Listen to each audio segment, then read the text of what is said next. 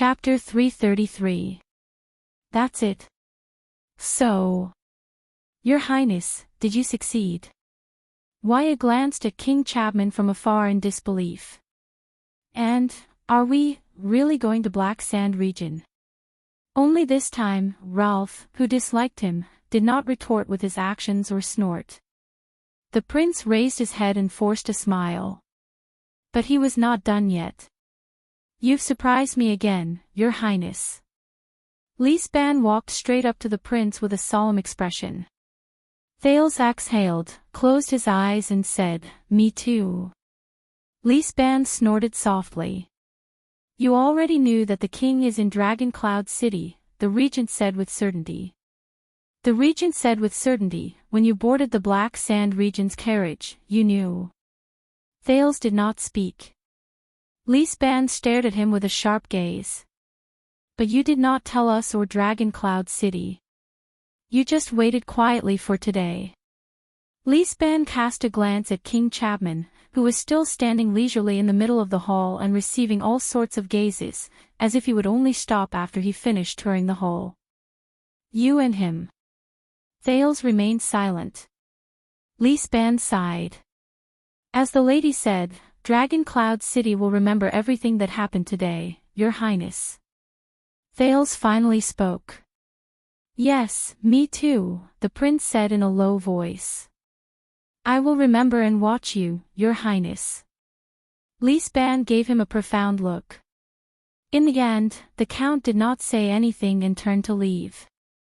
He was not the only one. The acerbic Count Cotterson did not say anything. He only gave Thales a warning gesture of slitting his throat before he left, along with a hateful gaze. Thales responded with a faint smile. You have guts. You colluded with Black Sand region and betrayed all of Dragon Cloud City. This was the cold Carcagel. You know, people with guts usually die faster. Congratulations, Your Highness. When Count Liner passed by, he said softly, Do you think Lampard is a good person? Bah, ungrateful and repeatedly treacherous. Count Hirsch spat in disdain as he left. A coward of the Empire. Thales could only smile in the face of these gazes and words. It was as if he did not care. But another person's words were exceptionally different. Is she worth it? Thales was slightly startled. It was Count Nazir. The doddering count stood a step away from him and sighed. Is it worth your sacrifice? Thales furrowed his brows slightly. I do not understand you, Count. I'm old, but I'm not blind. Nazir smiled and shook his head. Perhaps what others saw was you colluding with Lampard, betraying Dragon Cloud City, and fleeing to Black Sand region, but what I saw, he cast Thales a profound glance with an unclear meaning. You cooperated with the City of Faraway Prayers beforehand so that she would not be forced into marriage. You interrupted us 3 times during the meeting, but each time, you saved the girl from her predicament. Thales' face stiffened. As for your collaboration with Black Sand region, that girl.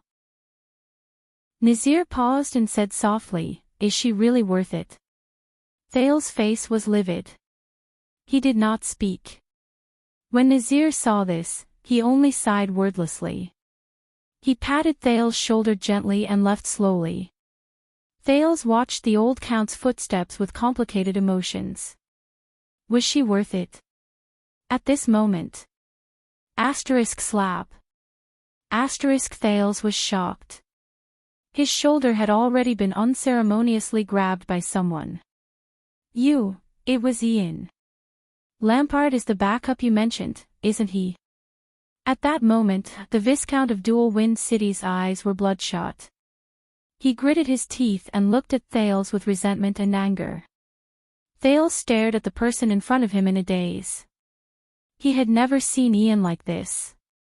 It was as if the young Rockney, who had been chatting and laughing with him, was already dead. Thales sighed and waved Ralph and Waya away, who were about to step forward. From the beginning to the end, did you look like you were watching a show? Ian's breathing quickened. His gaze was resentful. You cooperated with me on the surface, but sold me out like a clown behind my back. It's very interesting, isn't it? Thales was silent. After a long while, he forced out a sentence, I'm sorry. Sorry. Ian seemed to be angered by this sentence. His lips trembled. The city of faraway prayers. The city of faraway prayers was betrayed just like that. We. You. Traitor. Ian's gaze became more and more terrifying. His grip on Thales' shoulder also became stronger. You think this is very smart. You have the king's protection, and the Archduchess has the support of the vassals. Thales did not speak. He turned his head away unnaturally to avoid Ian's gaze. I'm sorry. I didn't have a choice.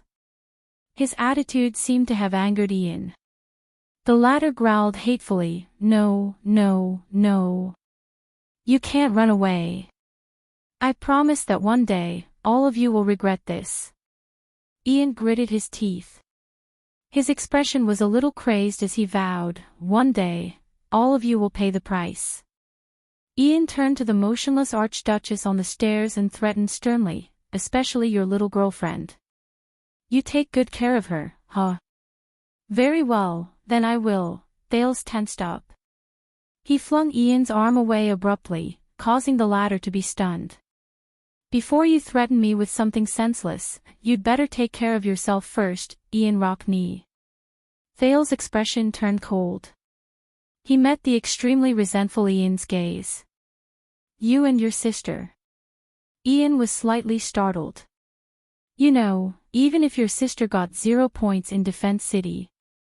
Thales said softly, it's still better than a certain someone getting negative points in Dragon Cloud City. Ian widened his eyes. His expression became more and more unpleasant. That's right, Ian. A long time ago, a terrifying and ugly old witch taught me. Thales' gaze became sharp. Betrayal is the true meaning of an alliance. Ian glared at him, as if this was the first day he met Thales. Today, I will teach you this sentence. Free of tuition. Ian's expression changed. He was about to flare up, but his shoulder was held down tightly by another person. A loss is a loss. Monty, the Raven of Death, stood behind Ian and said coldly, Ian, at least act like a man. Ian glanced at Monty in disbelief. This isn't over. Finally, Ian gave up on pestering Thales. He approached him and stared into his eyes. Thales Jade Star. Now I know. Lampard isn't the only opponent I have, and you. Thales continued to stare at him coldly, not showing any signs of weakness. In the next second, Ian angrily flung Monty's hand away. With a dark expression, he brushed past Thales and turned to leave. Thales stared at Ian's back and sighed in his heart. What an honor. Ian. Monty snorted softly. He glanced at Thales and flashed a somewhat ferocious smile. His malevolent gaze made Thales feel uncomfortable. The Raven of Death walked past him and said lightly, as expected, you live up to your reputation, Your Highness. Thales gulped uncomfortably. But the complicated gaze he saw next made Thales feel uneasy. Accompanied by Nicholas, the young girl silently walked towards the main door. When the Archduchess passed by Thales, the rhythm of her footsteps paused slightly. Thales closed his eyes. A furious voice traveled into his ears, but it was not her. How did you do it? Thales took a deep breath and opened his eyes. The Star Killer stood in front of Thales. There was no longer any anger in his gaze. There was only coldness and hatred. You've lied to us about Lampard for so long, but, from Axe District to here, there are at least 3 layers of guards. Nicholas sneered. How did Lampard arrive at the entrance of the hall without any obstruction, and then appear at the right time to cooperate with your act? Thales had no choice but to wave his hand again to signal Wyatt, Ralph, and the others not to come forward. Saroma stood not far from them and did not turn her head around. Thales exhaled. At this moment, he truly felt a heaviness in his heart. The diplomat group from Black Sand region has been in Dragon Cloud City for a long time, Thales said flatly. Viscount Canvita came in the name of meeting the Archduchess. As long as no one knows the king, they can smoothly pass through the patrols at the first gatehouse. As for Heroic Spirit Palace, today is a special day. The elite Archduchess guards are all around the Hall of Heroes to protect the nobles. So, the palace guards are in charge of guarding the palace gate, and they have to receive the suzerain's attendants who are waiting outside. Thales said quietly, so, as long as we know their shifts in advance, Ralph's psionic ability and Wyatt's identity work together, Lampard can avoid the palace guards and reach the entrance of the hall, leaving only your Archduchess guards in front of him. Nicholas narrowed his eyes. The palace guard shifts. Thales nodded with a gloomy expression. The Archduchess guards can't avoid them, but Lampard doesn't need to face them directly. He only needs to have Canvita find the herald at the entrance and have him inform Count Leesban in the hall that the king is here. Nicholas furrowed his brows. The Archduchess was already at the end of her rope at that time. Thales sighed. What I need to do is to intensify the conflict and push the terrible situation in the hall to a point where no one can handle it. Count Leesban, who knows how to judge the situation, will know what to do. He's very good at making choices. Not far away, Saroma's shoulders trembled slightly. Thales finished speaking. Nicholas stared at him coldly. The palace guard shifts. Nicholas' voice became more and more terrifying. Every word he uttered was laced with danger. That's a secret that is rearranged every month. Which rat betrayed us? There's no need to disturb the others. Thales shook his head. That head chef's son, Joseph. Do you remember him? Nicholas furrowed his brows, as if he was trying hard to search for this name in his mind. He's very lonely in the palace. Thales flashed a bitter smile. I often practice my sword skills with him when he comes to the courtyard to deliver food. Nicholas seemed to have figured something out. His face turned pale. The scullery. Of course I can't get my hands on the monthly shift arrangements. Thales nodded slowly. But the palace guards also need to eat. The scullery's daily cooking arrangements are fixed.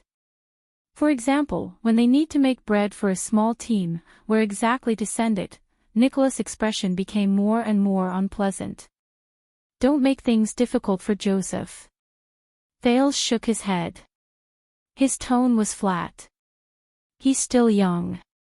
He thinks it's just idle chatter during sword practice. So, some of your actions in the palace over the past 6 years, whether it was skipping classes to read books in various corners, talking to animals out of boredom, lowering your status to meddle with the servants' work, or chatting with the servants and guards in a friendly manner. The Star Killer let out a faint sneer, but for some reason, it made people feel a chill run down their spines. Were they all to gather information, or to test our defenses? And you've behaved yourself for the past 6 years, all of it was an act. In the distance, Saroma's back stood still. The Archduchess guards waited respectfully around her. Thales' breathing froze for a moment.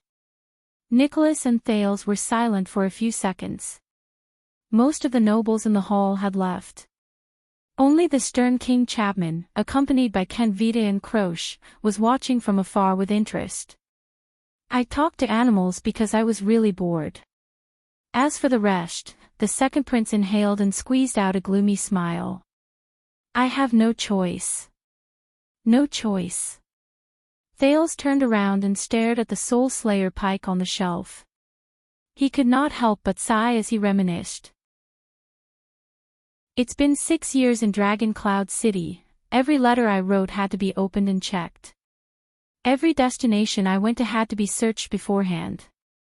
Every person who spoke to me had to be interrogated 3 times. Even the paper I used in class had to be inspected. Every book I touched had to be recorded by someone specially assigned to record it.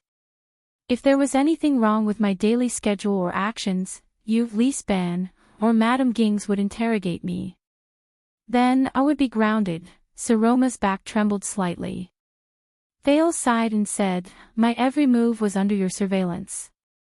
If it weren't for the Archduchess' special permission, I wouldn't even be able to step out of Heroic Spirit Palace. As for Waya and Ida, every constellatiate who leaves the palace, not only do they have to be searched, but there are also scouts following them. Even if they throw a copper coin to a beggar, you will catch the beggar and lock him up for 2 months. Even the diplomatic groups from the kingdom who come to visit me are restricted and monitored. Nicholas still stared at him silently with a terrifying gaze. I know that you use King Chapman's name to lock me in this palace, cut off all contact with the outside world, cut off the normal education I should have received, and expect me to muddle through a meaningless life, to become a canary that can only cry in a cage. Nicholas was silent. Thales lowered his head and said dejectedly, Constellation, the Secret Intelligence Department, and I did bring you great trouble and even disaster 6 years ago, but at least we fought side by side. Is this necessary? This time, the silence lasted for a long time. Nicholas let out a cold laugh. Not only is it necessary, in my opinion, this is far from enough, he said resolutely. Justin is still too lenient with you. He should never have let you come into contact with the people from Black Sand region. That's why you got the chance to betray us. You betrayed all of us. Did you think that you would be safe after escaping to Black Sand region? Nicholas' gaze was cold. Remember this well, little prince of the empire.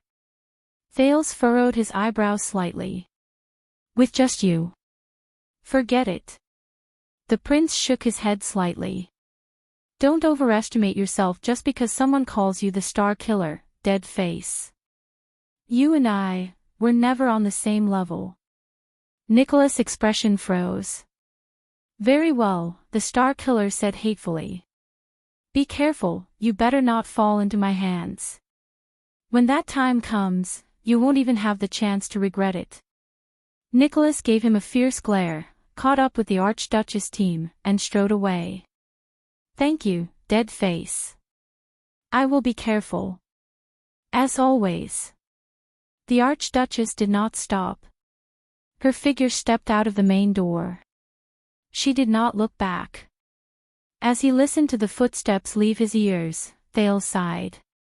There was an indescribable heaviness in his heart. Aren't we leaving? As he watched wave after wave of important people make harsh remarks, Waya, who came up to him, did not even dare to breathe loudly. Your Highness.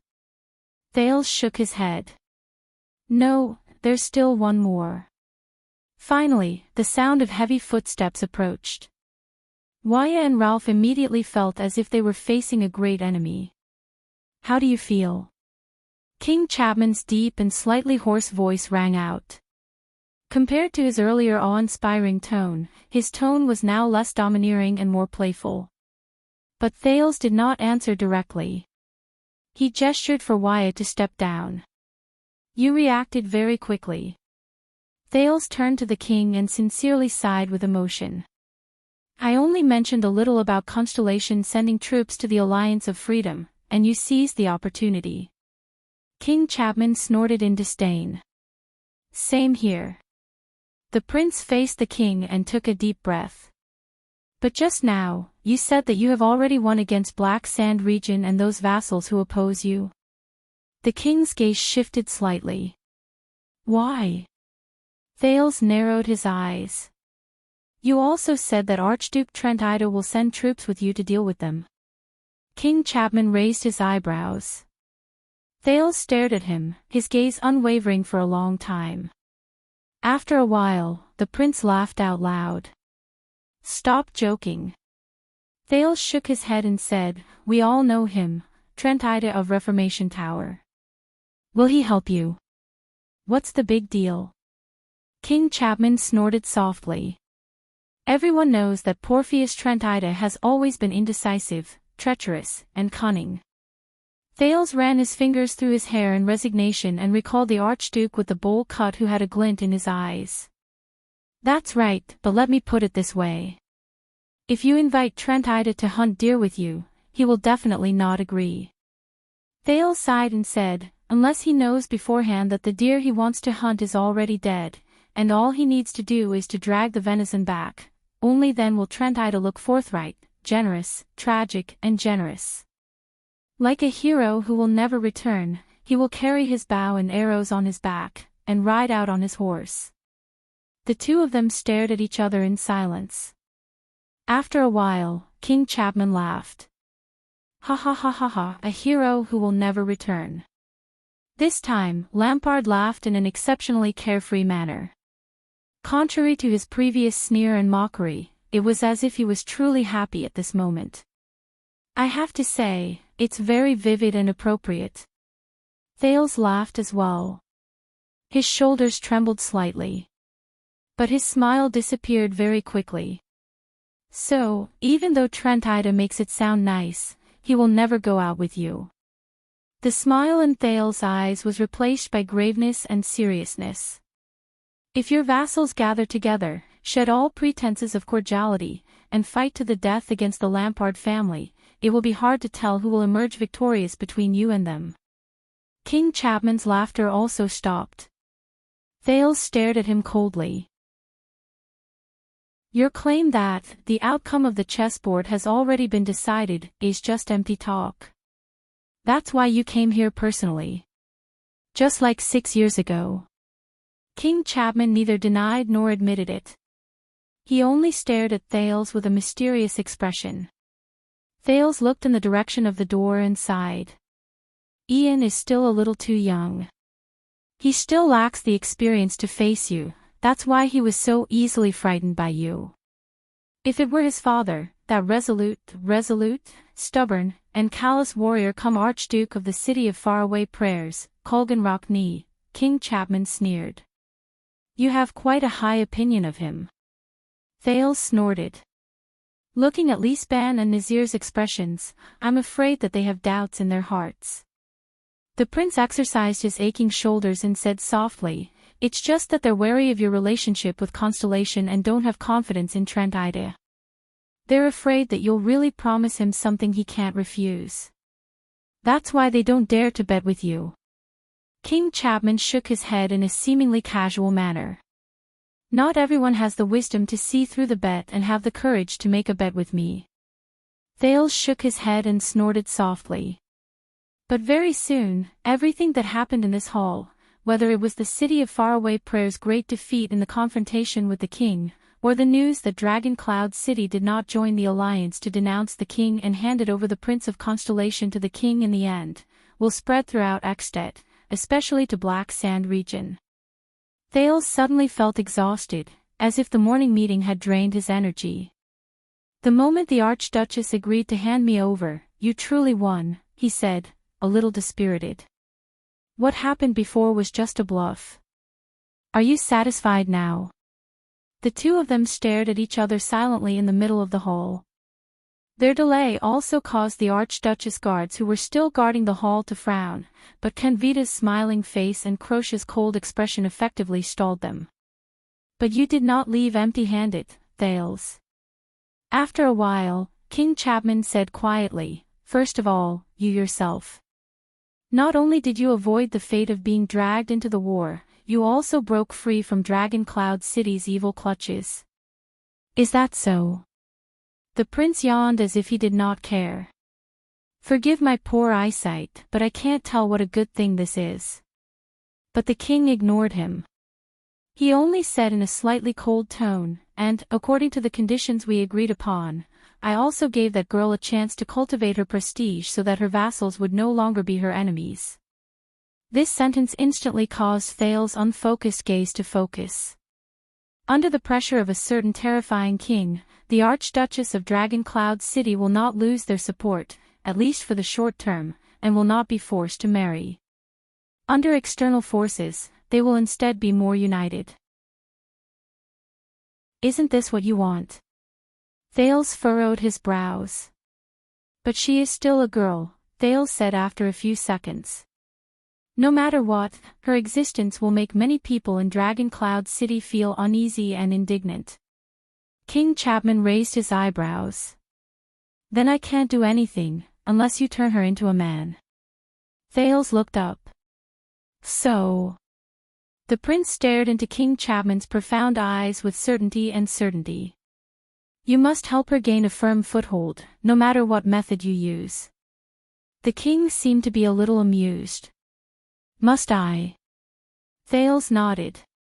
As the king of Ekstedt, he said calmly, it is in your interest to let an archduchess who is controversial and a girl who subverts tradition continue to rule Dragon Cloud City, which is full of capable people and has a strong foundation.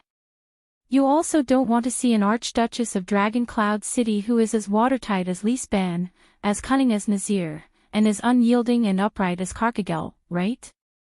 King Chapman's expression froze for a moment. Thales stared at him without blinking. A slight ripple appeared on the king's rugged face. Indeed, we don't need a second King Nuvan. Thales breathed a sigh of relief. For this, you even have to help her obtain a considerable amount of power. The second prince's tone became heavier and faster. Don't forget, as an archduchess, the obstacles she faces are similar to the problems you face to a certain extent. For example, the tradition in Northland that has lasted for thousands of years.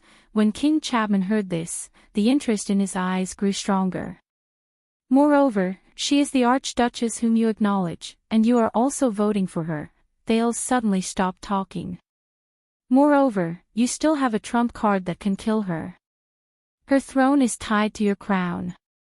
Thales put on a stern face and did not speak again. King Chapman exhaled slowly. I have a feeling, Thales.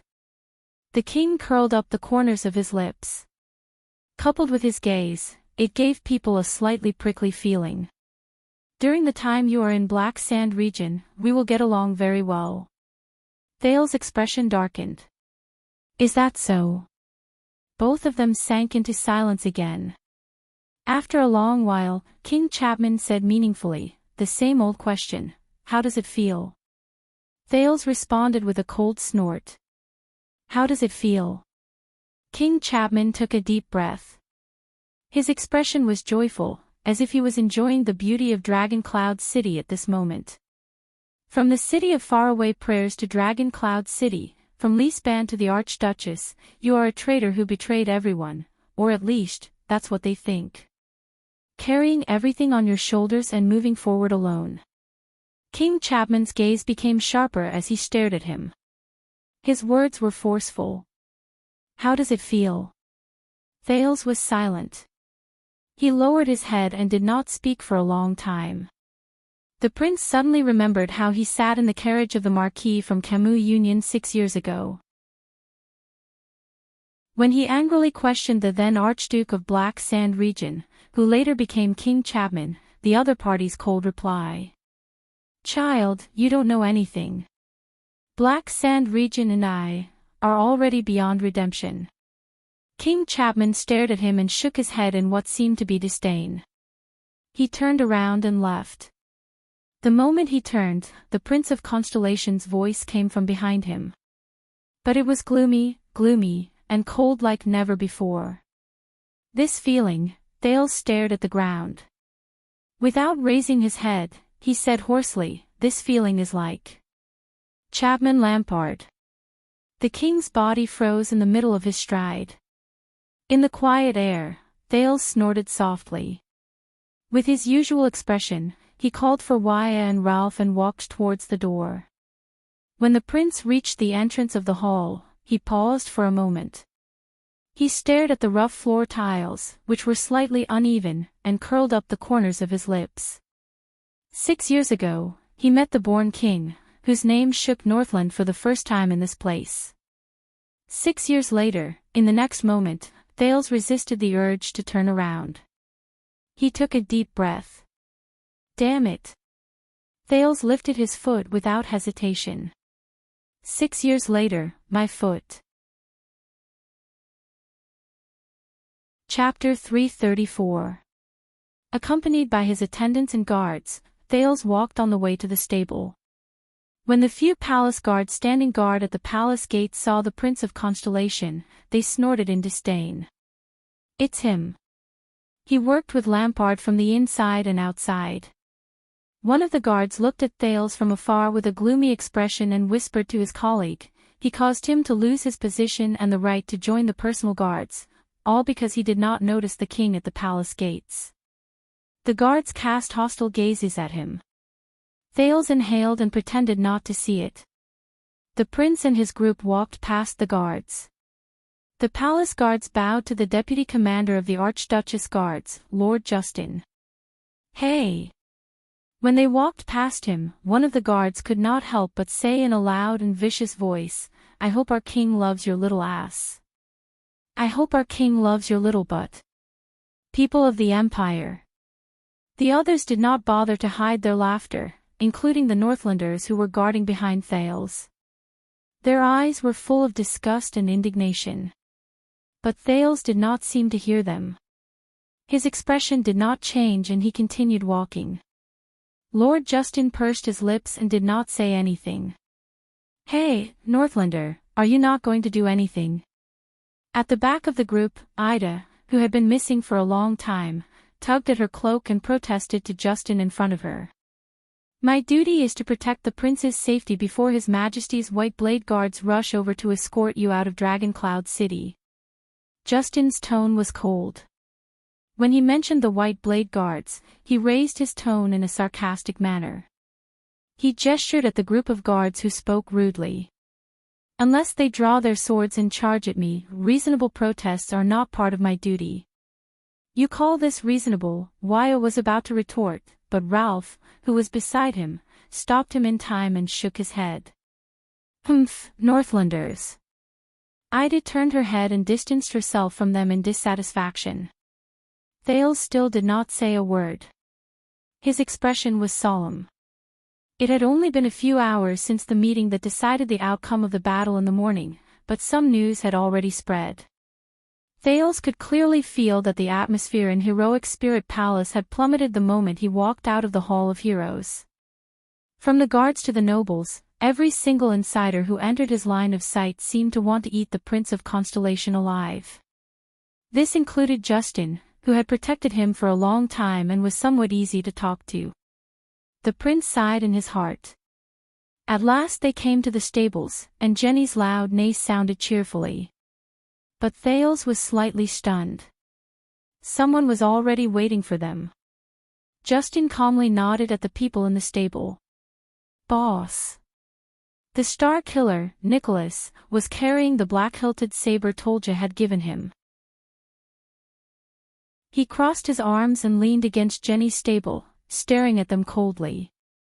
Just like so many times in the past.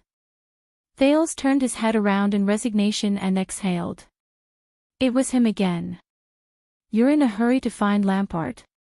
As the group of Constellations frowned, Nicholas stared at Thales with a hostile expression.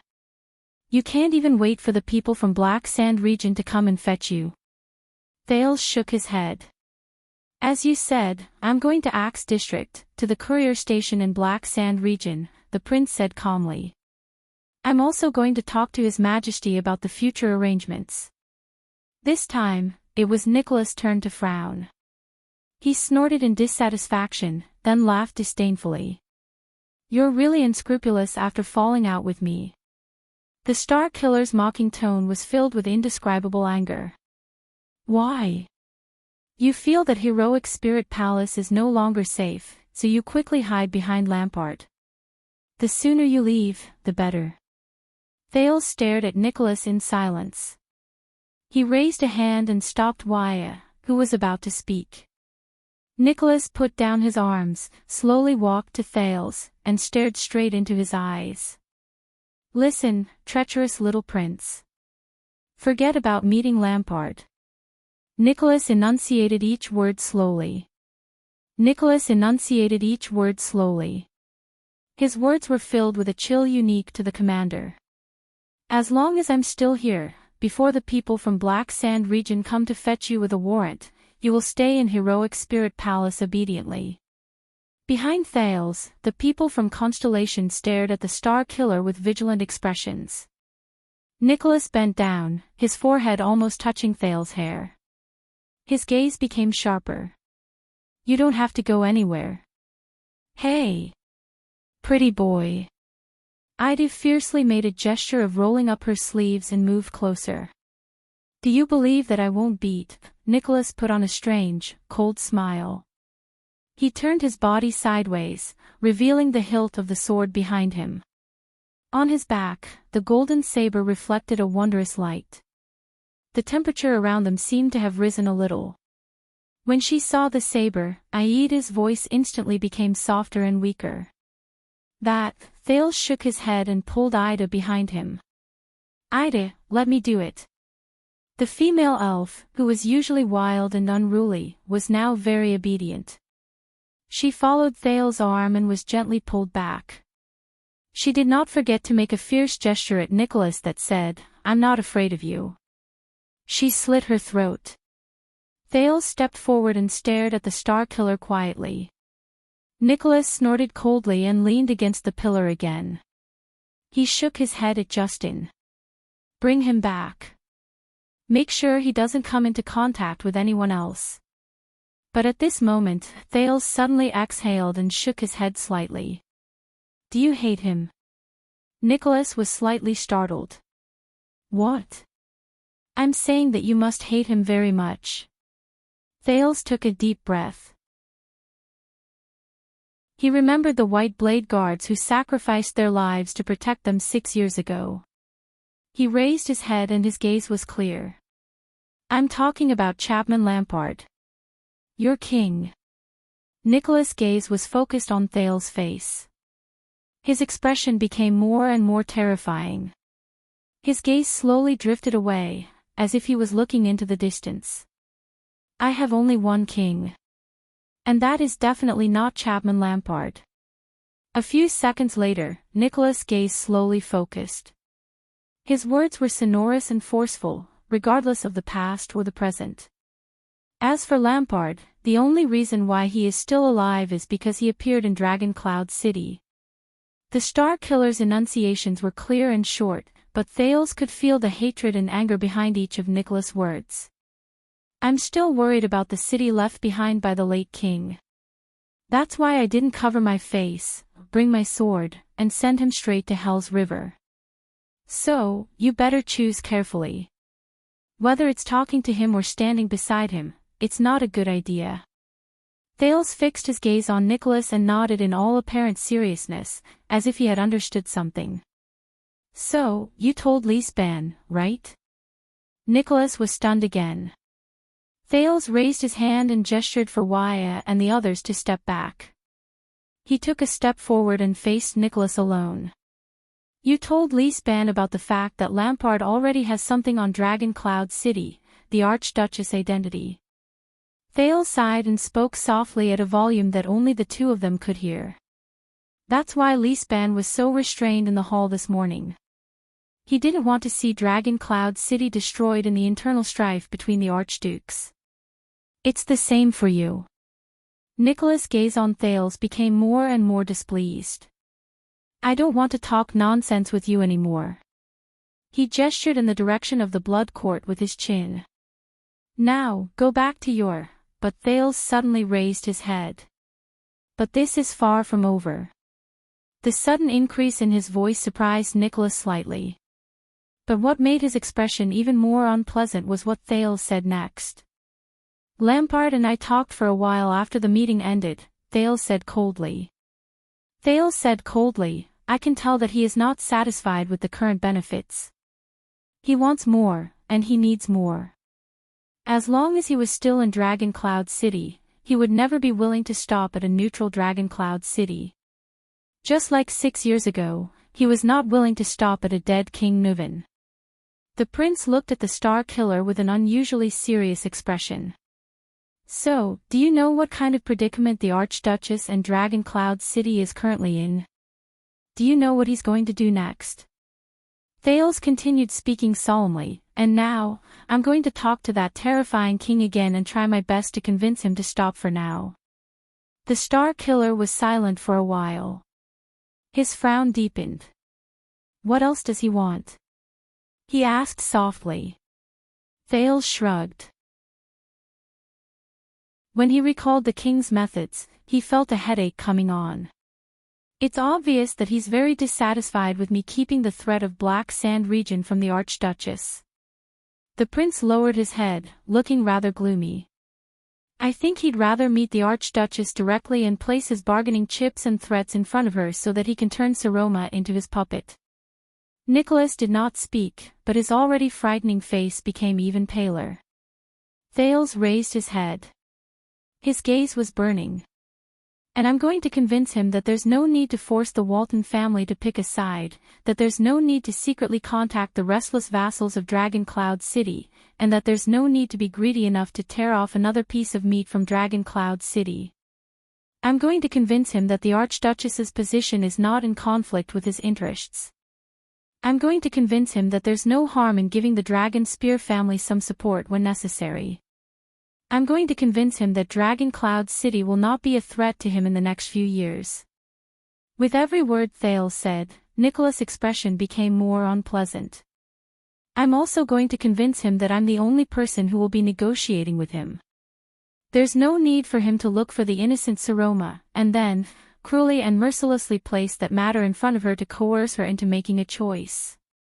Now, sorry Nicholas, the Star Killer who guards Dragon Cloud City, you can let me go to Lampard now. Thales raised his head and took a step forward. He stared at Nicholas with a piercing gaze, almost touching the other party. Or you can think of ways to delay my schedule and cause me trouble, and then wait for him to personally look for Saroma again. To look for Dragon Cloud City. The prince finished speaking. The air became quiet again. Nicholas' gaze became colder as he stared at Thales. Under the canopy of the stable, the Star Killer and Thales stared at each other in silence. The others, whether it was the attendants of Constellation or the guards of the Northlanders, all quietly waited for the results of their negotiation. The atmosphere was tense. Then Nicholas sneered and shook his head. As he smiled, the air, which had almost reached the freezing point, seemed to have become much warmer. You know, you have to thank Count Leesban, Nicholas said faintly. Even though you lured Lampard here and almost destroyed the day of the council hearing, he still seems to believe that you have no ill intentions towards Dragon Cloud City. Thales was slightly startled. Leesban. The Star Killer continued, even though you slandered him and said that he secretly colluded with the Red Witch and Lampard to betray Dragon Cloud City. Thales slowly exhaled. Is that so? Also, you have to thank her. Nicholas sighed. I believe that she is also one of the reasons why Leesban believes in you. The moment Thales raised his eyebrows, Nicholas turned his head and looked in another direction. Thales was stunned as he followed his gaze. In the distance, accompanied by guards and maids, the Archduchess of Dragon Cloud City stood quietly under the setting sun. She looked at Thales with a complicated gaze. Golden light shone on the girl's body, making her look even more dazzling. Thales could not help but sigh deeply. She's waiting for you. Nicholas turned and walked away. Before he left, he looked at Thales with a profound gaze. Don't be too slow when you say goodbye. Know your limits. Staring at Nicholas' back, Thales closed his eyes. Complicated emotions filled his heart. The next moment, he opened his eyes abruptly and took a resolute step towards the Archduchess. Saroma's expression was calm.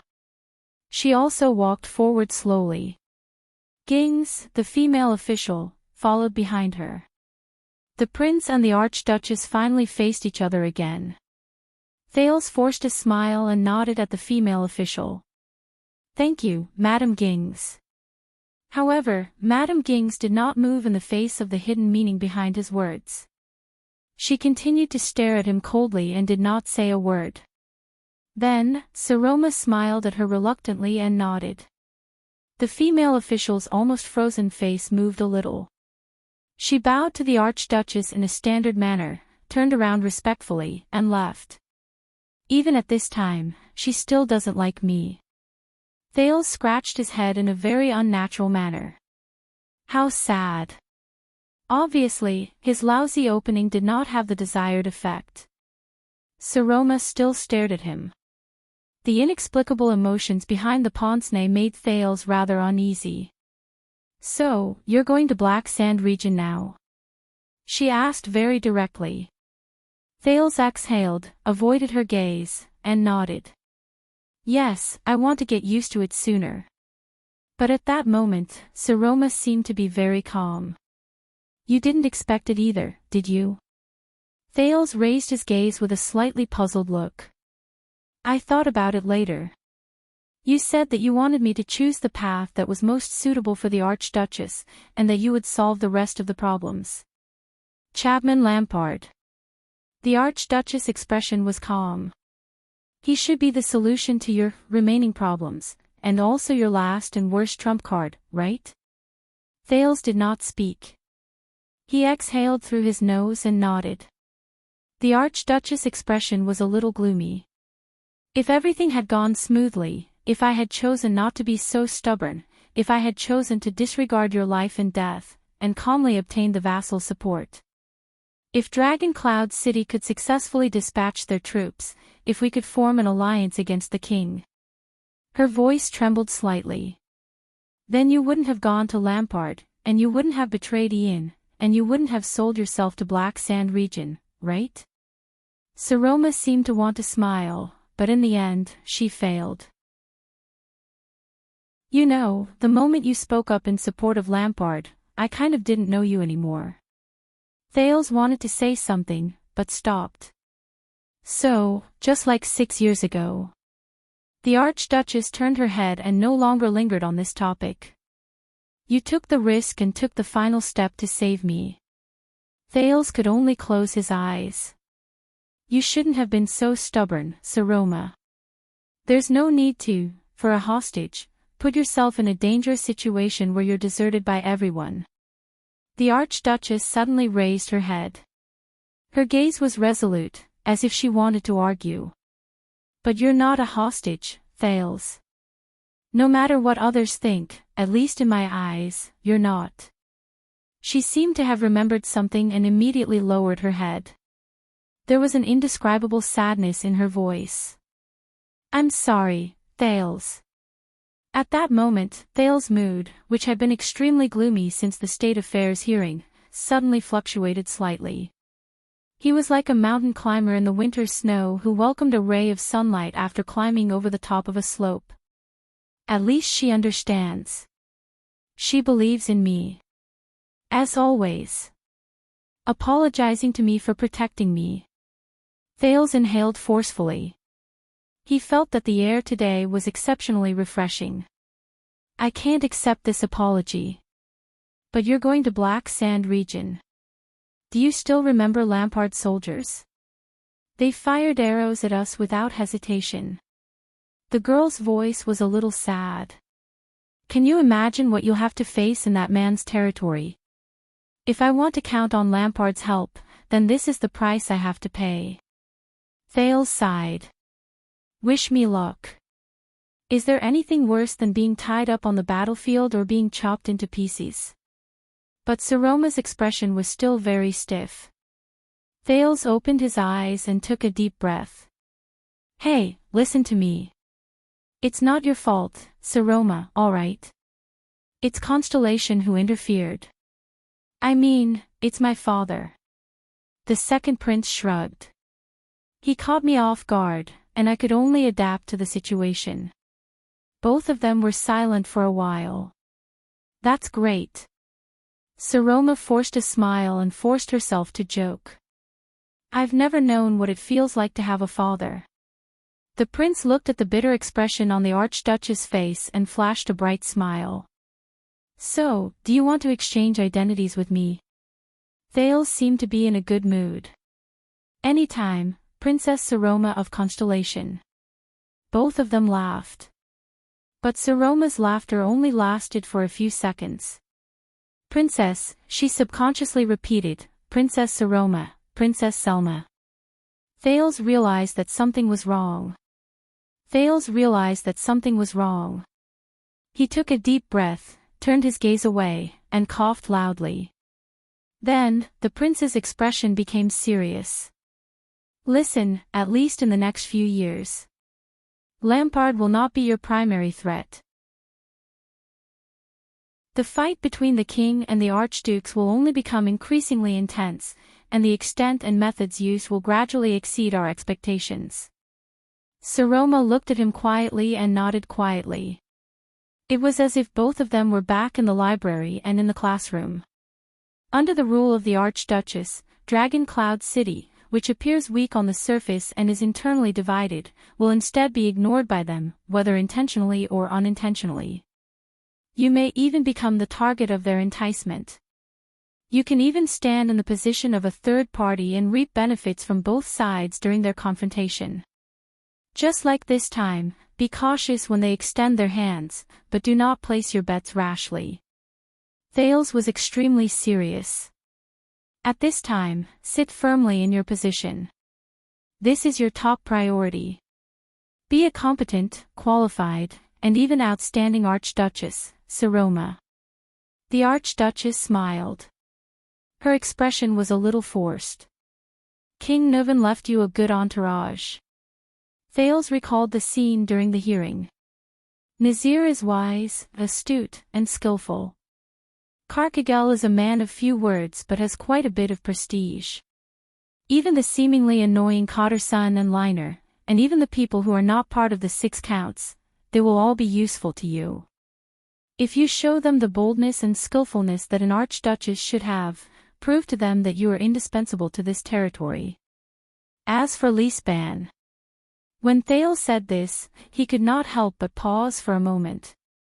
In the end, he sighed and said, he is an excellent regent, but perhaps you should consider the feelings of the other vassals, and the balance of Dragon Cloud City.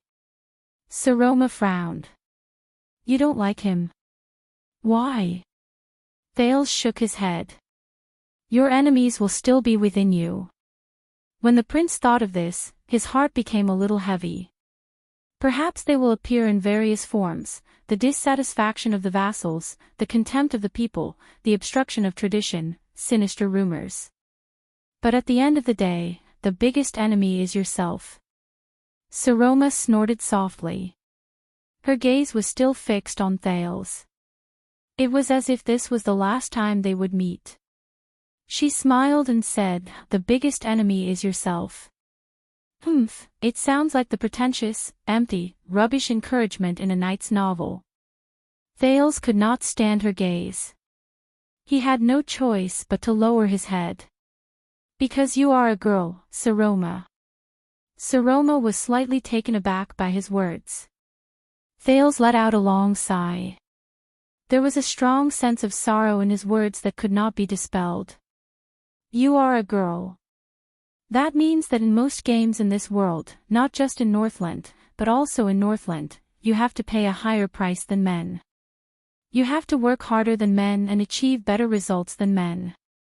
Only then will you be able to obtain rewards, results, and recognition from the outside world that are comparable to theirs. In other words, if the Archduchess can't come up with a better answer than the late King Nuvan, or even just be on par with King Nuvan.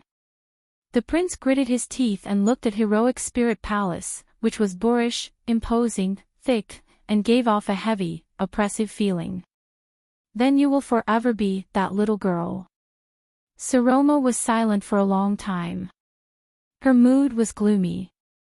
Finally, the Archduchess sneered expressionlessly. It's really not fair. I know it's not fair. Thales frowned and looked at her.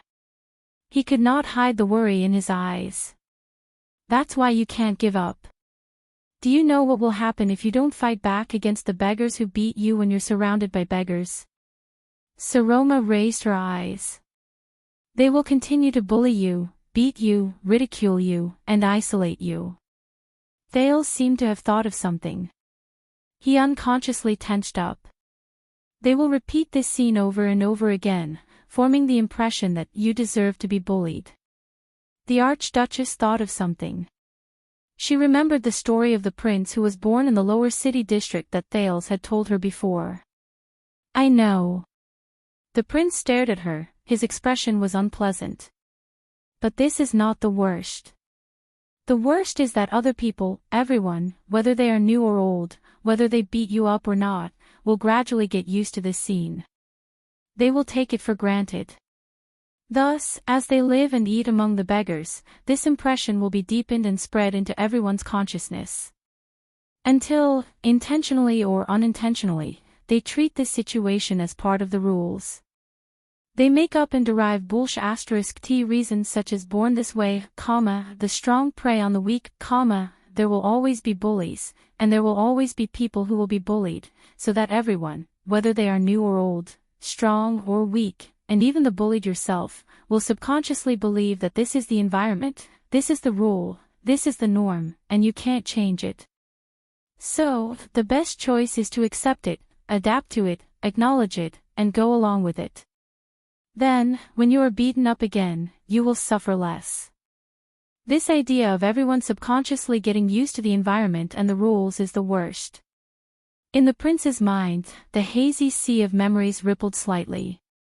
At that moment, Thales' gaze became a little unfocused, as if he was staring into the distance. It will make you forget that individuals and society are united and inseparable. Your actions are also one of the factors that shape the environment and the rules. He exhaled and brought his thoughts back to reality. It may be a little complicated, but... Thales looked at the girl in front of him, who had a puzzled look on her face. He pursed his lips. If you don't dare to change and choose to respond in silence, or even exile yourself, then the unfair environment will never change. The prince said softly, "Girl." Thales looked at the gradually silent girl and sighed softly. "You're right, Saroma. I shouldn't have treated you as a weakling waiting to be rescued." He smiled again. "And you have to learn to grow on your own, learn to believe in yourself, learn to listen to the old crow's lessons," Thales said quietly. "Even without me. Your Excellency, Archduchess. Take care." Once he finished speaking, Thales could not bear to look at the girl's expression anymore. He turned around and left. At this moment, Thales. The girl suddenly cried out involuntarily. There was great worry hidden in her voice. "Be careful." Thales' footsteps paused slightly. He did not turn around. He only smiled. "Yes, I will," but Saroma interrupted him regardless of the consequences. "No. On the eve of the council hearing, Count Leesban came to me in private." Saroma seemed to be very anxious. She subconsciously looked around. "He came to advise me that it would be best to stay away from you and the ominous Jadestar family. In order to convince me, he told me some secrets in advance." Thales was stunned. He turned his head sideways. "What secrets?" In the next second, the words that came out of Saroma's mouth made his heart tremble. "Calamities." Thales' expression froze slightly. "What?" At that moment, no one knew what exactly he felt in his heart. He slowly turned his head around, maintaining a normal expression. Saroma's tone was a little hurried. Her expression was the same as when she secretly skipped class when she was young. In the countries built by the people who participated in the Battle of Eradication, such as Eckstedt, even though each family's inheritance is different and has different versions, at least the descendants of the 10 knights and at least the heirs of the 10 archduchy families will be told some secrets about the Battle of Eradication when they come of age. Thales completely turned around and stared at Saroma in a daze. The Battle of Eradication. Saroma pursed her lips and hesitated for a few seconds.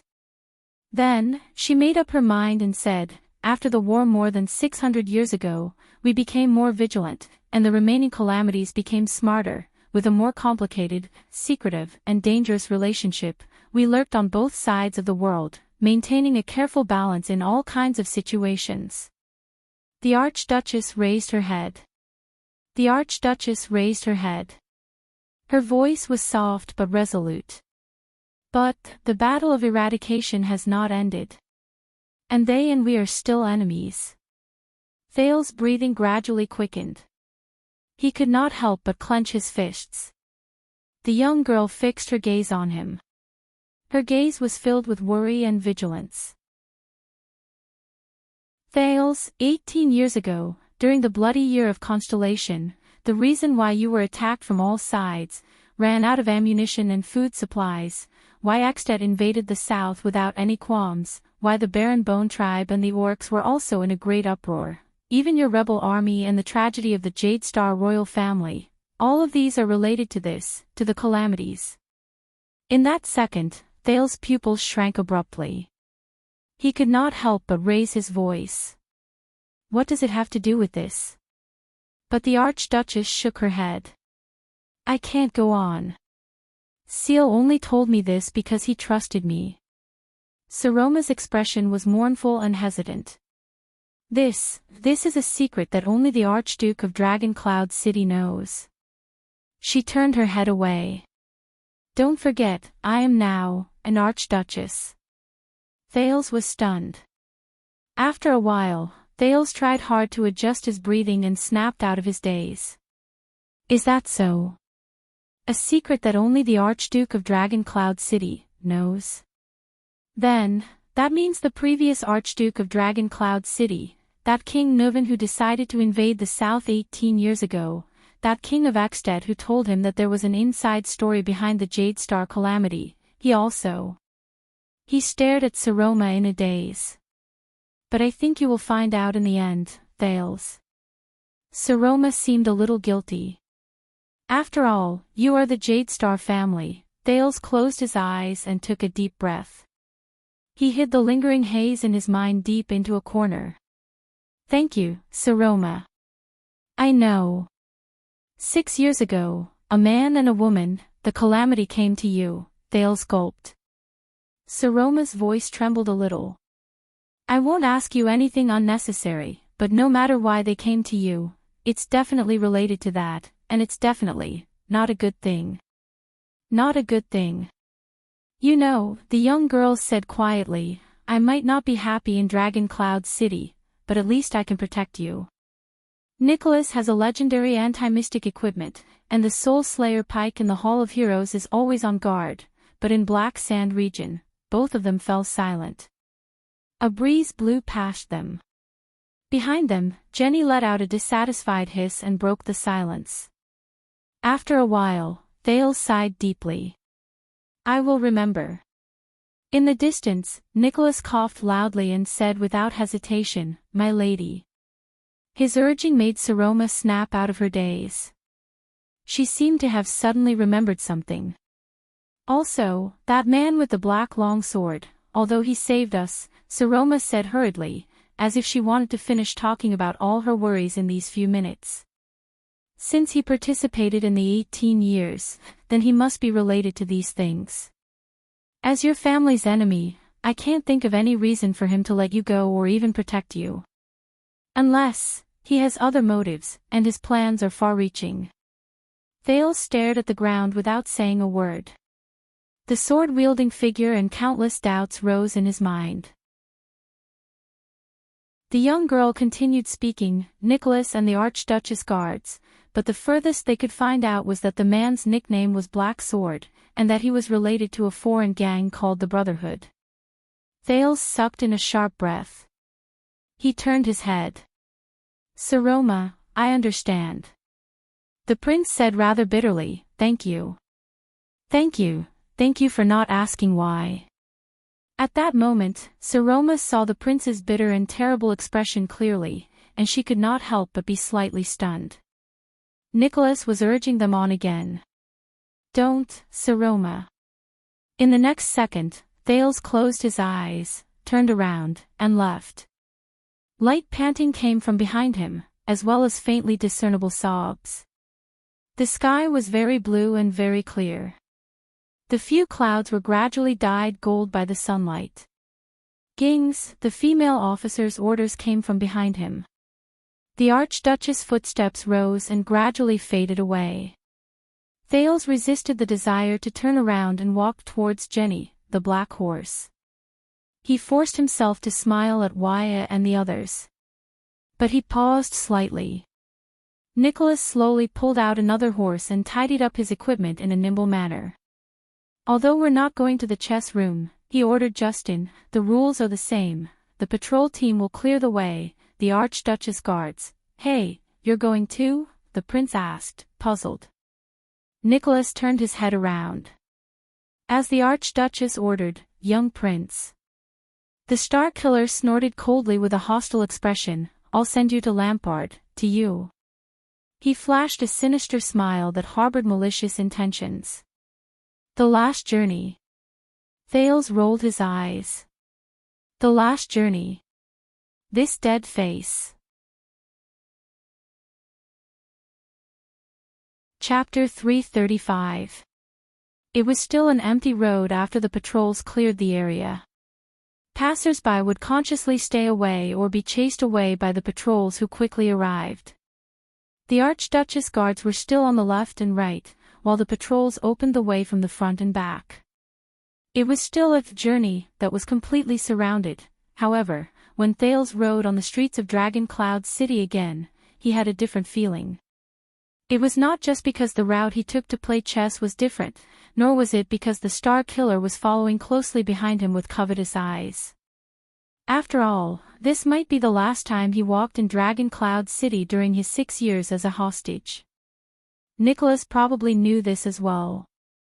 Hence, when Thales acted out of character and did not tug on the reins to gallop at high speed, this always made the Archduchess guards around him grumble when he went to play chess in the past, and instead let the veteran Jennet, the only person other than Thales whom Jenny, the violent black horse, did not dislike, hold the reins and slowly moved forward to Axe District as if they were sightseeing. The Star Killer only pouted in dissatisfaction, but did not say anything. Jennet. Thales stared absent-mindedly at the buildings moving backwards on both sides. You have been in the diplomat group for more than 6 years, starting from the birch tree forest in the Northern Territory. Jennet turned around and cast a glance at the prince. Yes, your highness. Thales sighed and said, after being trapped in Dragon Cloud City for so long, it's not as exciting as when you charged and broke through enemy lines under Duke John's command. It's probably not as comfortable as when you were in Eternal Star City's city defense team. It must be boring. As he listened to Thales' words, Jennet gazed into the distance. This veteran of the Starlight Legion, who had served under the Starlight God of War and the Fortress Flower and experienced the disaster 18 years ago, became a little more spirited after 6 years in the north. The numbness and lifelessness of his time as a city defense team was gone. Even though he had always felt guilty for becoming the Duke of Iris Flower's tool in the birch tree forest in Constellation, leading the Blood Clansmen to harm the prince's diplomat group. Compared to the hardships you went through, this little bit of boredom is not even worth mentioning. Jennet sighed. And compared to the bloody war in the Bloody Year, this little bit of boredom is not even worth mentioning. Thales did not speak. He could not help but frown. The Bloody Year. A bloody war. The group moved forward slowly. Even though this might be their last journey, the patrols formed by the Northlanders and the Archduchess guards were still dutifully clearing the path and guarding the surroundings. Thank you, Jennet. The second prince turned his head around and stared at the veteran Jennet, who had followed him all the way from Eternal Star City with a profound expression. Your service over the past 6 years has actually far surpassed the favor you owe Duke John. No, your highness. Jennet nodded respectfully. I should be the one thanking you. As for the favor I owe Duke John. His expression darkened, and pain that could not be erased rose between his brows. He subconsciously turned his face away. No, that's something I can never repay in my entire life. Thales stared fixedly at the back of the veteran leading the horse in front of him. The prince took a deep breath and remembered the small stone urn he saw in the Jadestar family tomb. The Duke of Star Lake, John Jadestar. I've heard you talk about him before. He's humorous and approachable. When he heard the familiar name, Genid could not help but feel slightly refreshed. Yes, Your Highness. But the Duke's approachability is quite different from yours. It seemed as if Genid's expression and spirit would become lively at the mention of that person. I still remember the day of the conscription. Even though the Duke was middle-aged, he did not have an overly dignified or arrogant demeanor. His martial arts skills were terrible, but his eyesight was pretty good. His singing voice was even better, and he could play the lute. He could always get along with all kinds of people, be they nobles, farmers, merchants, craftsmen, soldiers, or even prostitutes and prisoners of war. It was very easy to find John in the military camp, because the Duke would definitely be at the place where the laughter was the loudest. Genid was immersed in the memories of the past, and he could not help but laugh. Most of the time, I even thought that he was a little silly. Silly. Thales cast him a puzzled look. It's not that I'm being disrespectful, but... Genid furrowed his brows. I don't know how to express it. Anyway, all of us in the personal guards talked and laughed with him, and we subconsciously treated him as one of us, not as a commander with authority, or as the Duke of Star Lake, the younger brother of the King of Constellation with a noble background. The more Genid spoke, the more energetic he became. 18 years ago, during the military conference of the Starlight Brigade, the Duke was always absent-minded, or he would snore or even drool when he was asleep. The nobles who were present were all very embarrassed. Because of this, Captain Sonia apologized pitifully, and at the same time, she would clench her teeth and hit the Duke's head in front of everyone until he woke up from his sleep, or knocked him unconscious. Vice Captain Kenya even had a record of using ice water to wake him up from his slumber. The veteran laughed out loud. Even though the Duke looked aggrieved every time, and he would explain pitifully that he was not sleeping, but thinking of countermeasures in his dreams. What? Sleeping during a military conference. This is the Starlight God of War who quelled the rebellion. Thales was stunned when he heard that. He could not help but scratch his head. It sounds really, special. Of course, it just sounds ridiculous. After all, if he was really an idiot, he would not have the title of Starlight God of War. Genid cast Thales a profound glance and sighed. Thales frowned slightly. What about you, Willow? Willow, a soldier with a long gun and a short gun strapped to his back, walked behind Thales' horse. He was caught off guard when his name was called. He was shocked. Me. Over the past 6 years, this new recruit, who was saved by Thales from the gallows in Broken Dragon Fortress, had mostly gotten rid of his childishness after going through the trials from Black Sand region to Dragon Cloud City. Even though the veterans in the team still liked to make fun of him. How did you feel during the past 6 years in Dragon Cloud City? To be honest, when I came out of the fortress 6 years ago, I didn't think that I would have to stay in the enemy country for so long. Under Genid's reminder, Willow quickly adjusted his expression. But, he frowned. Uncle Genid said that it is because you are here that the people in the Northern Territory can enjoy peace. So, this is probably worth it. Thales was slightly stunned. Willow raised his head. There was a slightly bitter expression on his face. That's right, you know, sometimes I think. Willow sighed. If you had been here 18 years ago, and used yourself as a hostage to go to Axtet, perhaps the war would not have happened, and my sister would not have died of illness. Thales lowered his head and sank into deep thought. Is that so? He said faintly, as if he was talking to himself. The team moved forward again and walked past a junction that separated Spear District and Axe District. Why? The prince on the horse raised his hand.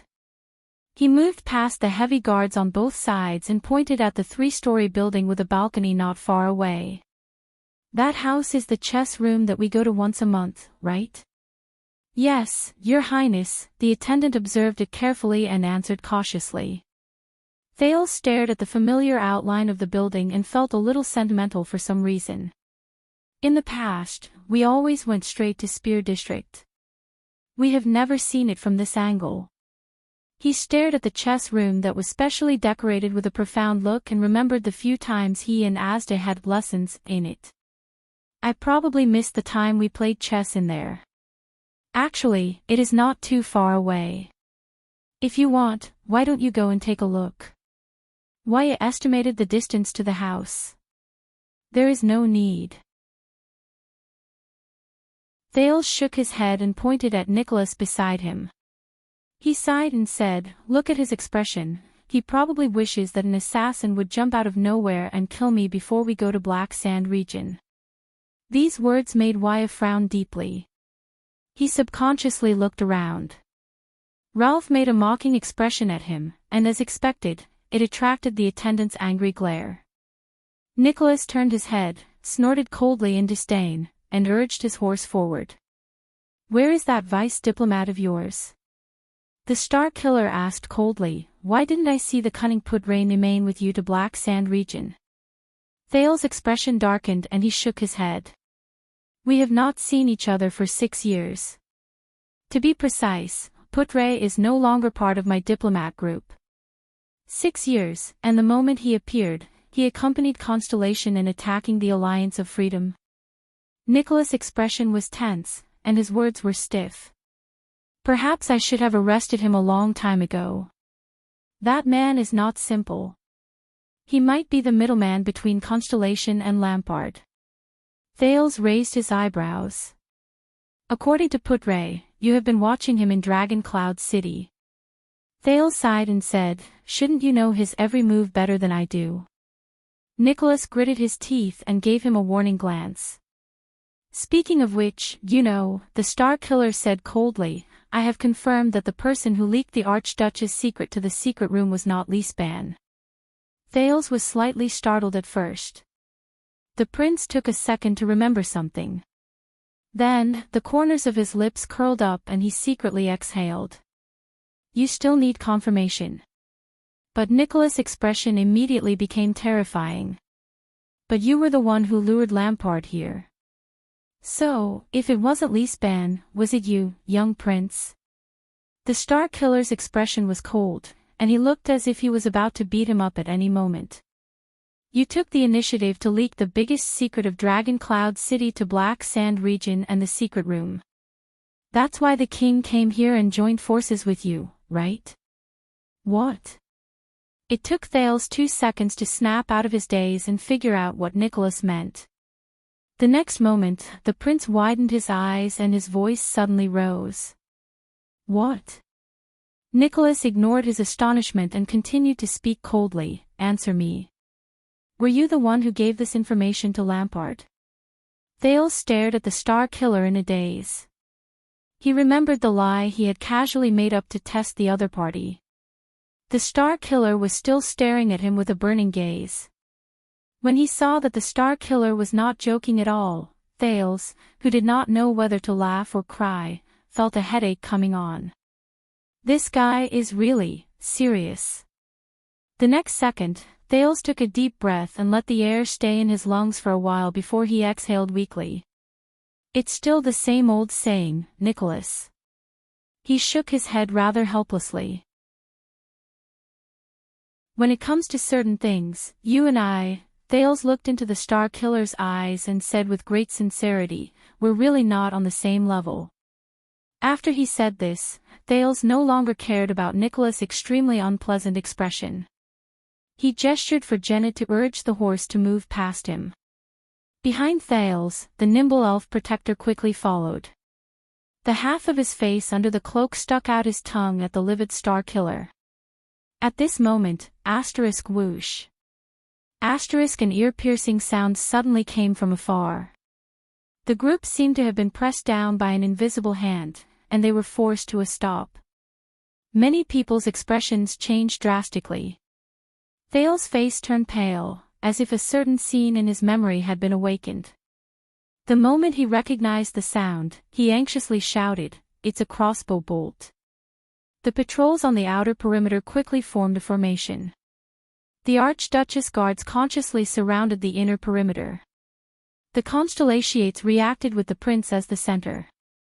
Ida lowered her body and slid past Jenny's horse's hooves in 2 steps. She leaped to Thale's side. Janet habitually stood in front of the black horse. Willow gritted his teeth and pulled out his twin pistols. Wyatt instinctively wanted to pull Thales down from the horse, but he was held down by Nicholas, who was beside him. "Everyone, calm down."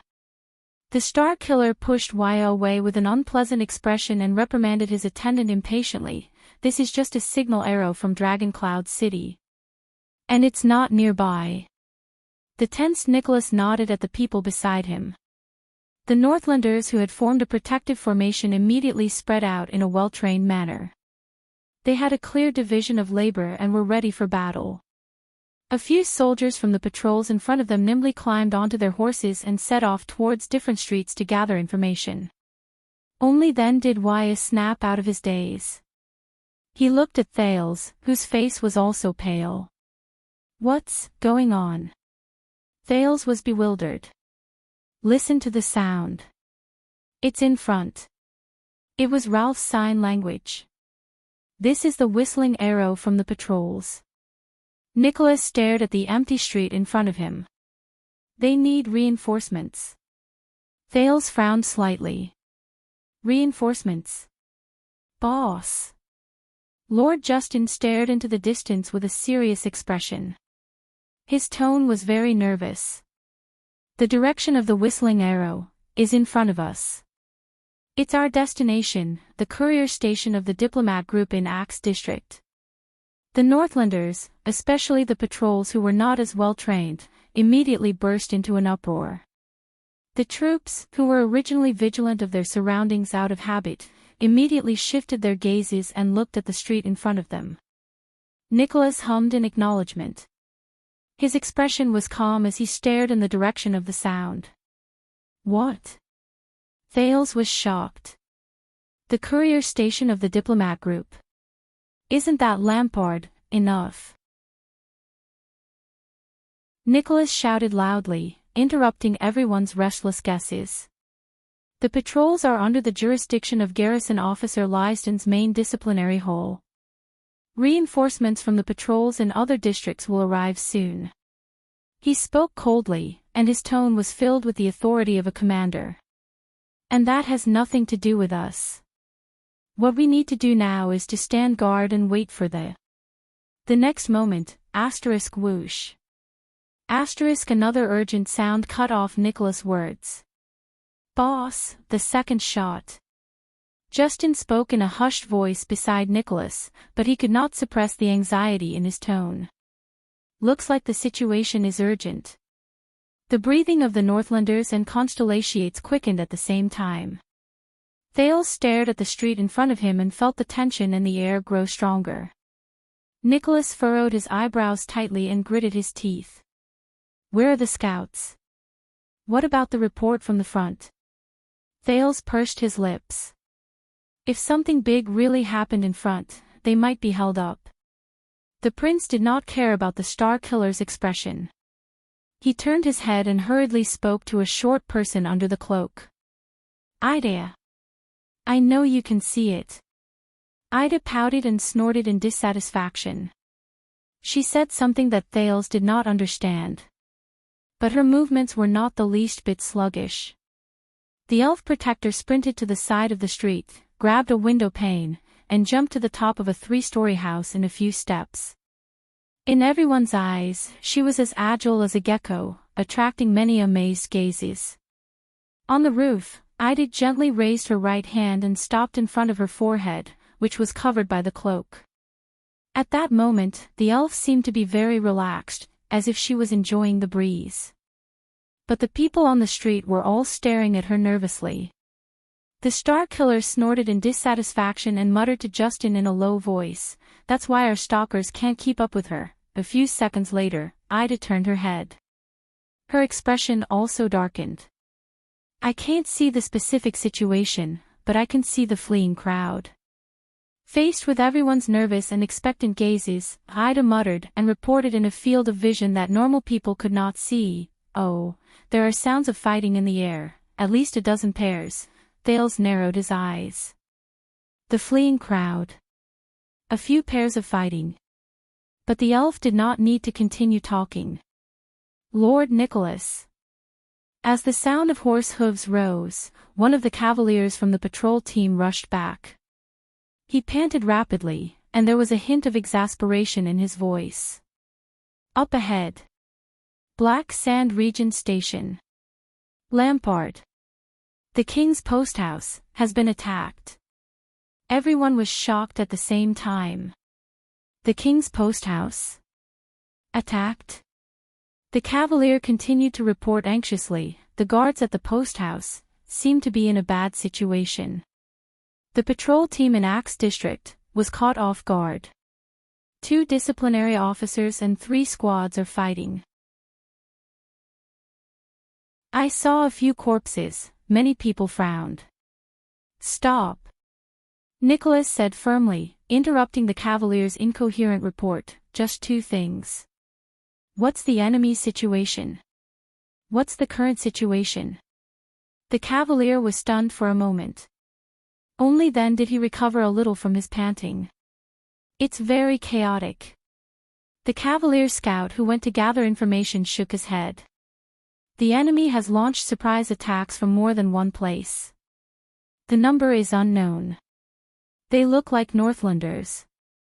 Not only do they have swords, but they also have bows. As for our side, the people from Black Sand Region and the patrol team are fighting. The disciplinary officers at the perimeter are sealing off the area and setting up defenses. But there are fleeing civilians everywhere. There are even people who are hot-headed enough to pick up weapons and join the battle." When he heard this, Justin's expression tensed. He moved closer to Nicholas' ear. "Today is the day of the state affairs hearing. There are too many nobles in Axe District. Their private soldiers and guards are troublesome." Thales furrowed his eyebrows even deeper. Nicholas' expression looked as if it had just been covered in a layer of frost. He nodded. "Continue to investigate.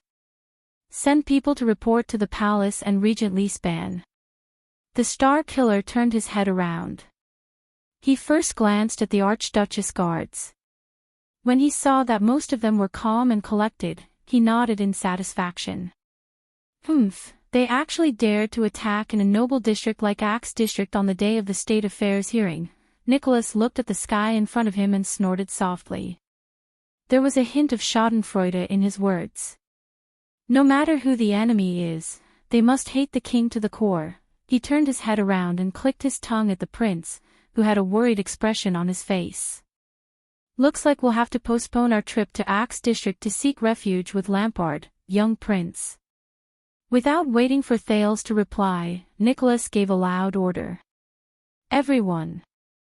The patrol team who will open up the path, when the next wave of scouts returns, immediately stop advancing. Set up a defense line and seal off the flow of people coming from Axe District. No one is allowed to pass through, be it our own people or others." The patrol team immediately took action when they heard the order. Ever since the accident 6 years ago, the patrol team in the first gatehouse had been like the palace guards. From then on, they listened directly to the orders of the Archduchess or the Archduchess guards. Nicholas' voice was very decisive. As for the Archduchess guards, archers, spread out on the spot and fill in the defense. Clear the high ground on both sides of the street to ensure visibility. Kill any unidentified targets moving at high speed in this direction. As for us, change our direction and return to Heroic Spirit Palace. Justin, lead the 4th team and form an intercepting formation. You'll be in charge of bringing up the rear.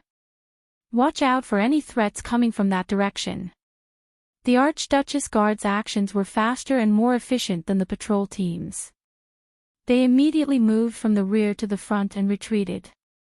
Lord Justin's team almost formed a human wall and sealed off the path leading to the chaotic district. Many archers climbed up the houses on both sides of the street, drew their arrows, and aimed in that direction vigilantly. When he heard the other party's orders to seal off the area and retreat, Thales sighed. He knew the Star Killer's attitude now. Hey! Thales turned around and reminded the Star Killer indignantly, I know you want to see him die, but if Lampard dies here today, are you sure this is a good thing for Dragoncloud City? Nicholas shook his head in disdain. My current responsibility is to transport you back to Heroic Spirit Palace in one piece. I don't care about anything else. Thales took a deep breath. All right. The prince spread his hands. Think about it, King Chapman died mysteriously in Dragoncloud City, which is under the Archduchess rule. If I were the City of Faraway Prayers or Defense City, I would definitely righteously criticize Dragoncloud City, which did not protect me well and was even more suspicious of me. Then, in the dirty deals of the King's Selection Congress, the Star Killer froze for a moment. He turned his head to look at Thales with a cold expression. Thales shrugged in resignation. For Dragoncloud City. At this moment, the sound of the third whistling arrow came from afar. The atmosphere became even more tense. After a few seconds, Nicholas snorted angrily and turned around while he cursed.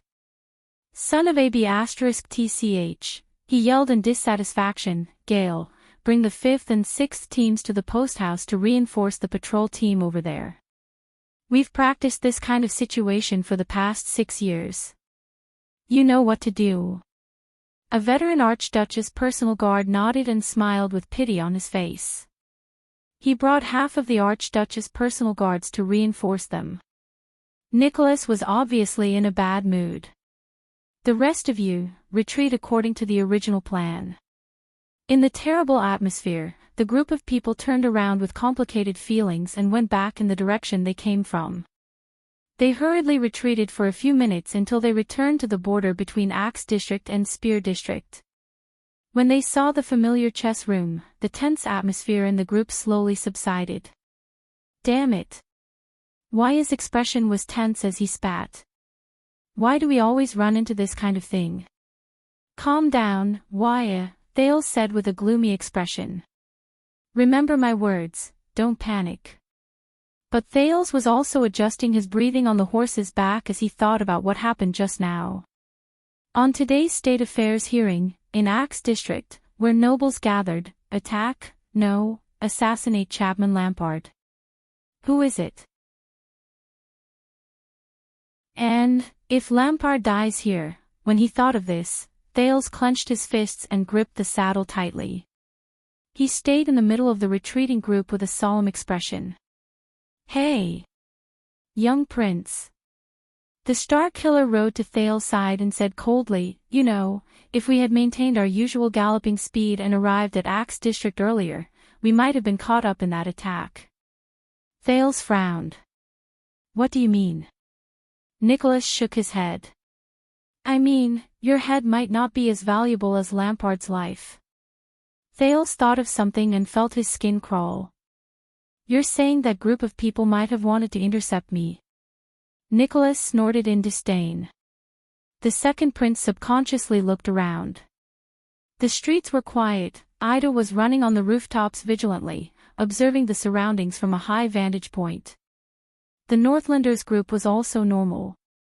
Thales turned around and said with a face full of suspicion, I'm not that unlucky, am I?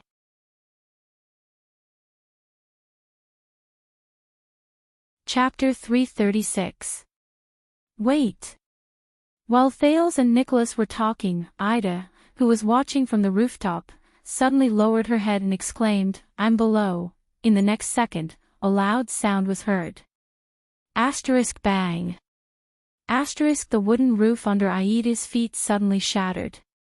Amid the elves' cries of surprise, she fell from the roof into the house. Everyone in the group on the street changed their expressions. Thales looked worriedly at the house where Ida had disappeared, but the furious Nicholas tugged at his reins to retreat.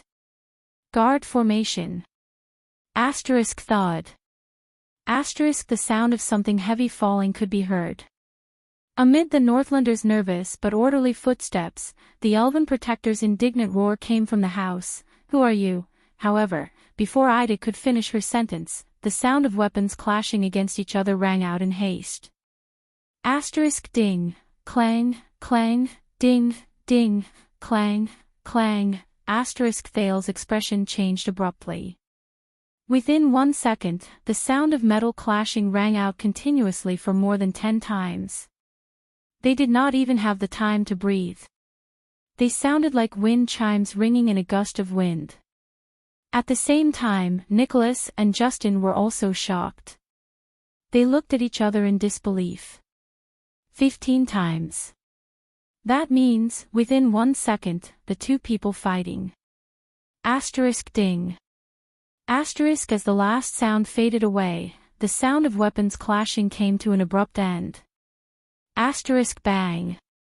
Asterisk before Thales could react, as the sound of the wind blew, an unfamiliar black figure instantly broke through the window. It went straight for Thales. Thales' expression changed abruptly. Ida lost. From the moment Ida fell into the house to the moment the black figure broke through the window and ambushed him, it was less than 4 to 5 seconds. Moreover, from the moment the sound of weapons clashing started, it was only 1 second of contact. Ida lost. A chill rose in Thales' heart.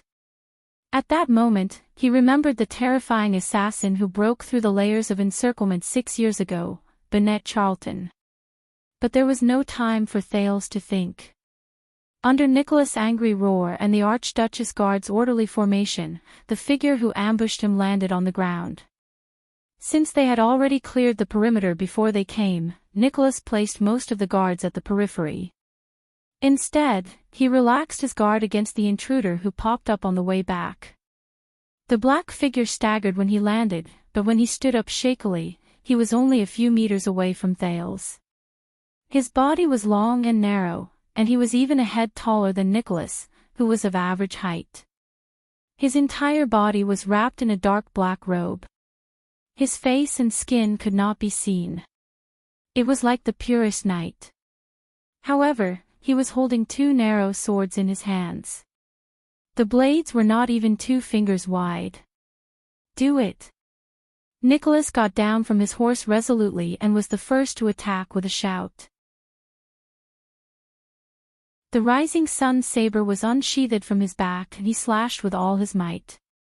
Justin, who had rushed over from behind, also had a weapon in his hand and attacked furiously. The 6 Archduchess guards who surrounded Thales blocked his way. Right at this moment, following an explosion, thick gray smoke suddenly emerged from the intruder's body. It's an alchemy ball. Back off. Nicholas' enraged roar came from the gray smoke that obstructed their vision. Protect the prince and seek cover. I'll deal with him.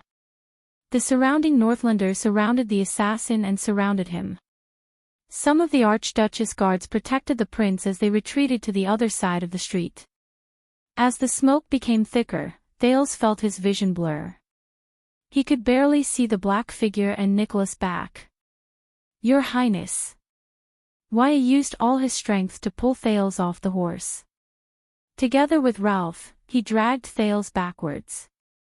Willow, Genid, and the other Constellations blocked the front and stood firmly behind the Archduchess guards. Thales' feet were firmly planted on the ground. He broke free from Waya's grip, which was too tight. Get into formation first. At this moment, through the blurry vision of the smoke, the prince could barely see the black-robed intruder raise his 2 swords. At that moment, Thales only had one feeling. Is it raining? Asterisk clink, clink, clink, asterisk it was as if an endless storm was violently beating against the fragile eaves of a house in a terrifying gale. Asterisk clink, clink, clink, asterisk it was pleasing to the ears. It was hair-raising. The storm-like clashing sounds almost drowned out the angry shouts of the Northlanders who pounced forward. However, at that moment, in the center of the thick smoke, no one was more shocked than Nicholas himself. There was no other reason. He had been suppressed. The moment he drew his sword and engaged in battle, Nicholas had just swung his first slash and parried the enemy's slash, *clink. The enemy's sword immediately rushed forward and delivered the next strike. There was no pause. Nicholas' heart clenched. The unique twist of fate instantly surged from his joints. At the critical moment when the momentum of the attack was exhausted, he immediately bent his blade upwards and blocked the second strike. Clang. But it was not enough. Because the enemy had just withdrawn his first slash, and without the need for a buffer, he delivered the next slash. Clang. The twist of fate was activated again. Nicholas' face turned red as he blocked the third slash. Not enough. The enemy's fourth slash broke through the thick smoke from his other hand and came at him again. Clang. Still not enough. Nicholas almost felt like he was suffocating. The fifth slash. Clang. The sixth slash. Clang. Within a second, the enemy's two swords attacked alternately at an unbelievable speed. And Nicholas realized to his shock that he could not keep up with the speed of the enemy's attacks. The seventh slash. The eighth, *clang, clang, clang. All the Star Killer could do was to continuously use his power of eradication to suppress his body and try his best to keep up with the speed of the enemy's swords in the thick gray smoke. In the gray smoke, which already affected his vision, his face contorted. He could barely see the enemy's movements. Clang. Clang. As he listened to the multiple sounds that traveled into his ears at the same time, Nicholas was suddenly shocked. No, he was not the only one. At that moment, Justin was also fighting against the invader in the thick smoke. He was on the other side of the enemy, and just like Nicholas, he gritted his teeth and persevered. Nicholas and Justin were two of the Archduchess guards who had been through hundreds of battles. One of them was even in supreme class. But they were suppressed by the enemy's alternating sword speed, which was as terrifying as a rainstorm. Clang, clang, clang. The sounds did not stop. And with each swing of the black-robed man's swords, the speed became faster and faster. How is this possible? Clink. Clang.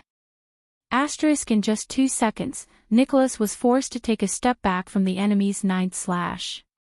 His heart trembled. How can there be such a fast sword speed? This was something the Star Killer had never encountered in his entire life of fighting. His bones were groaning, his blades were trembling, and his muscles were roaring. But Nicholas knew that his blocks and interceptions were reaching their limits.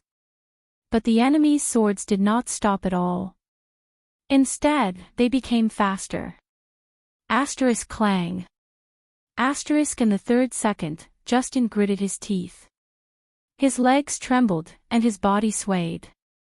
He did not manage to catch up with the enemy's next slash. The black-robed man instantly seized the opportunity. He stomped on the ground with his right leg and leaped over Justin's head. Clang, clang, clang. Along the way, he delivered 3 swift slashes, parrying Nicholas and Justin's attacks, and even counterattacking with 1 slash. The Star Killer's heart trembled. In his frustration and dejection, he finally understood that he had encountered an enemy he could not withstand. It might be a power of eradication that he had never seen before. In just 3 seconds, he broke through the joint blockade he and Justin had set up. 3 seconds. He could only block, and block again, but he could not retaliate. How is this possible? Nicholas stared in astonishment at the black-robed man who flipped over Justin in the air. He saw the man's body rise to the height of 3 men and gradually disappear into the thick smoke. He flew towards the sky above Thales. The star killer gritted his teeth. The rising sun's saber in his hand emitted a terrifying heat along with the anger in his chest. He was already prepared to use the legendary anti-mystic equipment to defeat his opponent. At this moment, Ayahoh, the elven protector, Aida's unique and delicate cry, which was filled with anger and displeasure, suddenly rose in the air. "Come down." Nicholas' pupils shrank. He saw a flash of light from a blade flash through the indistinct smoke.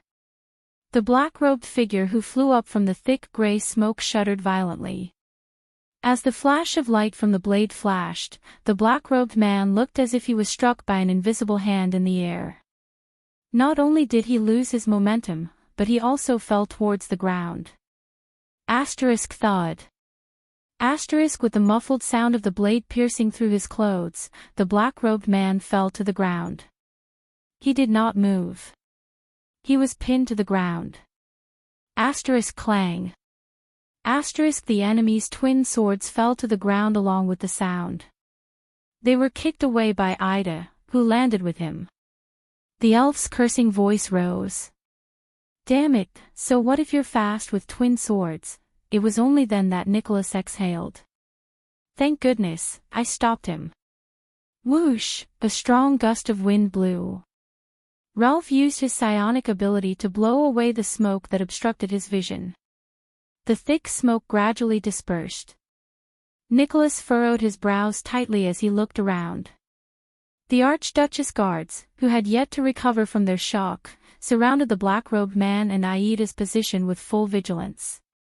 They surrounded them tightly. "Surround him," Nicholas ordered in displeasure. "Don't let him touch the weapons." "Boss." Justin held a wound on his arm and looked at him in disbelief. That guy's sword speed was so fast. How could he do it? Nicholas stared at the surrounded figure in the thick smoke and pondered solemnly. "I remember now. A long time ago, when Caslin was still in the guards, he demonstrated it to us." Nicholas frowned. He pulled Justin up and walked towards the black-robed man. "It's a double-handed quick sword style that almost surpasses the speed of sound. It's called Rainstorm." "Caslin surpasses the speed of sound. Rainstorm." Justin mumbled to himself in confusion. Then, as if he suddenly remembered something, he turned his head in astonishment. "But isn't that unique to, yes, the Rainstorm-like rapid dual sword style? This skill is unique to Caslin's contemporaries from the Tower of Eradication." The Star Killer nodded solemnly.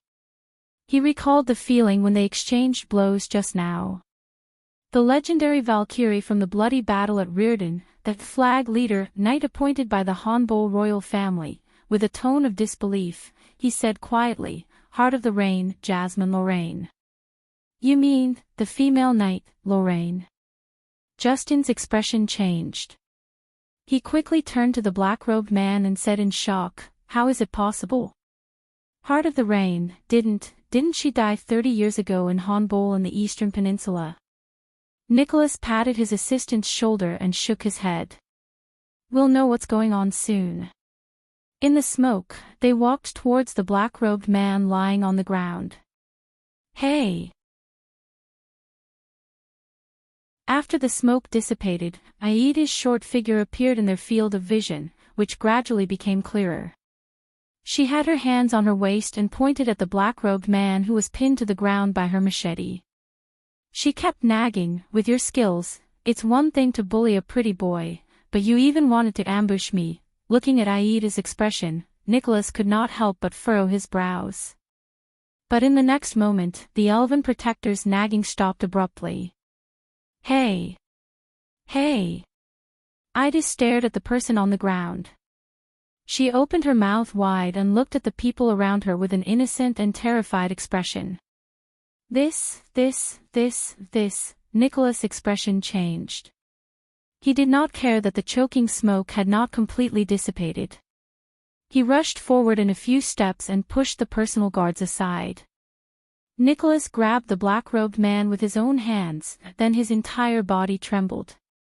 He realized that something was wrong. Nicholas pulled out the machete Ida had planted on the ground, scooped the person on the ground, and stood up with a solemn expression. The soldiers around him burst into an uproar when they saw what he was holding. The Star Killer was holding a black robe in his hand. It was an empty black robe. The hem of the robe hung down without any support, swaying back and forth in the air. There was only a black robe. There was no living thing. Nicholas stared at the black robe in his hand for a few seconds before he widened his eyes and cast an inquiring look at his assistant. "No, boss." Justin knew what he wanted to ask, and shook his head in shock as well. "We just surrounded this place so tightly that not even a drop of water could trickle through. No one could escape." "What the hell?" Ida said while trembling. She pressed her hands tightly against her chest and looked around nervously, as if she had seen a ghost. "I clearly threw it. Why is it gone?" Nicholas widened his eyes in disbelief. He looked at the black robe, then at the confused and surprised faces of the soldiers around him. He lowered his head and kicked the pair of rapiers on the ground as if he was testing the waters. The rapiers were obediently kicked away, showing that his existence was not an illusion. Nicholas sucked in a deep breath before he spoke hesitantly. "Justin, the one who fought against us just now, is really a living person, right?" Lord Justin opened his mouth slightly, wanting to say something but hesitating. No one spoke. Only the black robe was still swaying. Together with the rapiers on the ground, they created a strange atmosphere. At that moment, "Your Highness, Your Highness!" a shrill cry rang. Nicholas was shocked and quickly turned around. It was Waya. Not far away, beside Jenny the black horse, Waya Casso, the prince's attendant, was frantically pushing away the people around him like a madman. He desperately searched for every figure in his field of vision. There was an uncontrollable panic on his face. "Thales. Prince Thales." "What?" The shocked and bewildered Nicholas only managed to say one word before Waya, who noticed him, pounced towards the Star Killer in panic. However, he was stopped by an Archduchess personal guard beside him. "Hey, Northlander. His Highness, where is His Highness?" The attendant asked everyone fearfully, "Has anyone seen His Highness?" "What?" As the smoke dispersed, the Star Killer subconsciously turned towards Jenny the black horse. However, he could only see a group of panicked constellations, as well as the personal guards who were also at a loss. Willow crouched down and anxiously searched the corners of the crowd. Janet moved through the crowd, stopping a person from time to time and sizing him up with a frown before letting go of him in disappointment. "One person is missing." Missing, this thought flashed in the Star Killer's mind. He immediately froze on the spot. At that moment, whether it was Justin, Ida, or Ralph, everyone's expressions changed when they realized what was happening. This was Ida, who was at a loss. Ralph, on the other hand, widened his eyes and grabbed Wyatt tightly. He faced Wyatt and started signing frantically. However, the Star Killer was even more violent and straightforward. He pushed Ralph away and grabbed Wyatt's collar with both hands. With a ferocious expression, he asked, "What happened?" "The prince." "Where is the prince?" However, Wyatt looked as if he was about to break down. He shook his head while trembling. His tone was filled with fear and worry. No, the assassin came too quickly. The smoke was too thick, the noise was too loud, it was too chaotic. I pulled His Highness down from the horse and went to catch him, but I could only catch Janet. Janet's expression was unpleasant. "Impossible. When you fought, the prince was still by my side a moment ago." "How could he?" Nicholas suppressed his anger and growled. He pushed Waya, who had lost his composure, to the ground. However, no one had the time to deal with the relationship between the Northlanders and the Constellations. Was he abducted by that assassin? Ida said to Nicholas in fear. When he jumped up, he avoided my throwing knives and abducted Thales from the air. With a pale face, Nicholas raised his head abruptly and looked at the roof closest to them. There stood one of the Archduchess guards, who had climbed onto the roof earlier to keep a lookout for the surroundings. He held a crossbow in his hand. "No, boss." The personal guard stood on a high spot and said with a puzzled expression, "From just now until now, even when there was thick smoke, whether it was the streets, alleys, roofs, or any slightly higher place. I swear on the honor and life of the White Blade Guards that I did not see anyone leave. The same goes for the others." Nicholas clenched his teeth and turned his head to look at the Archduchess guard who rushed over from behind. The personal guard only shook his head. "The entrances and exits on the ground are well watched by the sentries we just set up. From the moment the assassin appeared until just now, no one went in or out. We matched their passwords and faces, and no one pretended to be one of us." Nicholas was completely dumbfounded. How could that be? There's no one in the sky, on the roof, on the ground, or in the alleys. There's no one going in or out of the surrounding hundreds of meters, and no one disguised themselves. The prince was abducted out of thin air. On this street, all the Northlanders and Constellations were dumbfounded. They looked at each other and were at a loss of what to do. The Star Killer turned to the warriors around him. He gritted his teeth so hard that they almost shattered in his mouth. He ordered in exasperation, "Form up, search. From here to our outermost perimeter, every wall, every alley, every house, every ditch, and even the backs of every single person. Intercept every suspicious person. Our sentries and blockade line are still here. It's impossible for anyone to leave here without a sound." In the solemn and strange atmosphere, the patrol team and the Archduchess guards, who also had unpleasant expressions on their faces, answered loudly. They took their positions and executed their duties in a well-trained manner. Move, form up, spread out, search. Everyone looked around anxiously and nervously, searching for their target. They refused to let go of any corner. The Constellations, led by Waya, were also ready to move, but they were blocked by a few cold Archduchess guards. They could only wait anxiously. They waited for the results of the Northlanders' search. But a few minutes passed. There's nothing in the 4 alleys on the east. The surroundings of Loo Lake Mansion are very clean. There's no one at the intersection between Axe District and Spear District. We've searched both inside and outside the chess room. We've searched all the houses in the south. There's no clue in the ditch on the left. We've almost torn down the house where the assassin appeared. Other than the broken roof, there's not even a fly. Neither the patrol team nor the Archduchess guards found anything in their search." As he listened to his subordinate's report, Nicholas' expression became more and more unpleasant. Finally, Justin walked out of the last alley with his men.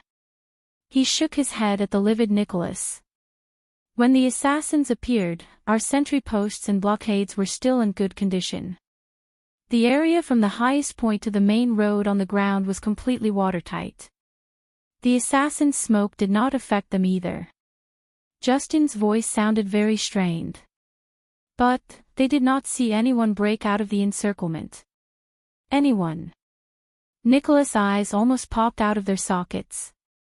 He stared at his deputy in a daze, petrified on the spot. Everyone was silent. The situation was very clear. There was no one around, and no one outside. They could not find that figure. That 14-year-old figure. That figure who could affect the future of the 2 big countries in the Western Peninsula. It was as if he had disappeared for no reason. F***CK. Nicholas panted heavily. There was a fierce glint in his eyes as he stared at the buildings around him, as if he was suspicious of what was behind each wall. What's going on? What's going on? Waya and Ralph looked at each other worriedly and shook their heads. Impossible, Ida said solemnly. This is too strange. Beside her, Lord Justin frowned deeply. Leader, with a twisted face, Nicholas turned to his deputy. The latter stared at the ground in a daze. Heart in the Rain, who died 30 years ago, suddenly appeared and disappeared into thin air. Now, with Prince Thales, Lord Justin's face was pale as he stared at the empty black robe. He then looked at the two swords that kept swaying on the ground. He blinked violently, as if he could not believe his own eyes. Are we really?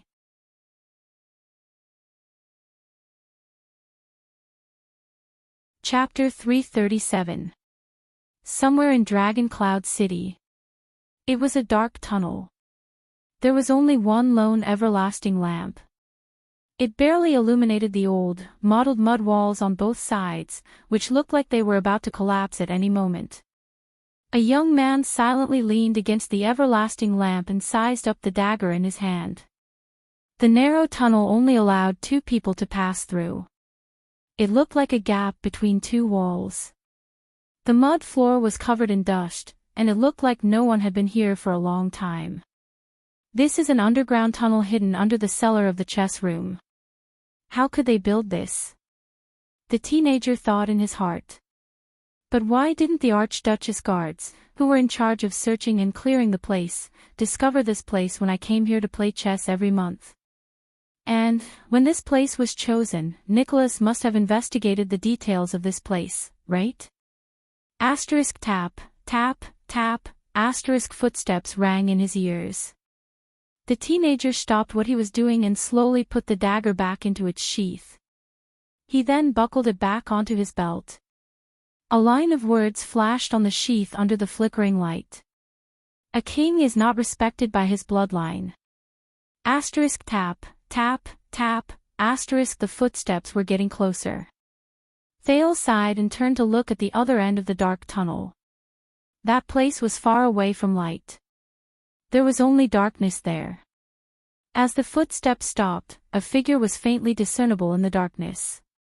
You should rest well, Your Highness, and recover your strength, the person said faintly. His voice was light. There's still some time. The teenage prince snorted. He stood up quietly and patted the dust off his body. This is different from what we agreed on. Thales looked at the person's familiar face and the unique pair of dark red eyes. He said coldly, You're not the only one. He said coldly, Raphael Lindbergh.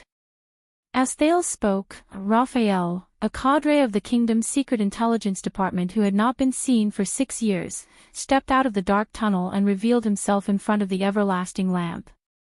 Thales sized up Raphael carefully. 6 years did not seem to bring much change to this barren bone man who lived in darkness. He was still dressed in a white robe. His posture was elegant, and his bearing was calm. Only when he saw the flickering light did he subconsciously frown slightly. Indeed. That's why this wasn't the perfect escape we thought it would be. It was even extremely risky. Raphael's dark red eyes swept past Thales, who had already turned into a teenager. His expression was calm. But Your Highness, whose fault do you think this is? Thales' expression changed. Whose fault is it? Don't play dumb, Raphael. You know what I'm talking about.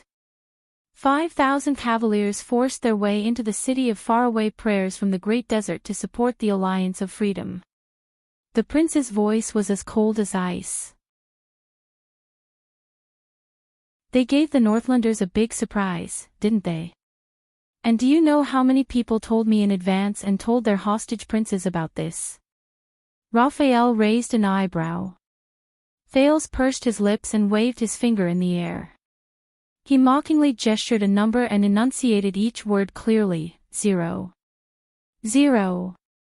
None. Of them.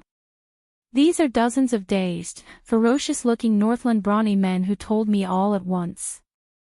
Raphael stared at the ceiling thoughtfully. 5,000 cavalry, He was slightly moved. Is this what the Northlanders' intelligence reports say? The indifferent attitude of the man from the Secret Intelligence Department made Thales furious. What? Are you going to tell me that the Cavaliers who almost killed me and the double cross-shaped star's flag are fake? Are they impersonated? The prince shrugged and snorted in dissatisfaction. And the kingdom didn't send any troops. Under the flickering light, Raphael glanced at him silently before he sighed softly. Those troops are indeed real. They were also sent by Constellation. But from the western desert, from Blade Fang's camp to the Great Desert, there are at most 1,000 or 2,000 cavaliers. As for the others, they are probably infantrymen or illusions created by others. Raphael laughed. 5,000 cavaliers. Ha, that's enough to drain half the kingdom dry. The Baron Bone Man spread his hands. His sleeves were still very long, covering his wrists firmly. He was laughing. He didn't care at all. Thales glared at him and told himself this.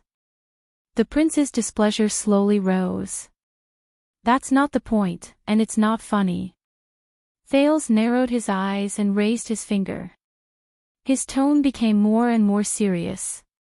You know, as the target of their anger, I was almost torn to pieces by the angry Northlanders in the Hall of Heroes.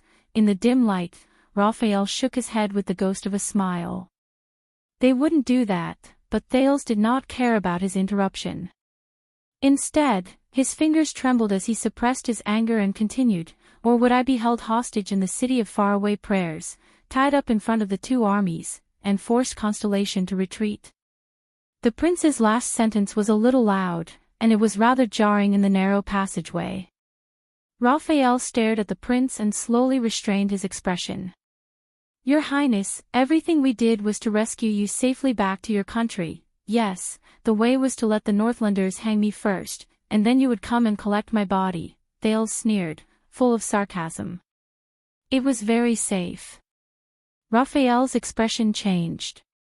Please believe me, the kingdom's secret intelligence department has its own means and arrangements. His tone gradually became serious. But I can say with certainty that they would never use such a crude, direct, and forced method. The person from the kingdom's secret intelligence department said coldly, as I said just now, Your Highness, whose fault do you think this is? Thales did not care about the person's rhetorical question. He sneered. Means and arrangements. How inspiring, just like the dragon's blood 6 years ago, right? Raphael froze for a moment when he heard the codename of the operation, which had not appeared for a long time.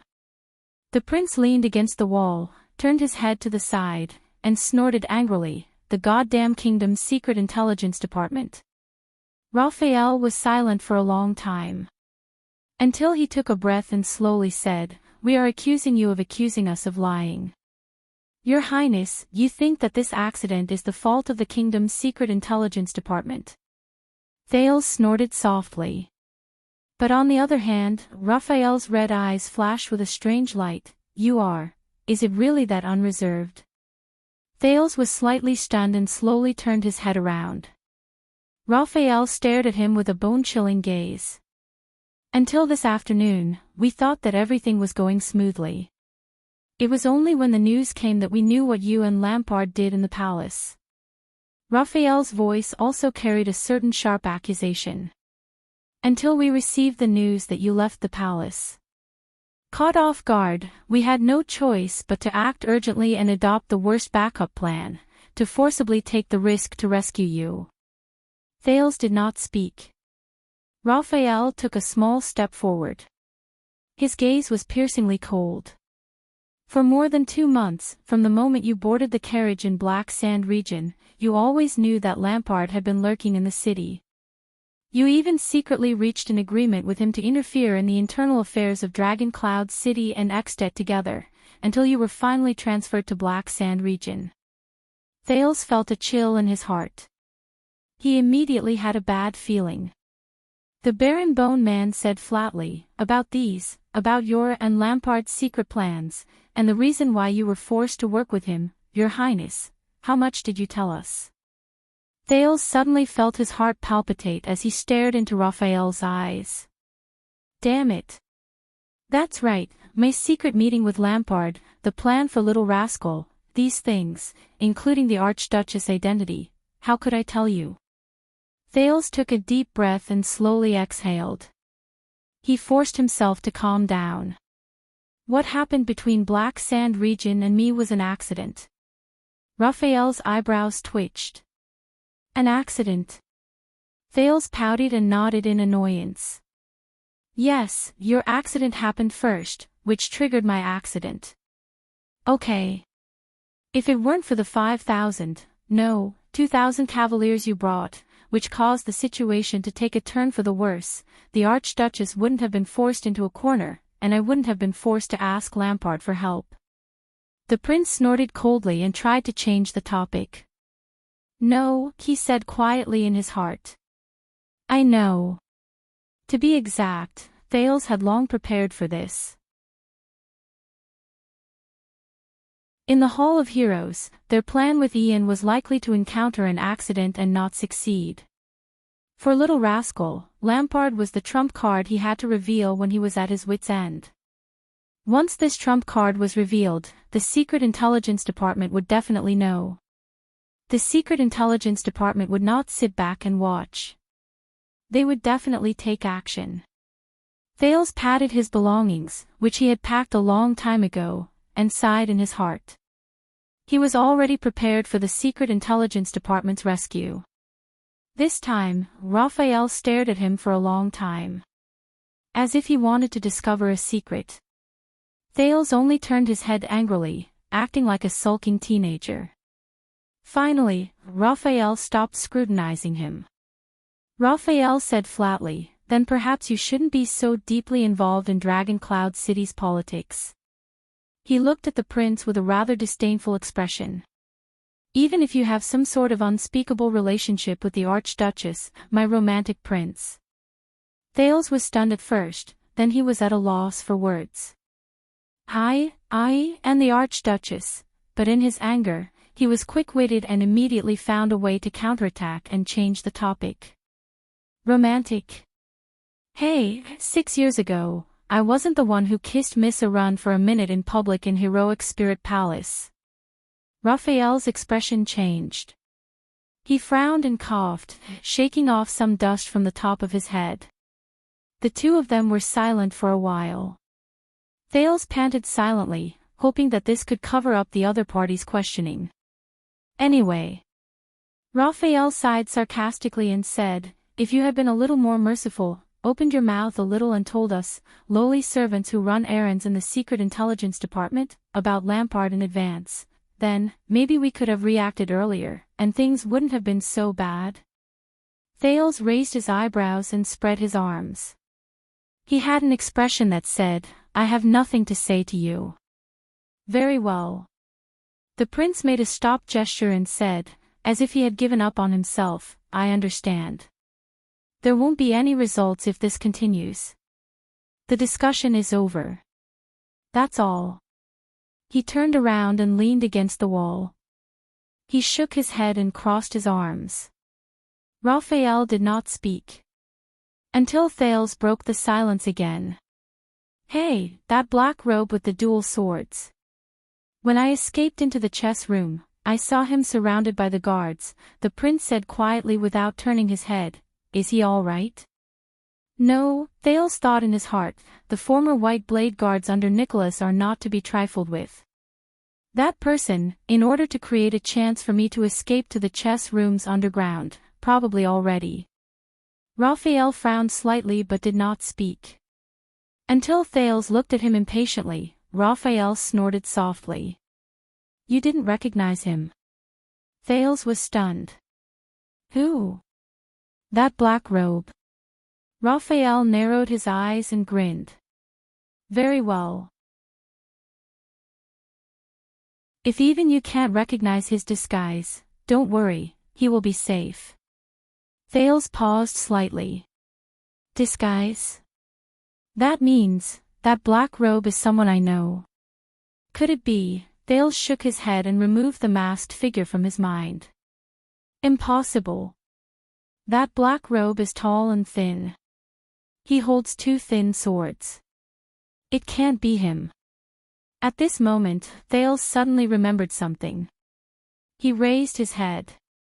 Attacking Lampard's post house. Was that also a method you used to divert his attention? When he said this, Raphael's expression turned cold. Yes, an impossible suicide attack. His voice was a little quiet. We have thought of any method that could reduce the strength of the guards around you. Thales froze. The light flickered slightly, elongating their shadows on the wall. After a long while, the prince exhaled. How many casualties? Raphael shook his head and said nothing. Thales' expression turned cold as well. Silence returned to the passageway. I'm sorry, the prince said after a long time. Raphael closed his eyes and shook his head. They all know what they have to do. The voice of the Secret Intelligence Department member was gloomy. For this operation, the Secret Intelligence Department even gave up their headquarters in Dragon Cloud City and sacrificed most of their intelligence sources. Thales was puzzled. Headquarters. Raphael gestured with his chin and extended his finger to tap the irregular mud wall beside him. It's here. Thales was stunned. He looked around and sized up the dim passageway. The prince said curiously, but this. Isn't this the underground of the chess room in Spear District where I come every month? In response, Raphael nodded in agreement. His expression returned to its usual indifference. Wait, are you saying that the chess room above us, the place where I come to play chess every month, is the Dragon Cloud City headquarters of the Secret Intelligence Department? Thales stared in disbelief and observed his surroundings. In Spear District. A place just a few steps away from Heroic Spirit Palace. Raphael smiled. He tapped the dilapidated mud wall beside him again. You don't think that the owner of the chess room just happened to be bored, so he built this tunnel under the cellar, do you? You don't also think that when you made a request to Dragon Cloud City and the Archduchess agreed to it, the disciplinary hall official in charge of choosing the location just happened to report this newly opened chess room to Leaspan, do you? Thales stared at Raphael in a daze. So, Raphael's eyes shone brightly as he nodded affirmatively.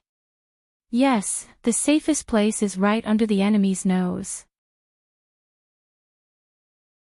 For example, the dragon's blood 6 years ago, from the beginning of the operation, to the preparation, to the decision, to the execution of the plan, and even to the final mobilization of manpower and intelligence, to forging Lampard's warrant, to enter the gatehouse occupied by the enemy, to fish out an unlucky prince who acted on his own accord, and to arrange for his evacuation, everything was done here. Raphael glanced at him meaningfully, snorted softly, and shook his head. Thales automatically ignored the words, an unlucky prince, and silently observed his surroundings. The mottled mud wall, the deep tunnel, and the lonely everlasting lamp. I see. So, for the past 6 years, all the secret messages I sent to the Secret Intelligence Department were from here. But Nicholas should have investigated this place carefully, right? And found nothing. The prince frowned and said, even when I came every month, my personal guards would turn this place upside down. How could they have missed this tunnel? Raphael smiled again. This was not a chess room in the past. This place was the headquarters of the Secret Intelligence Department in Dragon Cloud City. During the underground war between Constellation and the Dragon, it supported countless spy operations and sheltered countless Constellation spies. It has a history of more than 160 years. Thales was slightly taken aback. When he said this, the Baron Bone Man from the Secret Intelligence Department seemed to be filled with emotions. During this period of time, no matter how big the operation was, this place was never lightly moved and never exposed. If the Star Killer really wanted to find out anything, he would have to go through the reconstruction records of Dragon Cloud City's Spear District more than 100 years ago. An architect from Anlenzo Dukedom, whose niece was married to a constellatiate, was in charge of the construction. Of course, the records were accidentally lost many years ago. As for why they could not find the tunnel we are in is the last escape tunnel. It was dug decades ago, and the last layer of soil was not dug through. Raphael pulled his thoughts back to the present and narrowed his eyes. This morning, when we learned that there was an accident in the palace, I decided to dig through it. As expected, Raphael paused and did not continue speaking. A headquarters that has not been lightly moved for more than 100 years, Thales looked at him in silence, but his heart was filled with emotions. He frowned and asked, "So, below this headquarters, it leads to all directions?" Raphael chuckled softly. The Baron Bone Man looked at the second prince in disdain and snorted softly. "Why? Do you think that the tunnel is so easy to dig, and that the Archdukes of Dragon Cloud City, the leaders of the Secret Room, and the current Star Killer and his men are all idiots?" Back then, in order not to arouse suspicion, this tunnel was dug intermittently for a few years, and was almost discovered several times. Otherwise, we would have connected it to the secret tunnel in the gatehouse. Then, we could even sneak into Heroic Spirit Palace and assassinate an Archduke or something. Thales took a deep breath and chuckled as well. Raphael snorted.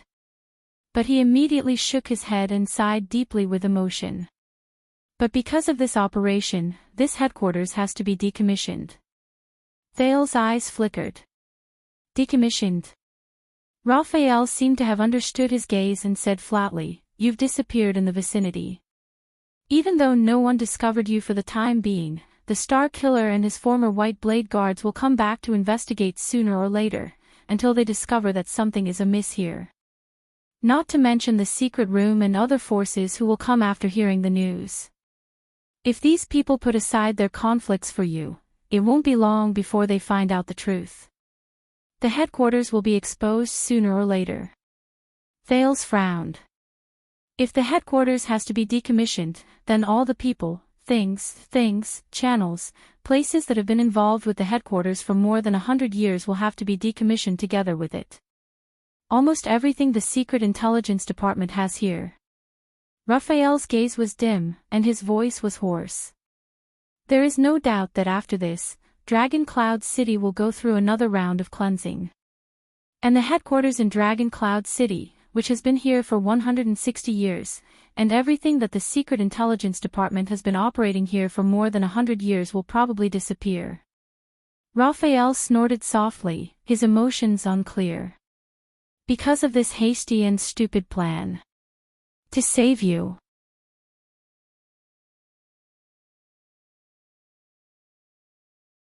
Chapter 338. The two of them sat diagonally facing each other, leaning against the wall. They looked at each other in silence. After a long time, Thales coughed and spoke softly. "What's the situation in Dragon Cloud City up there now?" Raphael opened his eyes. "Very bad." The pupils of the person from the Secret Intelligence Department shrank. Ever since King Nuvan passed away 6 years ago, the Star Killer's White Blade guards have been brandishing their blades with a murderous aura. They've been madly cleaning up Dragon Cloud City's underground intelligence network at all costs. They've practically turned the entire city into an airtight iron bucket. Even the Secret Room has suffered heavy losses, let alone us. Now, the Prince of Constellation's disappearance has too many implications, and it involves war. Dragon Cloud City has been completely locked down. Entry is allowed, but exit is not allowed. Strict searches are conducted from house to house. I heard that the Star Killer flew into a rage and madly chased after the Prince of Constellation all over the city, not letting go of any channels and information. He locked up batch after batch of suspicious people, including some great nobles. He doesn't acknowledge anyone's favor, and the cautious Leasban is even supporting him from behind. Thales listened to the person's narration without saying a word. "So, you went to Lampard today and messed up our plans. That was really stupid. And we risked our lives to rescue you, which was the worst of the worst. Raphael's expression was tense. At least at this moment, everyone in Dragon Cloud City is tense, and everyone is in danger. At least, almost all the escape routes in the hands of the Secret Intelligence Department can't be used anymore. When he heard this, Thales sighed heavily. Raphael saw the prince's expression, cleared his throat, and changed the topic. But it's not that there isn't any good news. The day of the state affairs hearing involves too many people, and there are all sorts of people in the city. Your disappearance, whether it's the vassals and suzerains under Dragon Cloud City, the city of faraway prayers with ulterior motives, or the aggressive Black Sand region, these people are all suspected of kidnapping you. They don't trust each other, and even view each other as enemies. This will take up Dragon Cloud City's energy and attention. The Star Killer and Leaseband need time and means to investigate them one by one. If it were any other time, they might not have encountered such a good opportunity to take the risk to rescue you. As he listened to the comforting words, Thales forced a smile. The prince braced himself and asked, "Then we're trapped here and can't leave?" Raphael shrugged. Viscount Putre said that he has an unorthodox way of getting in touch, but before he could finish speaking, a third person's voice came from the dark tunnel. "Very soon, Your Highness. You have to leave before dark." Thales and Raphael stood up at the same time and turned to the other side of the tunnel. There, a middle-aged man holding an everlasting lamp slowly walked over.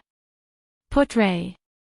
Thales' eyelids twitched, and he said in pleasant surprise, "I haven't seen you since I came out of the hall. How are you?" The thin Putre looked exhausted and forced a smile. "Thanks to you, I'm fine for now. When Lampard appeared in the hall, I had a bad feeling. So, I quickly slipped out to make arrangements." When Thales saw him, his anxious and gloomy mood instantly became much better. Raphael chuckled with an indescribable emotion in his eyes. But Thales' expression immediately changed. "Wait, you said that I have to leave before dark." Thales mulled over this sentence and was immediately shocked. He looked back and forth between Raphael and Putre. You're not coming with me." Raphael and Putre exchanged a glance. The disappearance of the Prince of Constellation is a huge matter. The Baron Bone Man pursed his lips and his expression changed. If the kingdom's secret intelligence department appears indifferent and quiet, wouldn't it be too suspicious? Raphael looked at the puzzled Thales and nodded. "That's right.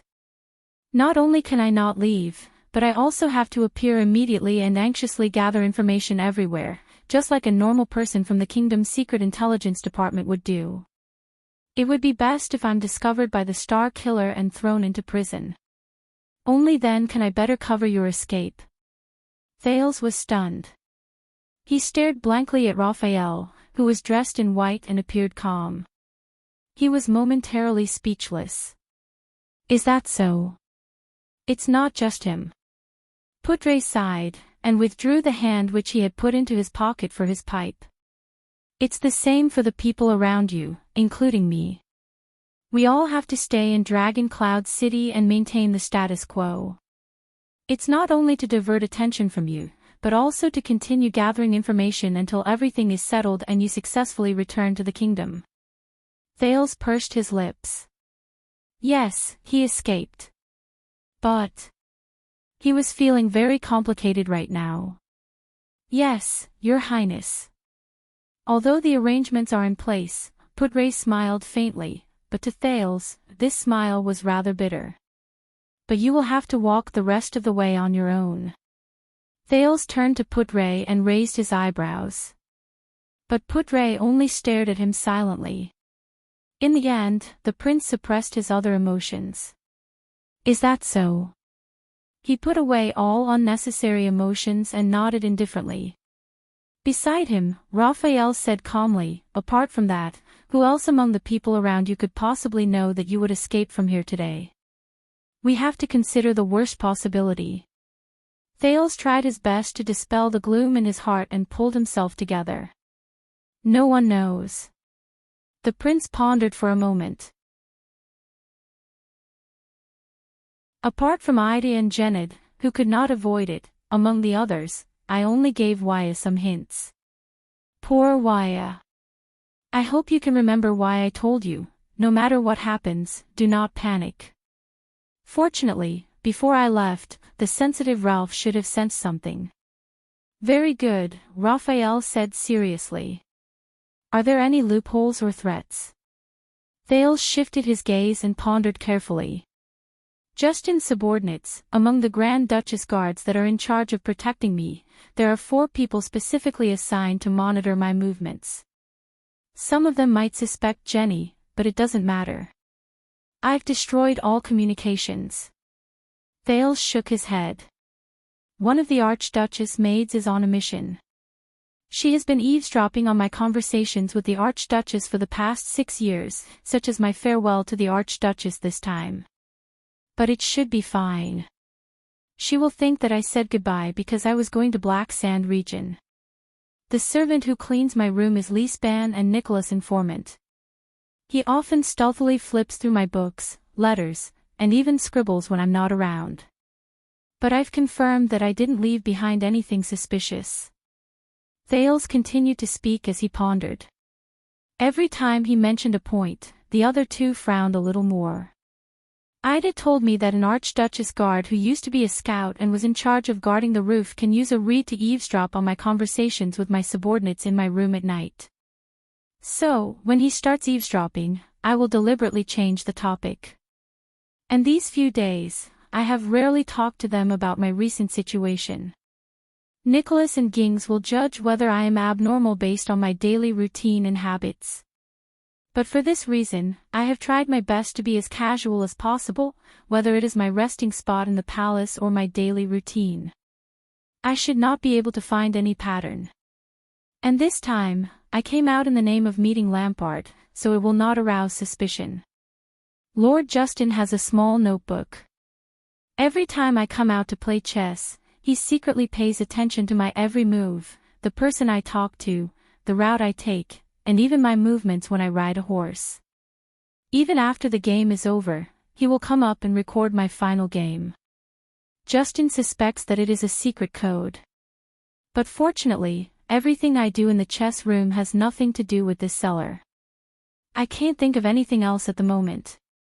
Thales finished speaking and looked at the other 2 again. Raphael and Putre looked at each other. Both of them seemed a little surprised.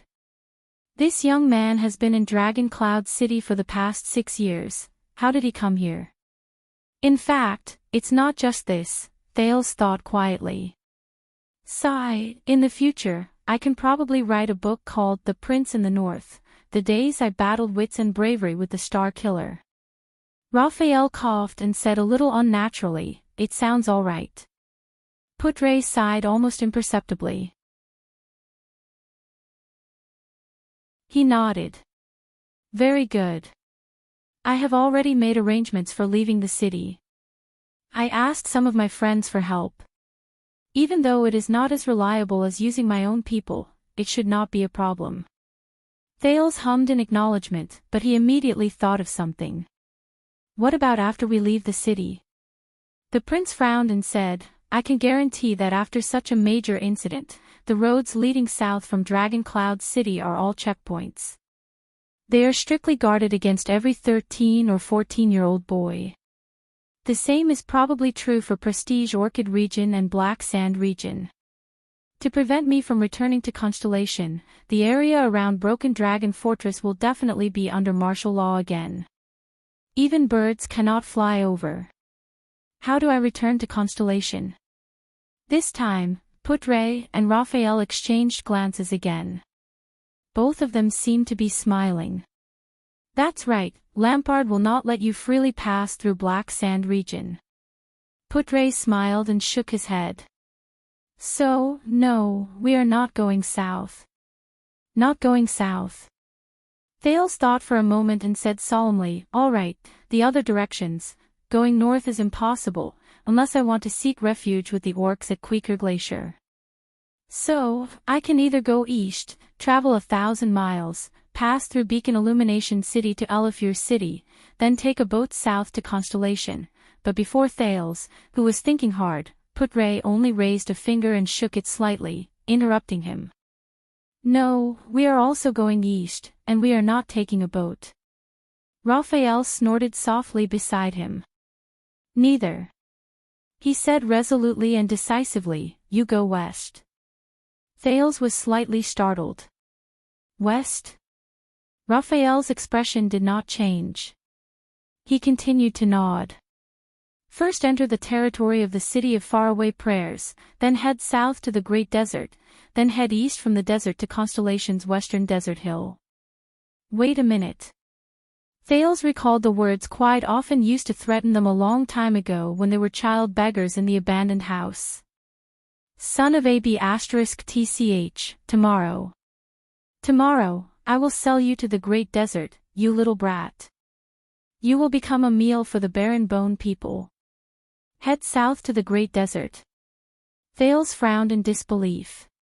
That chaotic Great Desert filled with desert bandits, rogues, criminals, and even the barren bone tribe and orcs. That terrifying, bloody, complicated, dangerous Great Desert filled with all kinds of strange legends that even the ancient empire could not conquer. Raphael did not speak. He only stared at him. The prince clicked his tongue and repeated the adverb 3 times. That is much, much more difficult than heading south to Black Sand region. Are you serious? Putray snickered. Yes, Your Highness, what you need to pass through is a certain part of the chaotic Great Desert that was once filled with desert bandits, rogues, criminals, and even the barren bone tribe and orcs. The thin middle-aged man sighed. Thales instantly grasped the keyword. His brain seemed to have stopped for a moment before it instantly restarted. Wait. He opened his mouth wide in surprise. You mean? Once? No way. That means, a wonderful thought flashed through his mind like lightning. Thales' gaze became unfocused. His breathing began to quicken uncontrollably. At that moment, his heart skipped a beat. The prince raised his head abruptly and stared at the smiling Putray. His tone was tense. Putray. Constellation's army, 2,000 cavaliers or something. They crossed Blade Fang's dune camp in an unprecedented manner, crossed a small part of the desert, and arrived at the border between the City of Faraway Prayers and the Alliance of Freedom. Putray laughed again when he heard the prince's words. Thales looked at his expression and became more certain in his heart. He finally asked in shock, they did not go to support the Alliance of Freedom, did they? Raphael snorted coldly and turned his head away. Of course not. Putray took over the conversation. He stopped smiling and said flatly, the Alliance of Freedom. He shook his head and said disdainfully, since that group of people could not obtain the Great Dragon's friendship, what makes them think that they can obtain Constellation's friendship? Thales widened his eyes to the maximum. So, Constellation's army, their goal, they are, Raphael shook his head and clicked his tongue. Putray snorted softly and sighed. That's right. At that moment, Thales finally understood. Constellation's army, they are, I see. The prince leaned against the wall weakly and heaved a sigh of relief. At that moment, his emotions were incredibly complicated. There was a mixture of realization, sadness, and relief. I also found it strange that in Gilbert's letter, Madame Gines, who has always been swift and decisive, actually nagged me to eat more Western Desert's bitter vegetables. Western Desert's bitter vegetables. Western Desert, she meant. Thales smiled bitterly. His tone was hoarse and his emotions surged. He could not continue speaking for a moment. Putray looked at the prince's expression and nodded slowly. He continued Thales' sentence. Yes, over the past month or so, thousands of Constellation soldiers have set off from Western Desert and marched all the way to the northwest. As an unparalleled force in the desert, they swept through the northeastern part of the Great Desert at all costs, as well as the desert between Extet and Constellation. He let out a long sigh.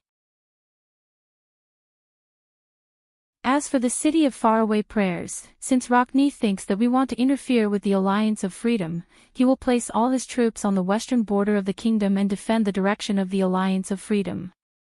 He will have no time to care about the east and the interior of the desert. Thales closed his eyes gently.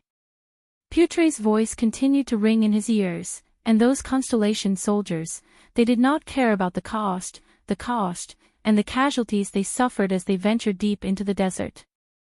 They drove away and eliminated all the threats from the desert bandits, orcs, and barren bone tribes along the way. They even forced the City of Faraway Prayers to withdraw their troops. It was for you, the second prince, the heir to the kingdom in Northland. At that moment, Thales felt an indescribable heaviness in his heart. Cold sweat broke out on his forehead. For me. Sending troops west, venturing deep into the desert, for me. No one could understand how he felt at that moment. As long as we get out of Dragon Cloud City, Putre's voice was still calm, but there was a terrifying sharpness hidden beneath his words. It was a sharpness unique to the Western Peninsula's shield. From the City of Faraway Prayers to Western Desert Hill, be it the powerful and threatening Northlanders or the once insurmountable, chaotic Great Desert, be it the army, the checkpoints, the bandits, or the orcs, all obstacles have been completely cleared. Only Constellation's own army and flag are left behind, waiting for your return. At that moment, Thales gritted his teeth lightly. His expression was tense. Putre said calmly and without losing his vigor, with thousands upon thousands of soldiers advancing wave after wave, countless officials working hard day and night, and the kingdom recovering day by day, Your Highness Thales. From now on, your journey back to the kingdom begins.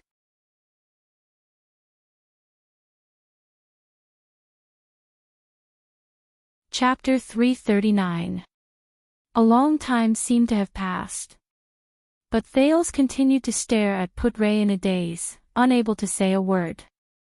Putre also gave him a smile full of wrinkles. So, this is all for me, Thales said slowly. There was still a faint hint of surprise and sadness in his eyes. The entire constellation, the mobilizing of the army, the provocation of Extet, the chaos in the Alliance of Freedom, the sudden and frequent communications from the kingdom's secret intelligence department, it's all. Thales stared at the dusty inner wall around him in a daze. It was all connected. Everything was connected again. King Chapman's centralization of power, Dragon Cloud City's internal strife, the City of Faraway Prayers' instigation, and the Alliance of Freedom's aborigines were not the only ones who insisted on bringing Thales to Black Sand region because they wanted to keep the chips in their hands for the war in the West. Because he might have guessed it. Perhaps he had guessed it the moment he heard that Constellation was marching into the desert. Aside from the complicated relationship between Dragon Cloud City, Black Sand region, and the City of Faraway Prayers, the factor that truly led Constellation into this misty chess game and caused the shield of the Western Peninsula to enter the game, it was himself, the second prince, Thales Jadestar. Thales fell silent. Raphael looked at the prince and snorted softly. Why, are you overwhelmed by the favor? Putre coughed and cast a displeased look at Raphael. Thales took a deep breath and snapped out of his daze. Yeah, a little bit. Even though it's strange to say this. Thales slowly leaned against the wall, as if he wanted to soothe his fluctuating emotions. He forced a smile, as if he was talking to the air that did not exist. It's been 6 years since I became a certain unlucky prince. I really didn't expect that, I would also have such a grand treatment one day. Thales, who slid to the floor, squeezed his lips absent-mindedly. Hearing Thales' tone, which was filled with complicated emotions, Putre frowned slightly. Anyway, Putre continued as if nothing had happened, after dark, we will start from but Thales suddenly raised his head and interrupted him. So, the prince sighed slightly. The kingdom's secret intelligence department sacrificed almost all of their intelligence resources in Dragon Cloud City, and perhaps even lost a lot of lives. Raphael's frown deepened when he heard this. The kingdom even sent out thousands of elite troops to clear the desert like never before, just to pave the way for my return. Putre found it hard to get used to Thales' rather stiff tone. Sitting on the ground, Thales slowly raised his head.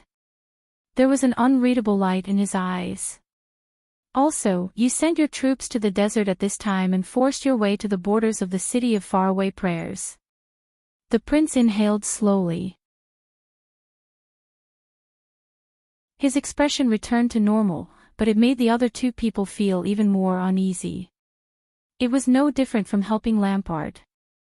Not only did he escape, he also defeated the city of faraway prayers, subdued Black Sand region, intimidated the kingdom of the Great Dragon, and obtained power in all of Extet that the other 9 archdukes could not hope to attain. And as a result, Thales' expression tensed up. His gaze was solemn. The true enemy of Constellation, Chapman Lampard, that ambitious and terrifying king, that common-elected king who aspired to rebuild Extet and destroy Constellation, will become more powerful from today onwards, even more powerful than before. Intelligence, military affairs, politics, diplomacy, and even the future. So many sacrifices were made just to get me, an invisible prince who has been silent in a foreign country for 6 years, out of here. At that moment, Thales seemed to be talking to himself. Was it worth it? The prince turned to his two subjects. His gaze was calm. Raphael's expression tensed up, while Putre lowered his gaze and did not say a word. The silence lasted for a long time. The shadows cast by the everlasting lamp swayed back and forth on the wall, showing the atmosphere at that moment. The Baron Bone Man from the kingdom's secret intelligence department shook his head in disdain. Ever since the accident 6 years ago. Raphael stared at the prince, who had not been easy to deal with since 6 years ago. His tone was cold. Since the accident 6 years ago, we have been very clear that it is impossible to exchange you, the only heir who will affect the future of the kingdom, from Extet without paying any price. He changed the topic of his speech. However, after we made so many sacrifices and arrived at this point, you asked us this question in return. Was it worth it? Thales' expression darkened slightly. Raphael crossed his arms. His gaze was sharp as he swept his gaze over Thales from above. Don't you think that this is too? But Putre suddenly spoke and cut off Raphael's words. I don't know. Both of them were attracted by Putre's words, and they looked at him in puzzlement. Putre's head was still lowered, but he spoke slowly with a serious tone, which was rarely seen on him, but you need to ask yourself. Ask yourself, Thales Jade Star. Thales froze for a moment. You used the 6 years that you wasted by being alone outside as a hostage in exchange for the well-being of thousands of people at the borders of the two countries. You used them to make a living, and in exchange for the kingdom's long-term stability and recuperation, Putre said with a sigh. Was it worth it? Thales was stunned. He stared at Putre, trying to read something from his face. The former deputy of the diplomatic mission slowly raised his head. Under the light of the waning lantern, Putre's face looked stern and sharp. He did not look like the middle-aged man who used to be arrogant, merciless, and eccentric. It's the same. Only you can answer the question you asked just now. Yes, in order to save you, we paid a great price. And in the face of these costs that cannot be ignored, if you feel puzzled, if you feel pity, if you feel hesitant, and even if you feel guilty. Putre stared at him with a piercing gaze. Then you should be the one to tell us. Thales' breathing became slower and slower. In the future, you should tell us. Putre's tone was stern. Tell those who died in Dragon Cloud City, tell those who swore to die in the desert, tell the whole of Constellation, and even the whole world, tell us that in the summer of that year, countless people worked hard and spent money, suffered heavy casualties, gave up everything they had, gave up on their own spies, and even did not hesitate to nurture a tiger to become a powerful enemy of Constellation in the future, all for the sake of saving Prince Thales' Jade Star from the heavily besieged Dragon Cloud City and Ecstet. Thales subconsciously held his breath and sat up straight. He leaned his back against the cold and rough mud wall and stared intently at Putre. Putre took a deep breath and said in a resolute tone, "That's right. This is the most worthwhile thing we have ever done in our lives." His tone was solemn and meaningful. Thales' expression froze at this moment. On the other side, Raphael lowered his eyelids and pursed his lips. He did not speak again. The tunnel returned to its familiar silence. If you follow the plan and safely leave Dragon Cloud City's territory, our local reinforcement will meet you at the border between the City of Faraway Prayers and Dragon Cloud City. He will protect you all the way to the southeast, past the land of barren rocks and the City of Faraway Prayers, and send you into the Great Desert. In a secret room at the end of the tunnel, Raphael spread a yellowed map on a dusty triangular wooden table. With the help of a faint light, he explained his next step to Thales. Putre quietly leaned against the doorway and watched the prince listen attentively to their next step in the plan. Raphael pulled his finger downwards. The tip of his finger was closer to Constellation at the bottom right corner. Thales' gaze moved accordingly. Once you enter the Great Desert, your greatest enemy will no longer be your pursuers, but the weather and geography. A barely noticeable change appeared in Raphael's gaze. But don't worry. First of all, the northeastern end of the Great Desert has already been largely cleared by Constellation's expeditionary army who went deep into the desert.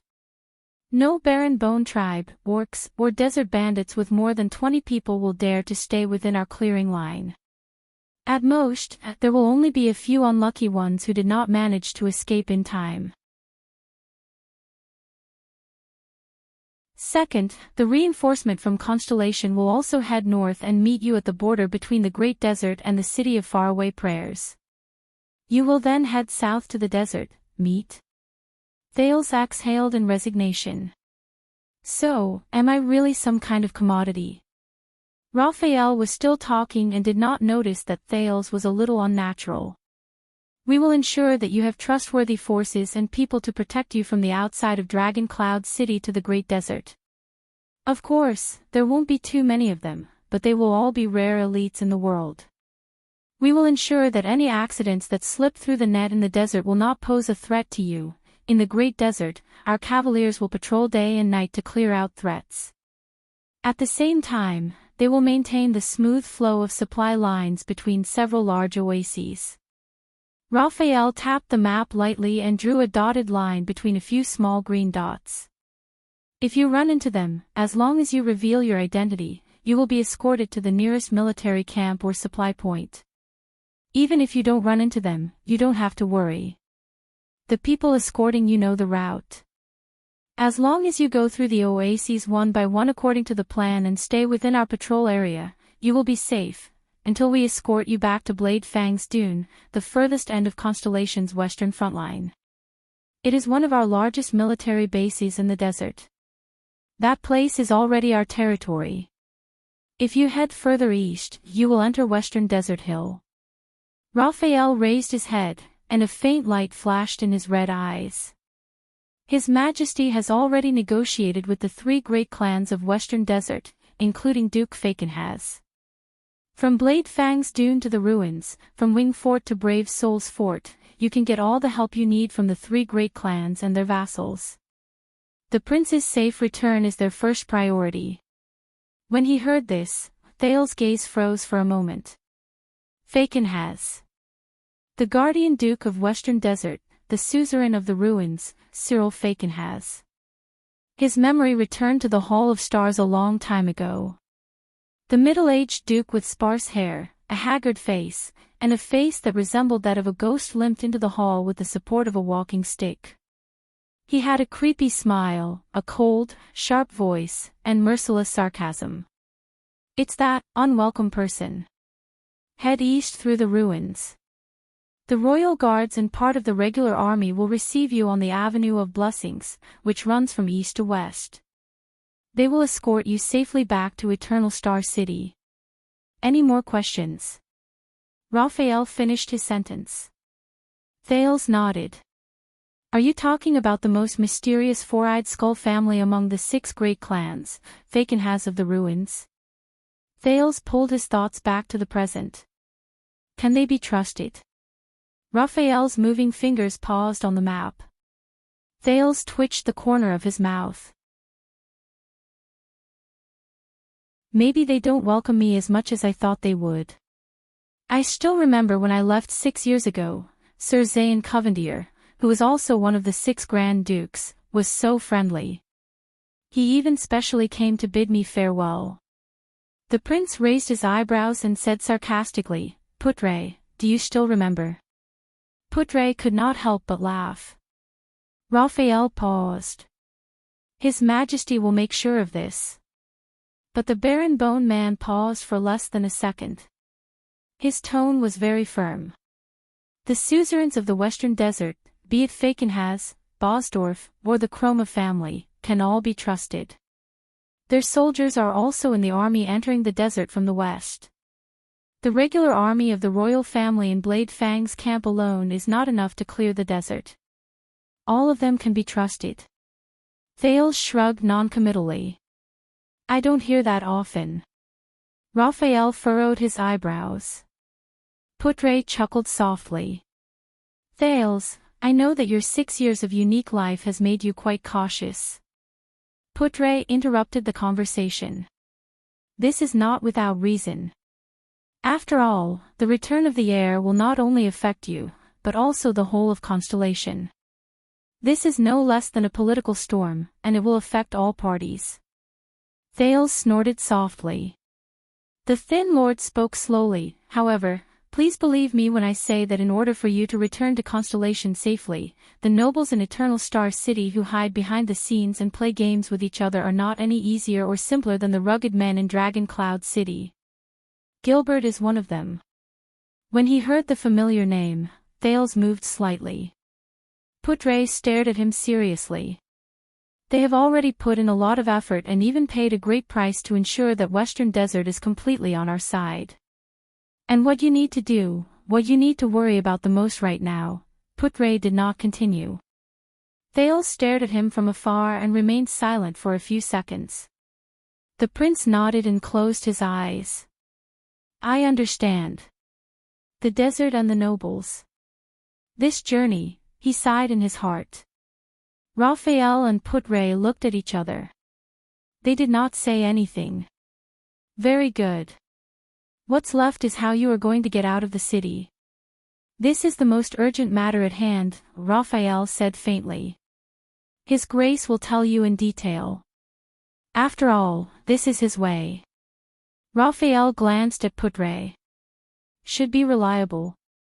Putre gently took out his pipe and shook his head in resignation. The Baron Bone Man turned his head back. Then, I think we should bid farewell here. Thales was still thinking with his eyes closed. When he heard that, he was shocked and quickly looked at Raphael. Now? You're leaving. But Raphael ignored the prince's surprise. He still had that relaxed smile on his face, as if he did not care. Your Highness, although I always say that nothing will happen. Raphael tightened his collar and pulled up his sleeves a little more, but based on your personality and experiences over the past few years, it would not be surprising if you really ran into an accident in the desert. Thales' face immediately darkened. Wait a minute. What do you mean by running into an accident? He silently criticized. Raphael was clearly smiling, but it made Thales speechless. But, since the age of the Empire, there has been a saying in the Great Desert. Thales was stunned for a few seconds. A saying in the Great Desert. Thales looked at the man's red eyes. His limited knowledge and doubts flooded his mind. Is it a proverb and legend of the Baron Bone people? It's your homeland. Putre coughed for no apparent reason. Raphael seemed to have just come back to his senses. His frozen expression moved again. No, the Great Desert is no one's homeland. To the Great Desert, everyone is just a passerby. If you want to go to the Great Desert, please remember this, Your Highness. Raphael changed the topic. His tone became cold, and his gaze was sharp and fierce. The desert god has no disasters, but the world has disasters. The desert god has no forgiveness, and the Great Desert will be forgiven. What? Desert god? Thales blinked, trying hard to understand. It doesn't sound like the lingua franca.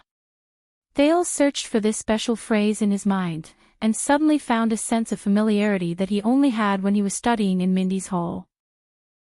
It sounds like an ancient poem in Cahill's Yellowhammer's poetry collection. What does it mean? Raphael smiled faintly and put his hand into his pocket. There was a slight sense of melancholy in his eyes. The desert god is one of the most primitive beliefs in the Great Desert. It represents a cruel existence that is one with the Great Desert. The residents of the Great Desert love, hate, respect, and fear it. Putre was coughing again. The barren bone man's dark red eyes slowly focused, but in the next moment, he gently lowered his head and covered his eyes with his hands that were in his pocket. The weak fear disaster, and the lucky seek forgiveness. Only those who abandon weakness and luck at the same time can find a foothold in the merciless Great Desert. The moment he finished speaking, Raphael slowly raised his head. Thales shuddered. The moment Raphael put his hand down, the barren bone man's strange red eyes had already turned into the most ordinary dark brown, calm and unchanging. Your Highness, we will meet again in Eternal Star City. While Thales was slightly stunned, Raphael, with a pair of disguised, brand-new brown eyes, turned around and left without any reluctance. Only a white robe was left behind, and it gradually disappeared into the darkness. It was silent, as if it was an illusion. Just like his appearance.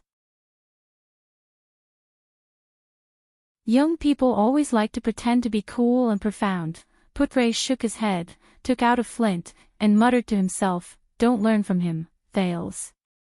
Otherwise, you deserve to be single on Singles Day." Thales ignored Putre.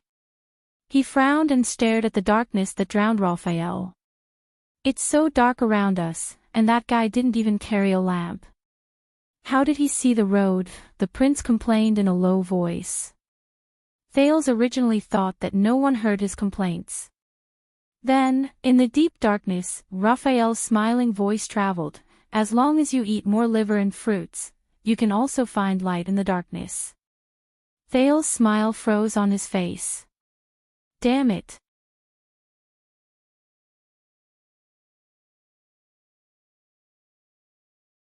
Chapter 340. Thales thought that Raphael's warning was enough to make him uneasy. Until Putre used 30 seconds to explain to Thales the way to get him out of the city safely in the smoke-filled tunnel. Thales' face twitched as he looked at Putre, who had a natural expression on his face. Follow me. Walk forward. And smile. That's it. Wait. Thales stared incredulously at Putre, who was intoxicated by the smoke. What do you mean by walk forward and smile at the contact in a friendly manner? Putre took a deep puff of his cigarette and slowly exhaled a perfect smoke ring. And there's no disguise, no. The prince was deeply worried and contemptuous of Putre's vague explanation. Who is the contact? When do we meet? How is he going to send me out? Cough. Putre's smoke clouded the already dim vision in the tunnel, and the pungent smell of the tobacco made Thales cough repeatedly. Forgive me, Your Highness. Putre was calm. Over the past month, just the people in Dragon Cloud City following behind me is enough to make me suffer. I don't even have the time to smoke. Don't worry, the contact will find you. Putre smiled softly in the face of Thales' accusatory gaze. And the place you're going is relatively safe. As for why you're not in disguise, I'm afraid that he won't recognize you. Thales narrowed his eyes. Him. Putray took 2 steps to stand in front of him. With a smile, he wrapped his arm around Thales' shoulders and pulled him out. All right, enough with the nonsense. Putray bit his cigarette and exhaled another puff of smoke. Your Highness, I'll send you off now. Thales' doubts did not diminish. What? The prince pinched his nose and frowned. He struggled to find the path under his feet in the smoke. But that's all you said. However, just as he spoke, Putray pressed his palm down and covered his mouth. Putray's expression was stern as he gestured for him to keep quiet. Thales was shocked. He subconsciously held his breath and inhaled slowly through his nose. But Putray exhaled another puff of smoke. His mouth was still opening and closing. Believe me, it's enough to say this. My path is absolutely safe. Asterisk thud, thud, thud. Asterisk Putray coldly led him forward, not stopping for even a moment. They passed through a fork in the road and walked towards the next everlasting lamp under the cover of the smoke. The more Thales walked, the more frightened he became. Who was he, guarding against? No. Thales sobered up. He knew. In this underground tunnel, the only thing Putray had to guard against was, it was only when he arrived in front of a secret door that was as ugly as the surrounding mud walls that the tunnel behind him returned to darkness and could no longer be seen did Putray stop. He paused for a few seconds and turned his head around to listen to something. After a while, he took a deep breath and let go of Thales. Looks like he has indeed left. Putray put down his extinguished pipe, and his face relaxed a little. Thales stared at him in disbelief and whispered, "What happened?" "Why?" But Putray quickly answered his question. The thin middle-aged lord leaned against the wall and sighed. "Since the people from the Secret Intelligence Department have left, it's time." The middle-aged man's face flickered back and forth under the illumination of the everlasting lamp. Dust fell on his shoulders and left spots of dirt, but Putray had no intention of wiping them off. Thales thought of something. It had been a long time since he saw Putray like this. The last time I saw him was 6 years ago. Under the dim light, Putray composed his emotions before he slowly said, "Listen well, Your Highness. What I am going to say next is something that Gilbert, that sanctimonious old fox, would never say to you. He will only encourage you to be a good prince and bring the kingdom to the top with his eyes full of stars. And it will not be something that the extremely mysterious Secret Intelligence Department will tell you. Their principle is always the fewer the better, regardless of whether it is an insider or a participant." The more Thales listened, the stranger he felt. "Gilbert and the Secret Intelligence Department won't tell me, Putray." The prince stared at him in disbelief. "What insider? What participant?" Putray pursed his lips. The wrinkles at the corners of his eyes made him look even more tired. "Your Highness. We paid such a huge price to save you, but you just asked, is it worth it?" Putray furrowed his eyebrows tightly and held the pipe in his hand upside down. He did not even care about the ashes spilling out. That was not just out of guilt, was it? "You are also suspicious." Thales was momentarily stunned. He sized up Putray with a doubtful gaze. "What do you want to say?" Putray closed his eyes, inhaled slowly, and exhaled leisurely. "What I want to answer you is the doubt that you have had since I came to Dragon Cloud City dozens of days ago." Thales' expression became solemn. Putray opened his eyes. "Your Highness," Putray said sternly, as if he had made up his mind about something. "You once asked me where I have been for the past 6 years, and why I only appeared now to bring you back to the kingdom." Putray seemed to have made up his mind about something. "Why now?" Thales first furrowed his eyebrows slightly. Then, filled with doubts, he nodded slightly under Putray's rather abnormal gaze. "Yes. In the narrow passage, Thales and Putre leaned against the walls on both sides. They faced each other in silence and looked at each other's faces, which were half lit and half dark under the light. "You are right," Putre said softly.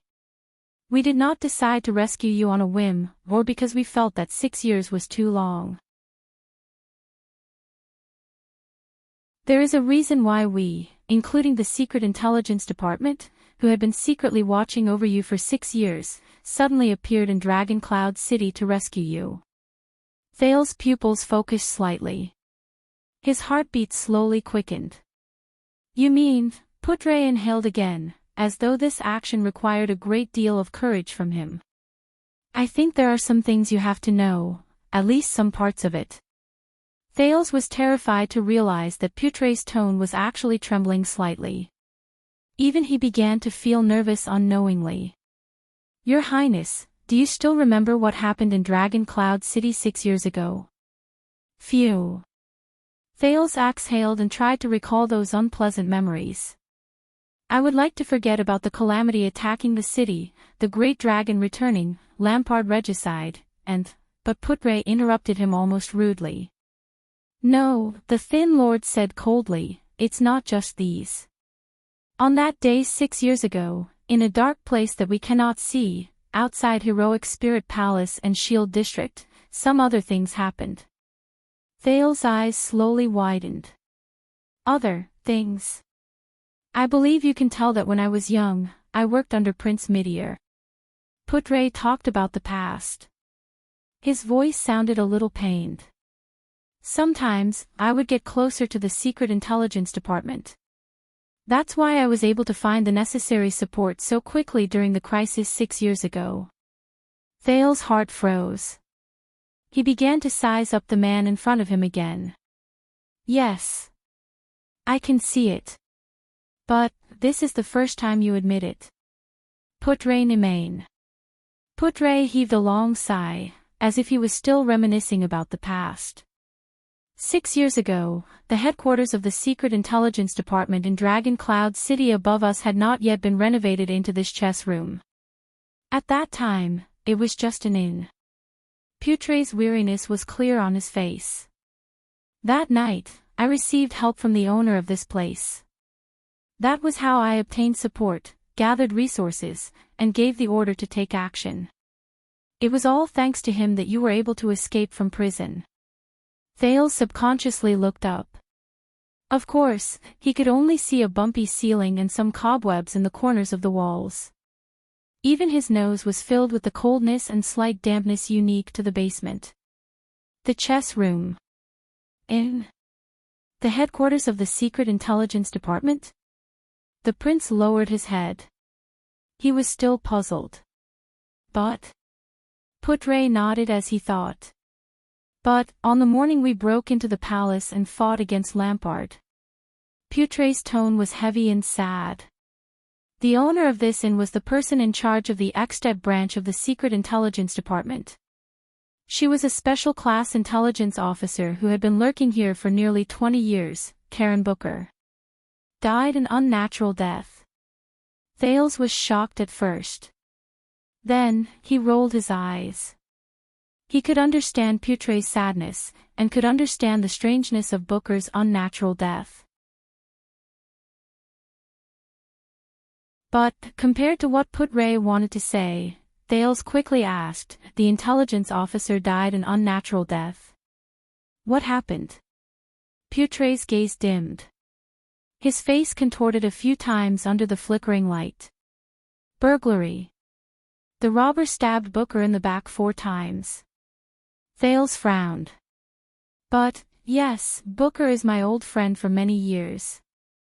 Putre nodded as if he had the foresight to guess what Thales was thinking. "I know his capabilities. Even if the night of the calamity and the dragon's arrival was chaotic, no robber could have taken Booker's life." He stared at him without saying a word, patiently waiting for him to continue speaking. With his next sentence, Putre got to the main point. Putre widened his eyes, his lips trembled slightly, and his expression was solemn. But what was truly terrifying was what he recorded, the secret intelligence department secret code that Booker recorded in the inn's account book. In those few days, he met some people, found some things, and obtained some scattered clues, Your Highness. For the past 6 years, the Secret Intelligence Department and I have been tracking down these clues left behind after Booker's death. In the darkness, Putray turned his face to the side to avoid the light. His entire face sank into the darkness. It was only recently that we managed to track down some results. Thales was a little anxious. What results? Putray first exhaled slowly, as if he was expelling something. Then, he inhaled deeply, as if he was gathering something. His slightly hoarse voice rose tiredly. Some old things, things that even the Black Prophet could not keep calm about. Things that were terrifying enough to shake the entire kingdom. Thales widened his eyes. What? The Black Prophet?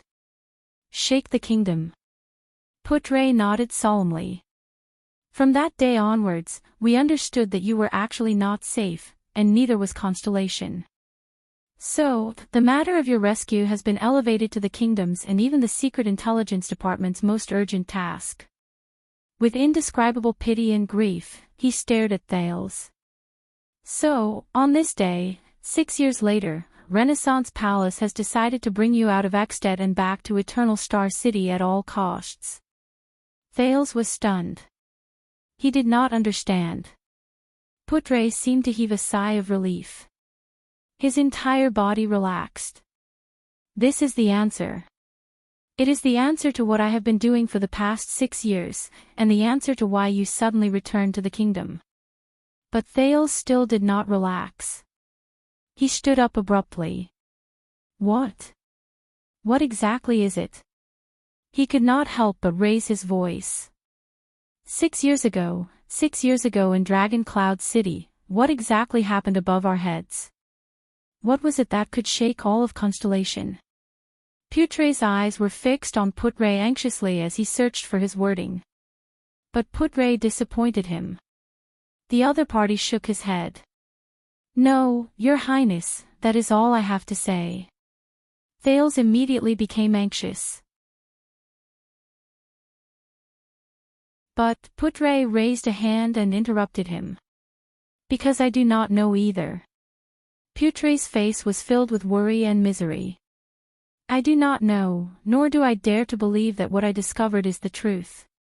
I also do not know that the truth I understand and the truth the Secret Intelligence Department saw, and, he paused for a moment. But Putray still continued to speak. Is it the same as the truth His Majesty, who is sitting on the throne, believes in? How far is it from the truth? His Majesty. A chill that came out of nowhere crept up Thales' spine. Putray suddenly raised his head, as if he had regained his strength. Remember, Your Highness. His voice was tense, and he spoke faster. There was a hint of anguish in his voice that was difficult to hide. Regarding this matter, do not trust anyone, do not be certain of anything, do not be limited to any impressions. Sometimes, even the scene before your eyes may be a lie and an illusion. The more Thales listened, the more puzzled he became. What is he saying? What exactly is going on? Finally, like a suffocating and dying patient who finally breathed in for the first time, Putray calmed down from his trembling body and resumed his long, drawn-out breaths. The pipe in his hand was almost broken into two. But Putray's next sentence caused Thales to lose his composure. Your Highness. You must do this, and you should do this. The truth about the bloody year, about your own life, Putray said in a heavy and sorrowful tone. You can only uncover it yourself, investigate it, and verify it. At that moment, it was as if someone was beating a war drum beside his ear. Thales shuddered. The prince's thoughts spun rapidly. His unusual mind instantly grasped countless pieces of information that matched his words. The bloody year. Thales subconsciously grabbed his chest. The map of Renaissance palace that King Nuvan gave him many years ago was tightly pressed against his lapel. But, was the bloody year not the second prince, Horus? Was it not Black Sword and the others who assassinated me? And my life? But didn't the Queen of the Sky say that my name in the Draconic language? Thales's face was pale. He remembered Saroma's warning before he left. Thales, 18 years ago, constellation's bloody year, is related to the calamities.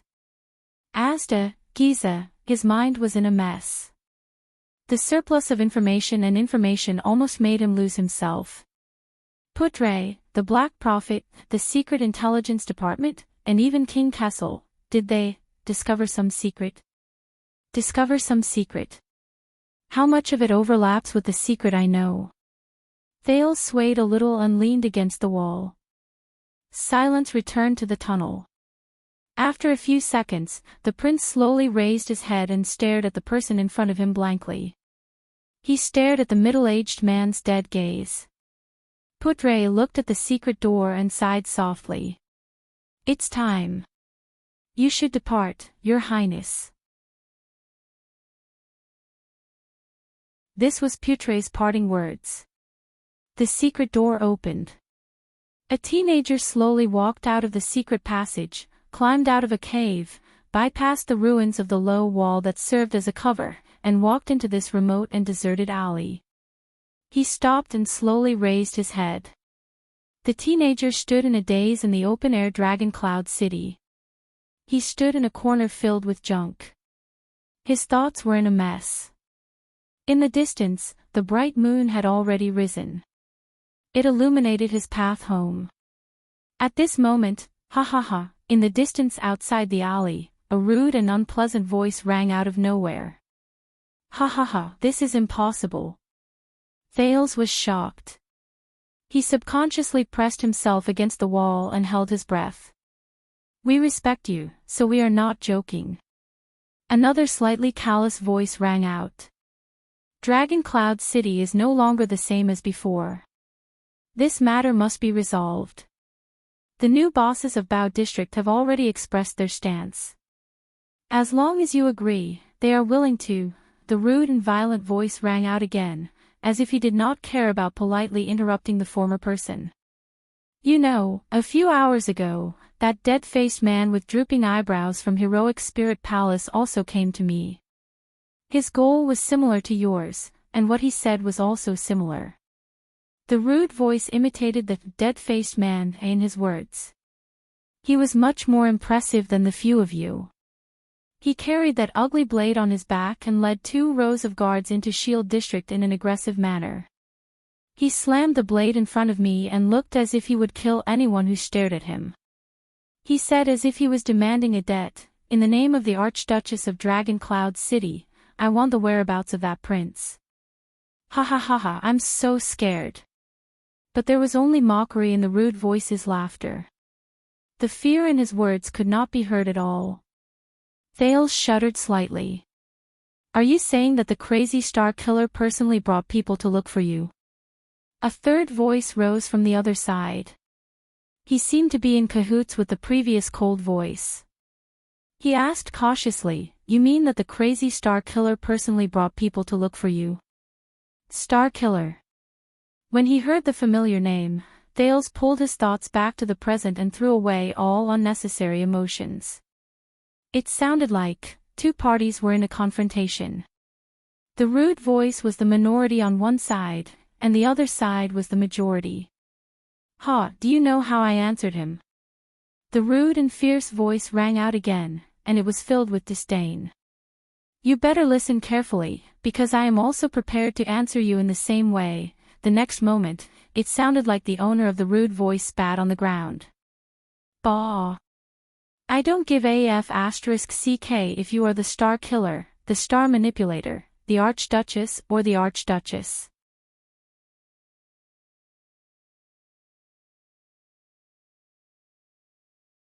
Chapter 341. The silver moon hung high in the sky, barely illuminating the remote and dilapidated alley. A few flickering torches shone through the only narrow crack leading to the outside. Thales snapped out of his daze when he heard the rude cursing outside the alley.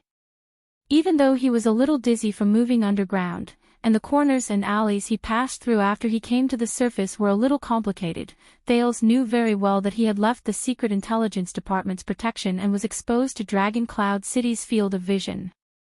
He was in danger. Right now, his only hope to get out of the city was the contact Putre had mentioned. Thales focused his attention. The sin of Hell's river surged at the right time to strengthen his hearing. More than 10 different breathing sounds appeared in his sensory organs from 2 directions. One side had an advantage in numbers, and the other side came alone. You've been in Dragon Cloud City for so many years. This was the cold voice from before. When he spoke in the crowd, Thales could vaguely sense his impatience. You should know how serious this matter is. You also know how serious we are. This isn't a fight because of personal feelings. The rude voice responded with a disdainful sneer. Humph. Thales frowned slightly. Who are they? Where am I? Where is the person I'm supposed to meet? Damn Putre, he said he didn't want to be like the Secret Intelligence Department, but he still left me with a mystery. The confrontation between the 2 sides of the wall seemed to be continuing. The rude voice's reaction obviously made his opponents very unhappy. The third voice rose again, as if he was still trying hard to convince the boorish man. This is for our survival. From sealing the city, to raiding the city, to arresting people everywhere, they have never so crudely interfered with the gangs and underground businesses. Listen, Heroic Spirit Palace is serious this time.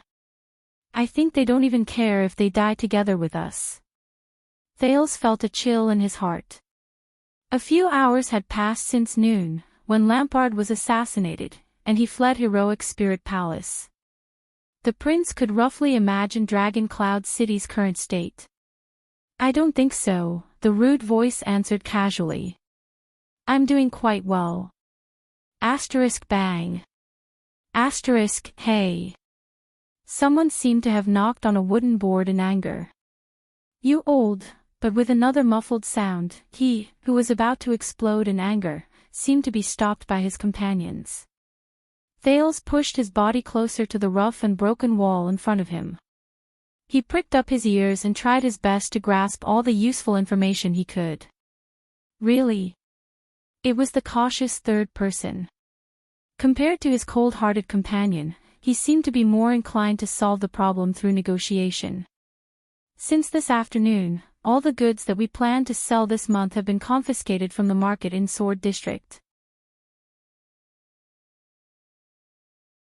The old Black Hand of Camus Union has had his house raided in Dragonwing Square. Even the nobles of Spear District and Axe District have been sent to prison in batches. Even the subordinates of the powerful vassals like Carcagel have been implicated.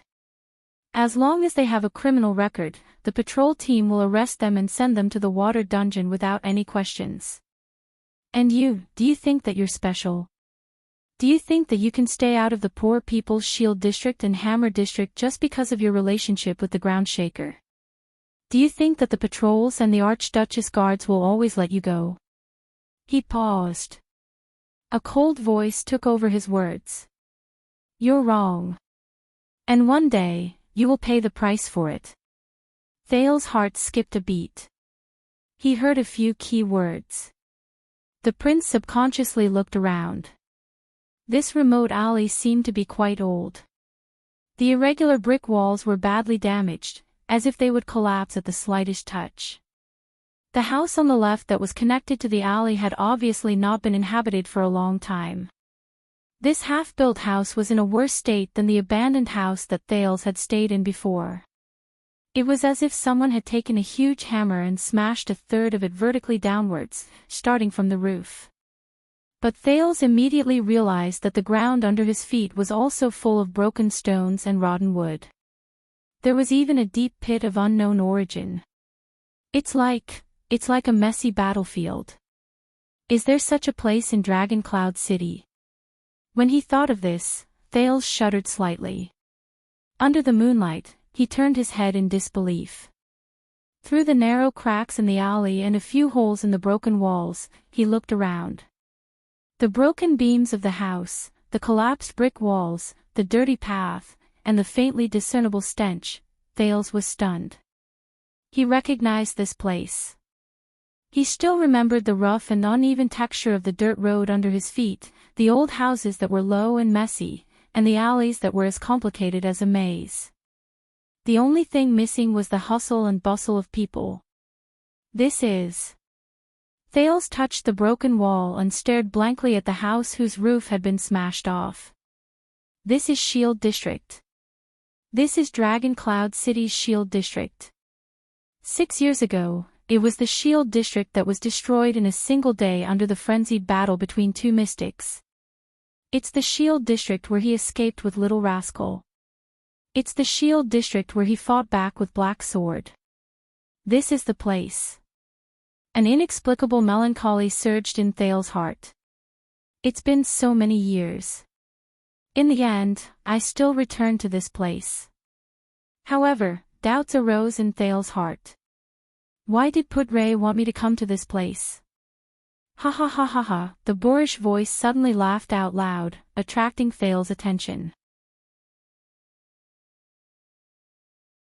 You will pay the price, ha ha ha ha. The laughter was very bold and wild, but Thales could hear the displeasure and anger in it. With his senses strengthened by the sin of Hell's River, Thales could vaguely sense that the breathing of the group of people opposite the rough voice was getting rougher. It seemed like the situation was getting uglier. The laughter gradually stopped. You know. The rough voice stopped for a few seconds before he spoke in a low voice, even deeper than before. 6 years ago, Vlad could no longer survive in Dragon Cloud City, so he played some tricks and turned the bazaar and black market into a mess. Coupled with the disappearance of that Far Easterner, Bao District's business was also empty. So, for a period of time, all the overconfident scums wanted to snatch these few pieces of bones. The rough man paused for a moment, and there was a hint of danger in his voice. And after a few years of fighting, all of you who are still here actually think that you're somebody. Even the way you talk makes you sound like a big boss, Vlad. Is it, the man with 8 braids under Lampard's command 6 years ago? Thales frowned. He subconsciously shrank back a little, completely hiding himself in the darkness behind the wall. Enough. The cold voice spoke again, as if he was the leader of this group of people. We don't know about the grudge between you and Vlad in the past, a cripple. There was still no warmth in his words. We don't want to get involved, but everyone is making a living in Dragon Cloud City, ha. The rough voice suddenly rose, interrupting him. Making a living. Even though this person was alone, he seemed to have a lot of guts. Not only was he not afraid in the face of so many people, his tone was even more arrogant. It's been a few years. With Vlad as an example, the increasingly strict patrols have confiscated your goods more than 10 times, be it by water, land, or underground. The amount of money you've lost is enough to buy Dragon Cloud City, but you're still persistent, as if you can't lose all your money. Hey, are you really just trying to make a living by occupying the bazaar? In the face of the rough voice's questioning, the group of people did not speak, but Thales could feel that their breathing had become faster and more frequent.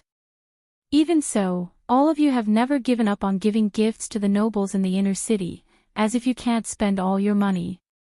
Including the receptionist who was hanged because he was in cahoots with Black Sand Region. I know that you were the ones who gave him all his benefits. The rough voice coughed and spat. He continued to speak disdainfully. Hey, you're not doing it for fame or profit, and you're still acting like you're worried about the country and its people. Tell me, which gang did this just to make a living? The group of people facing him was still silent, but Thales could already hear the sound of some people clenching their fists. Look, I know your background very well. The rough voice snorted and laughed again, but for some reason, it made people feel a chill run down their spines. I know who you're working for. I know whether you're doing it for self-protection, or if you have other motives and backers, hey. Vlad has left, but his stench still lingers in this city, and it has not dissipated. The man's tough and boorish voice left a deep impression on Thales. The more he thought about it, the more he felt that he had met this person before. If I report this to the White Blade Guards, guess what the consequences will be? A silence that was longer than any before lingered between the two parties. White Blade Guards. This is bad. Thales, who was caught in the middle of this confrontation, only felt that the atmosphere was getting worse. He looked around anxiously, but to his disappointment, he realized that there were only two ways to leave the alley. He could either crawl out of the narrow crack in a carefree manner and arrive in front of the two parties, or he could step on the broken stones and broken wood on the ground from the other side and jump over the wall in a flashy manner. Neither of them is a good idea. After a long time, the cold voice in the crowd on the other side slowly sighed. There have been no White Blade Guards for a long time, Gleeward. His tone was soft, but it was malicious. Ever since the calamities descended and the day the great dragon reappeared, the late king has passed away, and times have changed. Both Axtet and Dragon Cloud City are no longer what they used to be. The words that rang in the night startled Thales a little. He had roughly figured out the identities of both parties. Their positions were probably not very high, but they should not be ignored in Dragon Cloud City. They affected many people's lives, and they were closely related to the middle management of the government like the patrol team. Thales felt a sense of familiarity toward this kind of person, which he had not seen in a long time. As expected, in the next second, the boorish man known as Gleeward spoke coldly. So, you found a new master. He spat in disdain. What? Is Chapman Lampard's penis so delicious that you have to queue up to take a sip of it when you pass by while taking a dump? Damn it. One of them seemed to be unable to hold back his temper. He took a step forward, but he was immediately stopped. Silence.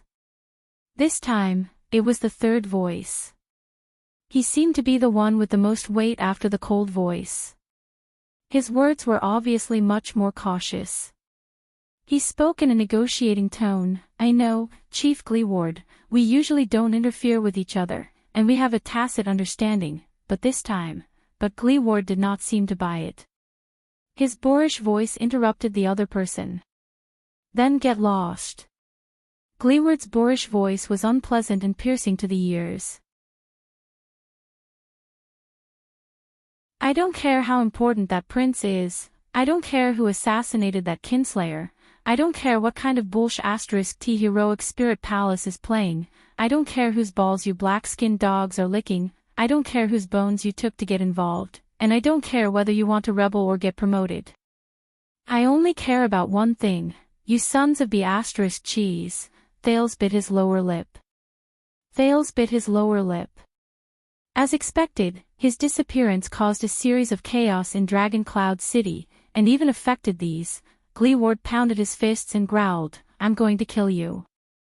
Stay away from my land. His words instantly caused the crowd to burst into an uproar. This old cripple. The sound of a blade stabbing into wood could be heard. We should teach him a lesson. A few people sneered maliciously. If you ask me, one person said in annoyance. But these people's words came to an abrupt halt. They seemed to have been stopped by their leader. Just when Thales breathed a sigh of relief and thought that the conflict had ended, Gleeward, Gleeward, Gleeward, the famous Gleeward. It was the leader with the cold voice. You're Gleeward, the one who is rumored to be able to fight against the 5 war generals. His voice traveled faintly into Thales' ears from beyond the illuminated alley. You lost both your legs in the disaster 6 years ago. Since then, you have never been able to stand again. Lost a pair of legs 6 years ago. 6 years ago. Thales seized the word. Gleeward was silent for a few seconds. Ha, you're talking about my legs. They've been lame since decades ago. The rude man did not show any weakness. His laughter was still relaxed and at ease. 6 years ago, I thought they were an eyesore, so I sawed them off. You have a problem with that. The breeze blew through the narrow gap in the alley, creating a low whistling sound. The cold man continued, not only that, you've also lost an eye. Half of my vision. Eye. Gleeward's voice suddenly rose. I thought it was too much for my head with it in my eye socket, so I took it off. A few muffled sounds were heard. He seemed to have flicked his forehead. The cold man laughed. Also, you only have 3 fingers left on your left hand. You can't do anything whether you clench your fist or hold your weapon. Gleeward retorted nonchalantly, hey, have you never picked your nose before? Don't you think it's more convenient this way? When he heard these words, Thales frowned deeply. That lonely figure outside the wall, what kind of man is he? The cold man ignored Gleeward and continued, that's not all. In that disaster, your people suffered heavy casualties. Count them. How many of your brothers did you personally bury in Shield District 6 years ago? This time, Gleeward was silent for a long time. A long time. It was as if he had fallen silent. Another gust of wind blew past. The firelight outside the alley trembled slightly.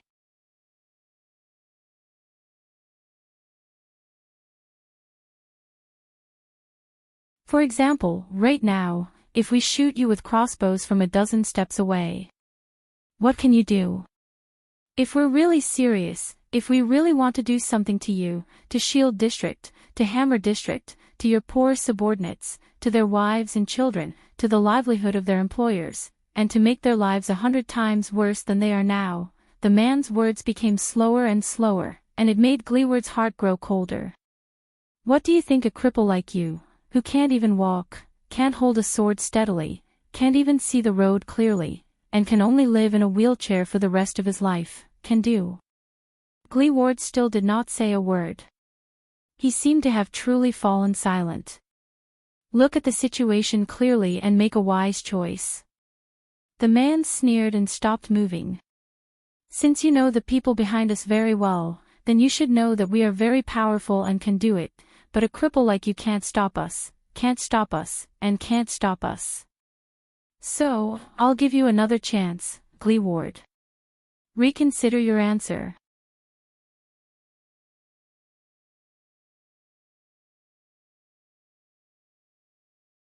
Chapter 342. In the next second, a frightening loud noise came from outside the alley. Bang. Thales was shocked. It sounded like someone's body had crashed into the wall. From the other side of the wall came a jumble of shouts and shouts.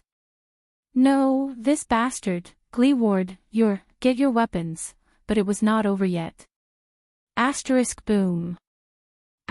Another muffled sound. To Thales, it sounded like a head-on collision between 2 fists. The clear sound of bones cracking was accompanied by cries of pain.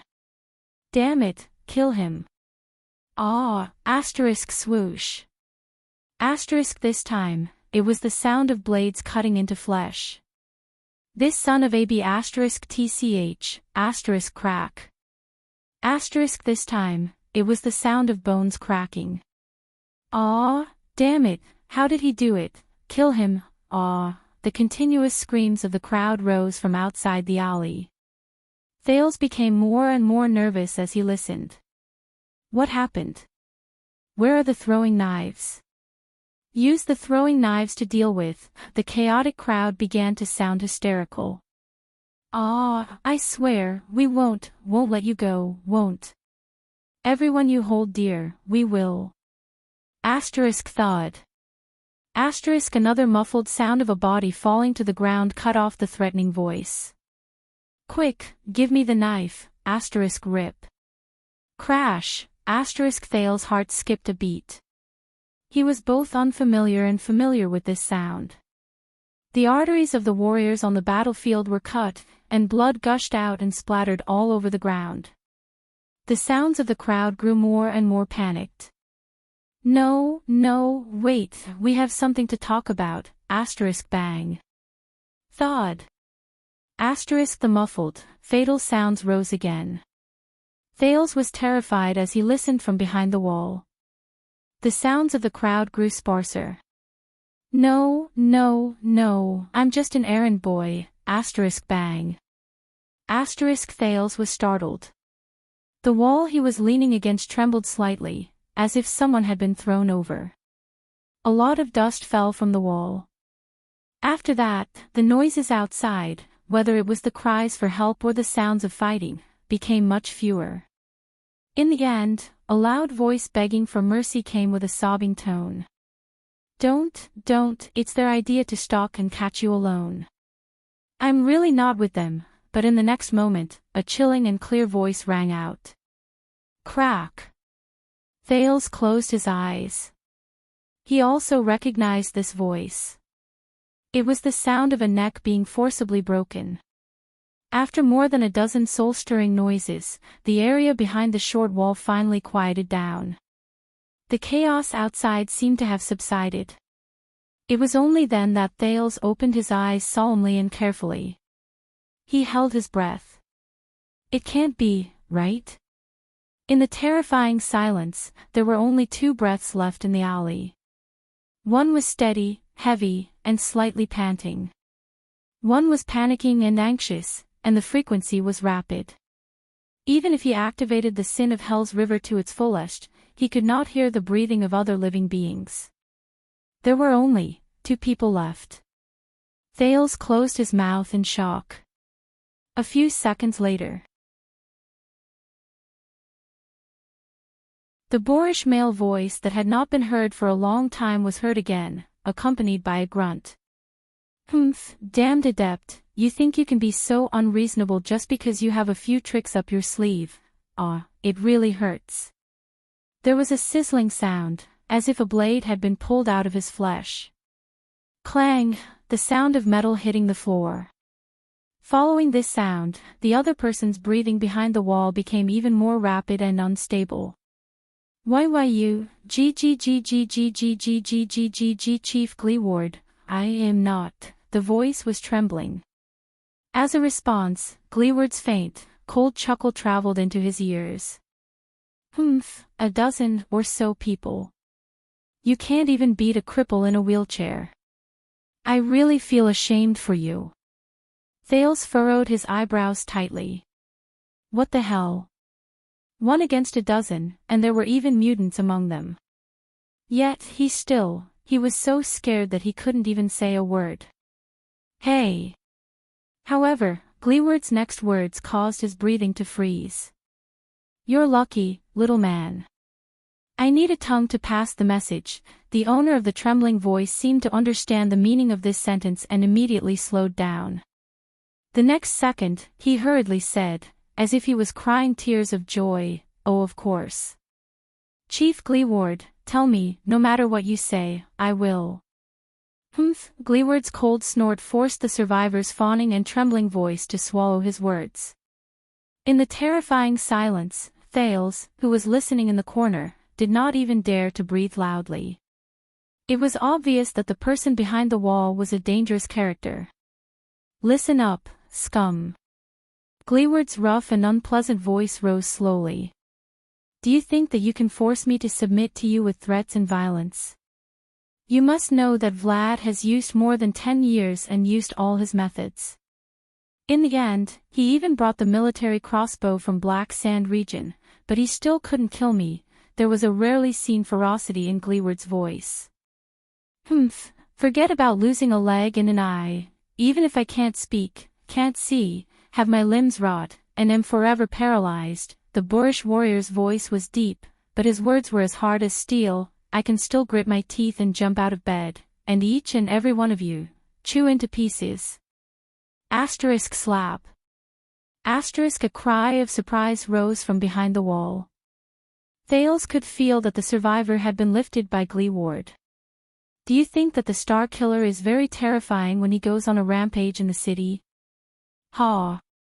The boorish man's voice became more and more terrifying. When you piss Gleeward off, you will know, that dead face who only knows how to behead people will be so gentle and gentle. Thales heard the sound of teeth chattering in that person's terrified breathing. Send the message back, Gleeward said coldly. I may not be able to protect my territory, my brother. But I am very good at holding grudges. From today onwards, anything that happens in my territory, and I mean anything, such as the little girl living opposite me losing her doll, or my neighbor's dog losing a bone in its bowl, I'll put it on your heads. Asterisk thud, thud, thud. Asterisk it sounded like an index finger tapping his forehead. That shuddering breath was already trembling out of shape. You better pray that Shield District and Hammer District are safe and prosperous, or else, in return, I will tear each and every one of you apart, no matter where they hide, no matter how high their status is. Just like what you've seen. Asterisk thud. Asterisk the sound of a human body falling to the ground was heard.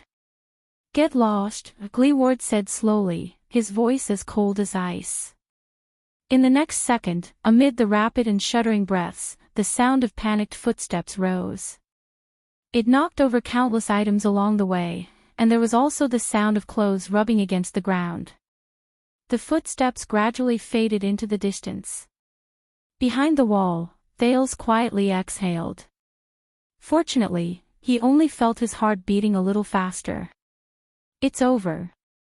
Now, I just need to wait for the wheelchair to leave. Hey! That boorish male voice rose again. There was a hint of laziness in it. You, eavesdropper. Gleeward's deep voice traveled clearly into Thales' ears. How much longer are you going to hide? Thales felt a slight chill in his heart. What? He touched his stiff neck and raised his head with a dazed expression.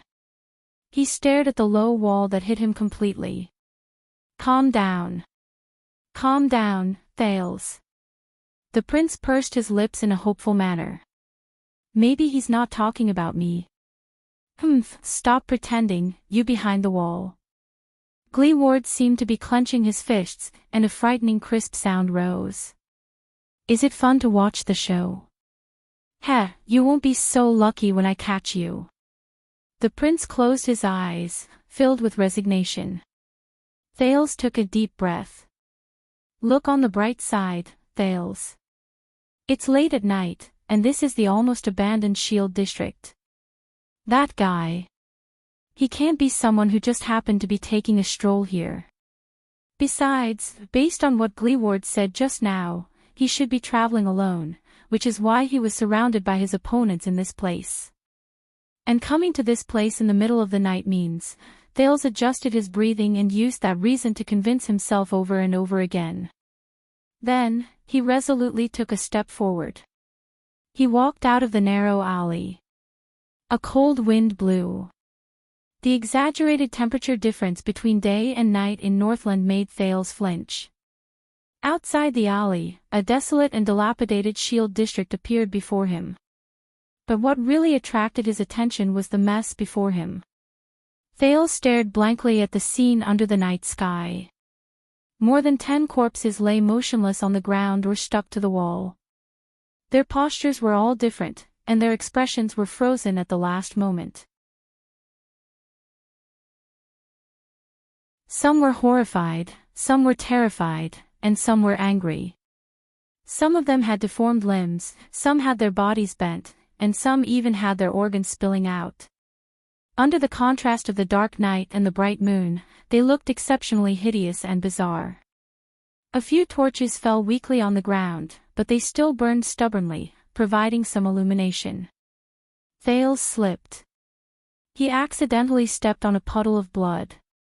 It was like a slaughterhouse in the wild.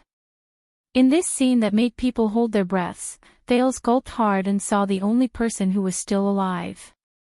A strong man sat on the ground, quietly bandaging the wound on his shoulder. Through the weak firelight and moonlight, Thales immediately saw the man's most distinctive feature: he did not have legs. In any case, Ralph's legs still reached his knees. However, the boorish and muscular man in front of him did not have any pants below his thighs. His pants were tied into 2 knots, showing off his misfortune in the past. Thales frowned slightly. The man named Gleeward snorted coldly.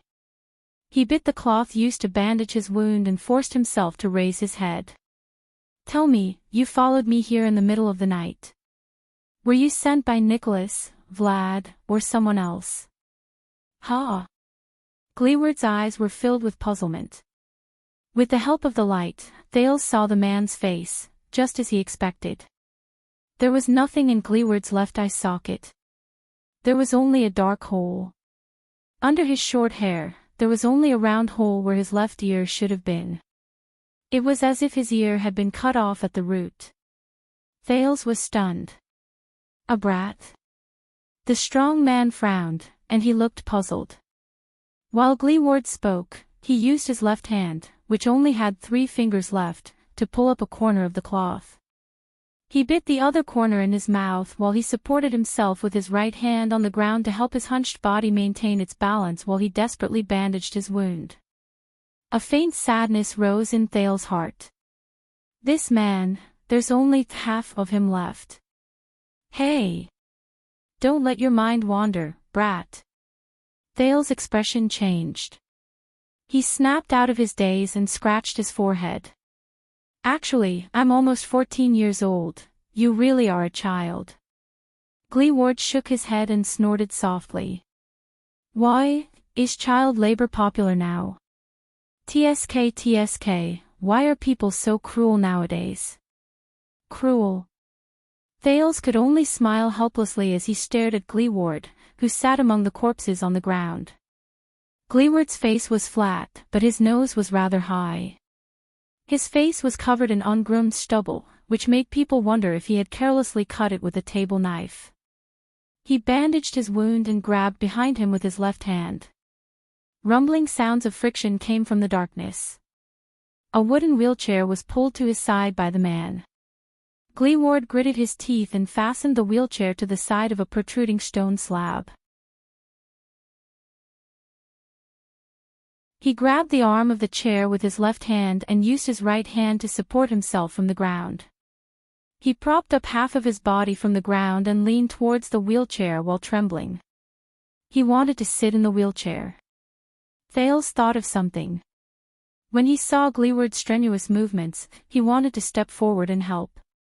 But in the next moment, Gleeward retaliated with his actions.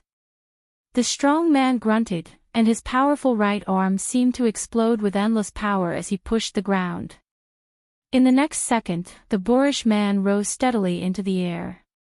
Thales, who had just taken a step forward, stopped abruptly. As the wheelchair shuddered, Gleeward landed accurately on it.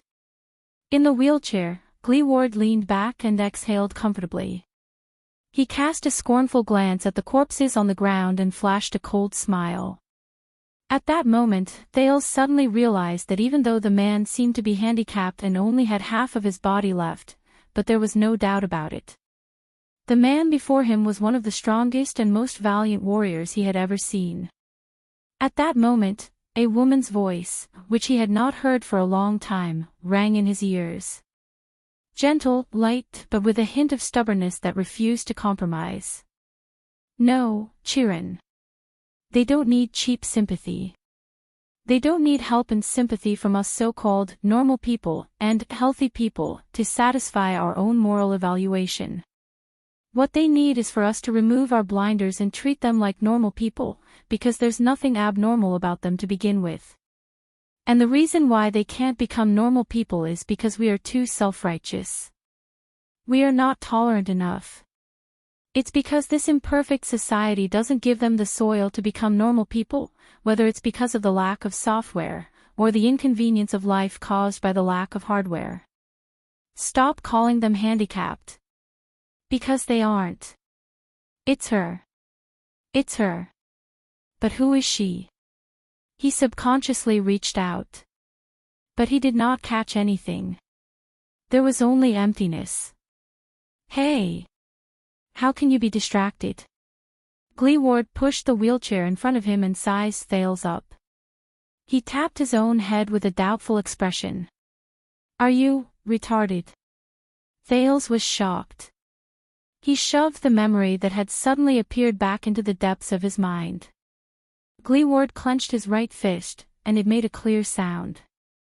The sound made Thales nervous. He tried his best not to look at the corpses around him. He forced a smile. Focus.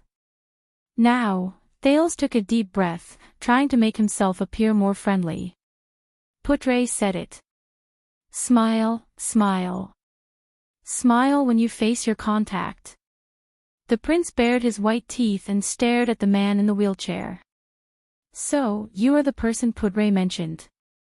Gleeward frowned and answered loudly, Who? His unpleasant, loud voice startled Thales.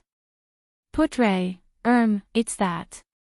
Thales tried his best to maintain his smile. He forced himself to speak the lingua franca that was close to a Northlandic accent. A strange middle-aged man smoking a pipe. Gleeward blinked what was left of his eyes and scratched his chin under the moonlight. He impatiently opened his mouth and asked loudly but vaguely, What did you say? Thales' heart trembled. No way. Or there's someone. His name might not be Putre. Maybe he's using an alias, and he might not even be smoking. He probably doesn't have time to smoke these few days. Thales gesticulated and tried his best to form his own words while he criticized Putre's unreliability in his heart. He asked you to bring someone, at this time, bring someone. Thales waved his arms and shook his head gently. He looked at Gleeward with anticipation, who did not seem to be in the zone yet. Give him, at this time. Bring someone. The boorish man narrowed his single eye. His eyeballs moved about as he pondered. He asked tentatively, You mean, bring him out of the city? Thales' eyes lit up and he snapped his fingers. Yes. That's it. Gleeward fell silent. The man in the wheelchair stared at him silently for a few seconds. It made Thales feel slightly creeped out. Until, Gleeward's expression changed. He slapped his head. The man looked as if he had just come to a realization. He pointed at Thales with his right hand. So it's you. God bless me. Thales exhaled. He felt as if a stone had been lifted from his heart. Yes. Thales slapped his thigh. He felt that the negotiation just now was very difficult. He smiled laboriously. It's me. Nice to meet you. How should I address you? Gleeward narrowed his eyes and continued to size him up. He let out a guttural sound. The creepy feeling in Thales' heart rose again. Gleeward. A second later, the boorish man laughed and showed his yellow teeth. He extended his right hand to Thales. Drew Gleeward. Thales breathed a sigh of relief again. Fortunately, this contact seemed to be rather easy to talk to. With lingering fear in his heart, he extended his right hand and held Gleeward's palm. Then, at that moment, bang. Before Thales could react, he felt a weight on his right hand. He felt pain in his neck, and his vision swayed. A great force erupted from Gleeward's right palm. Thales lost his balance and fell in Gleeward's direction. Gotcha! Gleeward's delighted laughter traveled into his ears. You want to leave the city in secret. Hey, you're that little prince of Constellation who was kidnapped, aren't you? Gleeward's boorish laughter grew louder and louder, so loud that Thales' ears hurt. What happened?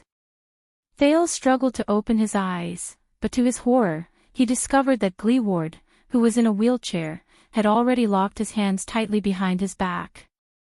The latter's left arm wrapped around the prince's neck. The iron-like muscles on his arm were like a cage that bound the prince to Gleeward's embrace. Whether it's the underground or the officials, all of Dragon Cloud City is going crazy because of you. I've always been annoyed by these things, and I didn't even want to bother with them, but you actually came to me. Ha ha ha ha. No, no. The sin of Hell's River instantly surged. Thales gritted his teeth and tried to break free, but he realized that his struggle was futile. Gleeward only relied on his powerful right hand and his abdominal muscles to lock Thales' arms tightly behind his back. It was useless. From the moment he was held in Gleeward's arms, he had already lost his best position to exert force. Under Gleeward's restraint, he could not even touch JC's dagger. Guess what price Heroic Spirit Palace is willing to offer me? Gleeward's laughter was rather ferocious and smug. Damn it, that dead face smashed so many things in my territory in the afternoon. This time, I'll make him pay for it. Gleeward's left arm suddenly exerted force. Thales only felt his head tilt back, and the bright moon and starry sky appeared before his eyes. Of course, it might not necessarily be Heroic Spirit Palace. At this point in time, many people want you. Gleeward's grip became stronger, and the laughter that traveled from behind his ears was filled with excitement. Let me think, should it be 1,000 gold coins or 2,000 gold coins? TSK, isn't that a little too much? Thales' face gradually turned red. He only felt that his neck was becoming more and more uncomfortable. Gleeward's left arm was hooked around his neck, and he pressed down on Thales' windpipe without allowing him to resist. The force was so great that the prince even felt that his back was about to be pressed into Gleeward's chest. This guy. Why is he so strong? The prince, who had difficulty breathing, raised his right leg with all his might and stomped down with all his might. But the pain under his foot told him that he could only barely step on the floor and kick the hardwood of the wheelchair. It was only then that Thales sadly remembered that Gleeward did not have legs.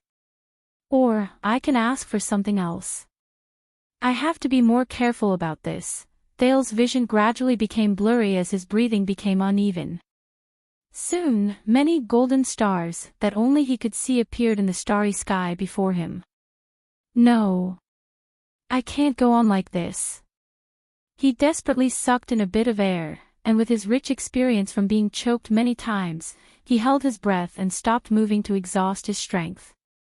Thales' face turned red. He forced out a few sounds from his windpipe, and his breath was weak. You are not the contact, Gleeward. What greeted him was Gleeward's wanton laughter. Ha ha ha, I see. You can even make a mistake about the contact. Looks like you guys aren't very diligent in your information gathering. Under the double torture of lack of oxygen and pain, Thales desperately maintained his last bit of calmness. He no longer had the time to complain about Putre. Wait, Thales' face contorted, and he squeezed out a few words in pain. Double. If you want money, I'll give you double. Gleeward was slightly stunned, then he snorted coldly. Shut up. The boorish man did not seem to be moved at all. He gritted his teeth and said coldly, Don't treat me like a fool, but his voice gradually became weaker. In the next moment, Thales felt the pressure on his neck loosen slightly. A breath of air that he had not breathed in for a long time, mixed with pain and friction, was sucked into his lungs. The sound of teeth grinding traveled into his ears, along with Gleeward's voice, which was as unpleasant to the ears as before, but he was slightly tempted. Hey, brat, the boorish man slowly gulped and said softly, I'm not going to let you off.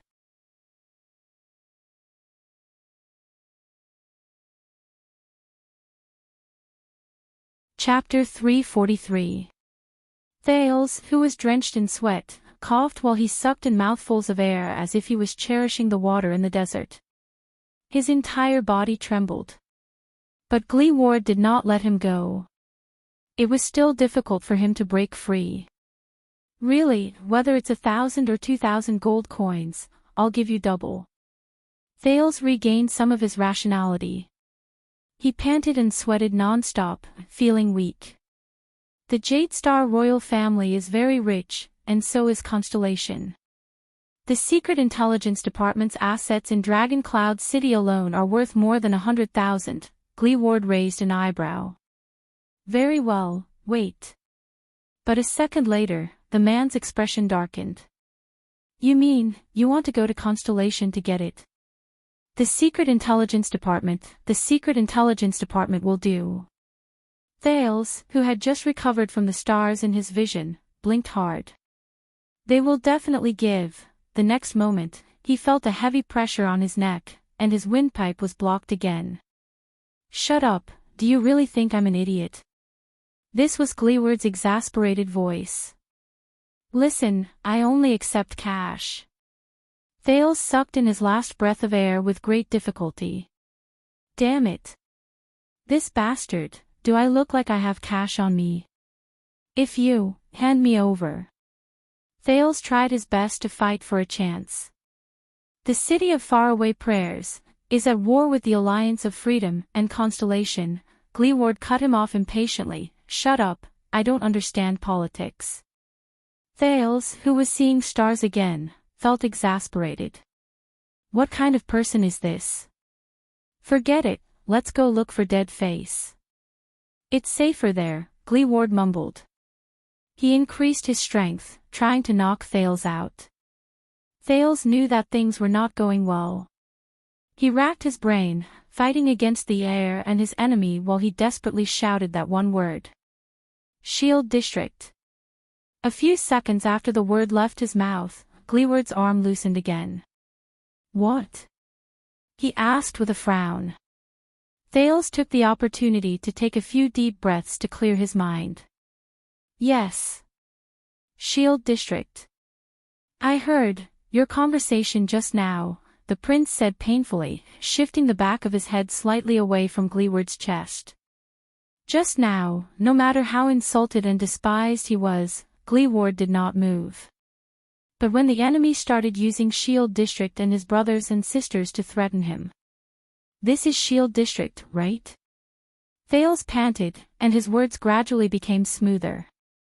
And you are probably the person in charge of this place. Look around you, it's already dilapidated. 1 or 2,000 gold coins is not enough to rebuild it. You need more, not just money. Gleeward remained silent for a long time. But in the end, he still coldly snorted and shook his head. Shut up, I am very content, I have no interest in causing trouble. When he saw that Gleeward was about to strangle him again, Thales quickly spoke. And, I heard it.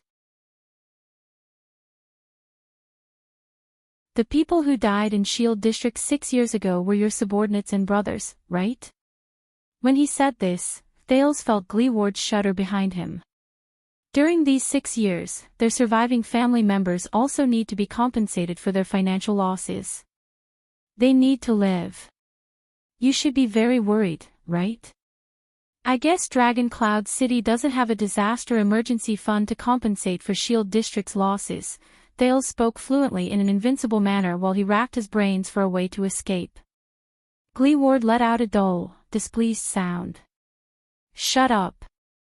This time, there was a hint of displeasure in the veteran's words. But then he was stunned. Disaster. Gold, what's that? Can it compensate for Shield District's losses? Thales thought of something. He felt that he had found a way out. That's not important. What's important is... The prince inhaled again, gritted his teeth, and said, as the boss, you bear a lot of responsibilities. You can't watch Shield District, watch your brothers, and your territory fall into poverty and threats. Gleeward's breathing slowly quickened. Shut up. Gleeward's voice became exceptionally cold. Don't point fingers at other people's homes. But Thales did not notice his tone. He had been tortured enough by what happened that night.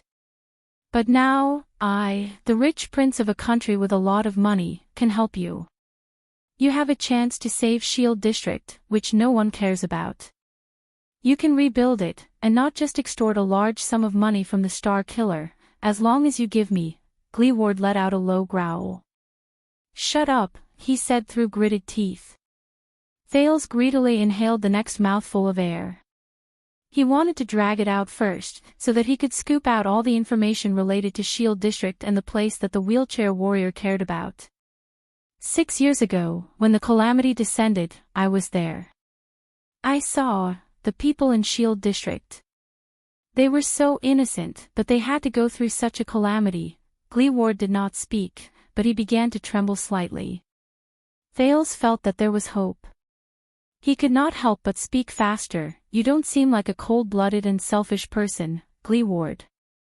The chance is right before your eyes. You can't give up on Shield District just because you find it troublesome. You can't just stand by and watch them suffer, so that the dead cannot rest in peace. Rest in peace. When he heard this, Gleeward's body swayed violently. Shut up. His voice began to tremble, and there was a warmth in it that was difficult to ignore. Brat. Thales only felt that Gleeward's arm was becoming looser. I should be getting closer and closer to Gleeward's pain point. When he thought of this, he could not help but feel refreshed. After the calamity, the people of Shield District suffered greatly. They relied on you. They can't continue living like this. You have the responsibility to do everything in your power to protect them, help them, and save them. Gleeward's breathing became more rapid. Thales suddenly raised his voice. Gleeward. You can't run away.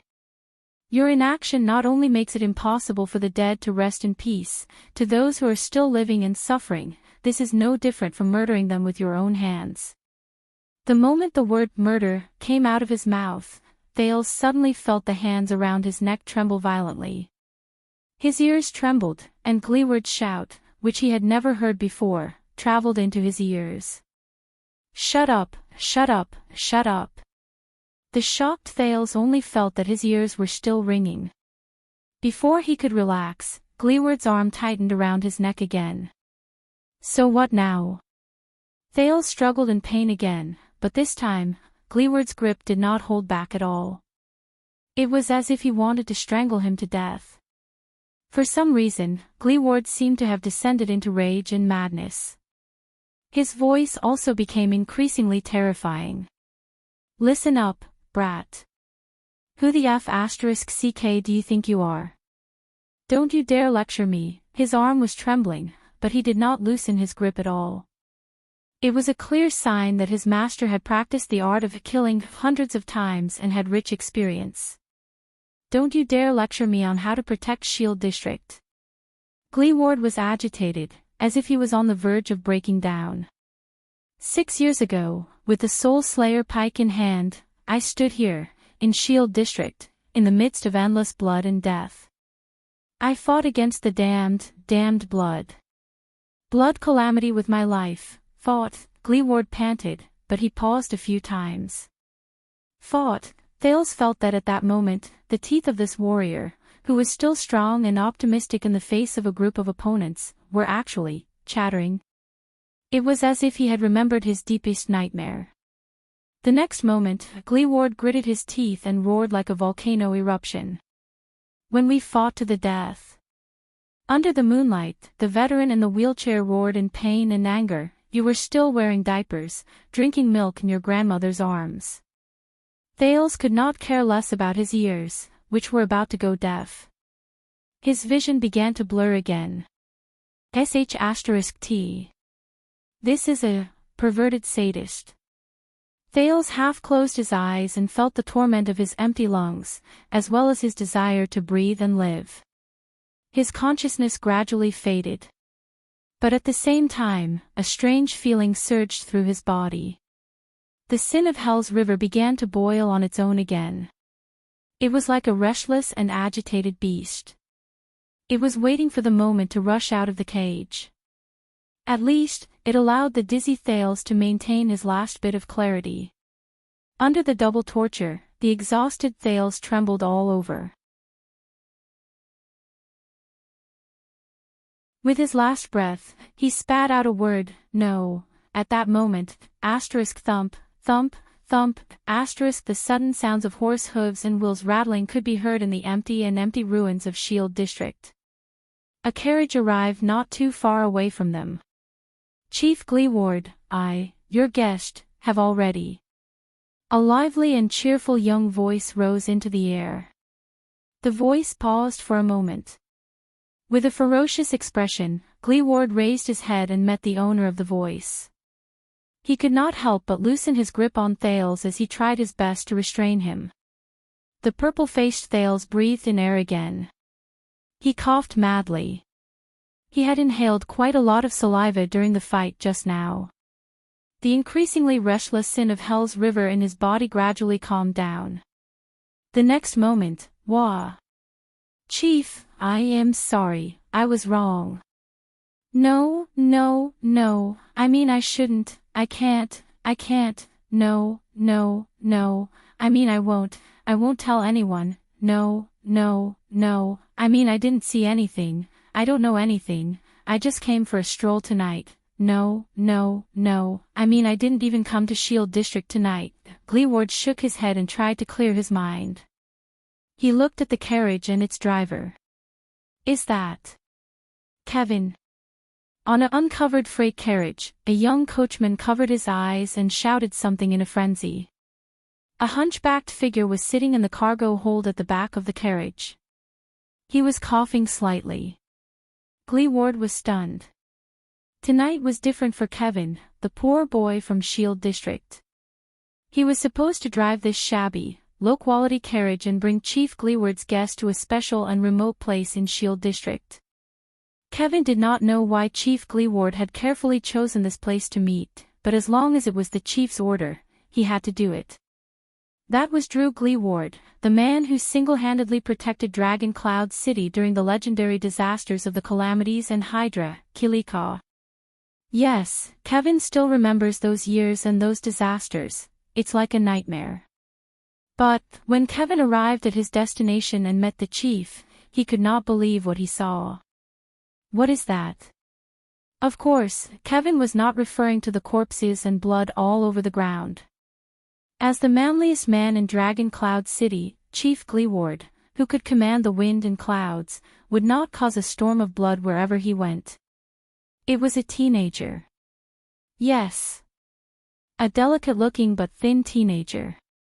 Under the moonlight, the delicate-looking teenager sat in the chief's arms.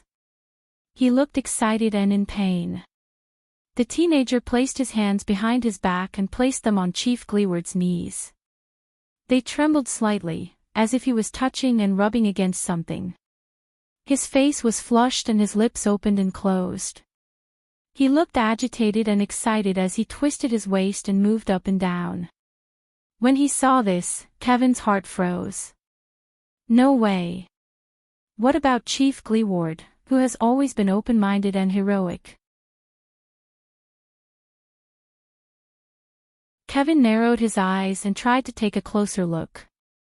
At that moment, the dignified chief of Shield District in his heart, the hero of the people, Gleeward, was sitting in a wheelchair, Gleeward's rough and powerful left hand, which was missing 2 fingers, was intimately hugging the teenager's upper body from behind, pressing him tightly into his embrace. Gleeward's right hand was stretched towards the teenager's lower body, where Kevin could not see. It was also trembling slightly as the teenager moved. What? Kevin widened his eyes. His jaw almost dropped. That was not all. Chief Gleeward, who usually did heavy work with ease, was panting violently at that moment. His iron-like body rose and fell in sync with the teenager's suspicious rhythm. He moved to the left and right, up and down, and moved back and forth in a timely manner. The chief's face was contorted, and he was agitated. He even stuck close to the teenager's ear and gritted his teeth as he shouted some words whose meaning was unclear. It was as if he was venting something. Venting. Kevin's heart skipped a beat. This. Kevin's face turned paler and paler as he watched the 2 people moving excitedly on the wheelchair. He watched the teenager and the chief's bodies pressed against each other as they forgot themselves in pain and happiness. The old man in Shield District had told him that for a long time, there had been all sorts of girls and women living in Shield District. No matter how good, how beautiful, how good they were at managing their families and having children, the prestigious Chief Gleeward had never taken a fancy to any of them. The old man sighed and said to Kevin, "There's a reason." A reason? Kevin, who had goosebumps in his heart, felt that he had just found the reason why the chief was single. The young, poor boy did not dare continue thinking about it. With complicated emotions, he instinctively wanted to raise his whip and steer the carriage away. But at that moment, the ferocious-looking Gleeward raised his head. He met Kevin's gaze under the moonlight. Kevin was instantly stunned. "It's over. I found out the chief's secret. I will be killed, right?" Kevin's pained screams not only pierced through the air, but also made Gleeward wake up slightly. Thales gasped laboriously. He had already given up on negotiating with Gleeward. He was probably a lunatic. There was no way to talk to him. Boss, since I've never been to Shield District, that means." Poor Kevin buried his face in his hands desperately and shouted desperately, "No, Chief Gleeward, I swear I didn't see anything." Gleeward frowned. He first cast a glance at the prince who was held hostage in his arms before he turned to the carriage impatiently. "Kevin." The chief of Shield District roared furiously, "Shut up." Under Gleeward's might, Kevin's voice came to an abrupt halt, as if he had been choked in an instant. "How many years has it been?" Another voice traveled slowly from the carriage. It was filled with endless emotions. "Old friend." Gleeward shuddered slightly. This voice, Thales was stunned as well. Isn't that?" In the dark, a wooden walking stick was extended out of the carriage shakily, followed by two frail and old legs. "I'm sorry, I came a little later than the appointed time." The person who came over with a hunched back got down from the carriage. When he saw the mess around him, he subconsciously frowned and covered his nose. "Oh, looks like you're still doing your old job." Gleeward stared at the person with a dumbfounded expression. He did not even notice that Thales was no longer struggling in his arms. "What the F***ck?" Gleeward opened his mouth wide and stared blankly at the visitor on the carriage. His expression was as if he had seen the dog next door laying eggs. "Damn it, I was wondering which immoral bastard sent the invitation. I didn't expect it to be you." The person chuckled softly. "Are you surprised?" "Tsk, you're not dead yet." Gleeward snorted softly. His emotions were complicated. The old crow. When he heard the familiar nickname, Thales struggled to turn his head and saw the person who came over. It was an old man with deep wrinkles and an ancient face. He was a scholar from Dragon Kiss Academy who had no proof of his qualifications. He was Gilbert and Putre's teacher, and also Thales and Saroma's teacher. The old crow, Merrill Hicks. At that moment, he was standing under the moonlight and nodding at Thales with a smile. "It's him."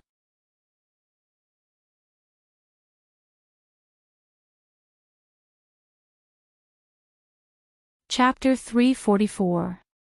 "Ha, of course I'm not dead." Hicks propped himself up with his walking stick and walked towards them laboriously. He chuckled. "Did you forget that we had our fortune told in the tent? I will live a long life." Gleeward made a disgusted expression that said, "Who would believe you? As for you, Drew." Hicks maintained his usual smile and cast a glance at the stunned Thales. Then, he looked at Gleeward again, who was in the wheelchair. His gaze lingered on Gleeward's missing legs for a moment. "I can see that you've lost quite a bit. Little hedgehog, I really miss the days when we ate sand together in the desert." The effect of this sentence was quite impressive. Thales, who was held hostage, and Guy, who drove the carriage, were both stunned. Little hedgehog. What little hedgehog? Whose little hedgehog? Gleeward twisted his body in the wheelchair and coughed unnaturally. Cough, cough, all right, but Hicks continued to speak in a seemingly sentimental manner. I still remember that you were forced to be with those barren bone women in the tent. At that moment, Gleeward's face turned the color of a pig's liver. Only the darkness of the night could conceal it. When the other two people shifted their admiring and skeptical gazes to him, Gleeward interrupted Hicks' cheerful chatter in exasperation. Shut up, shut up, shut up. Old man. Hicks shrugged. Gleeward stared at him with an unpleasant expression. He panted as he pondered about something. Guy, thank you for sending him over. Now, you should go further away.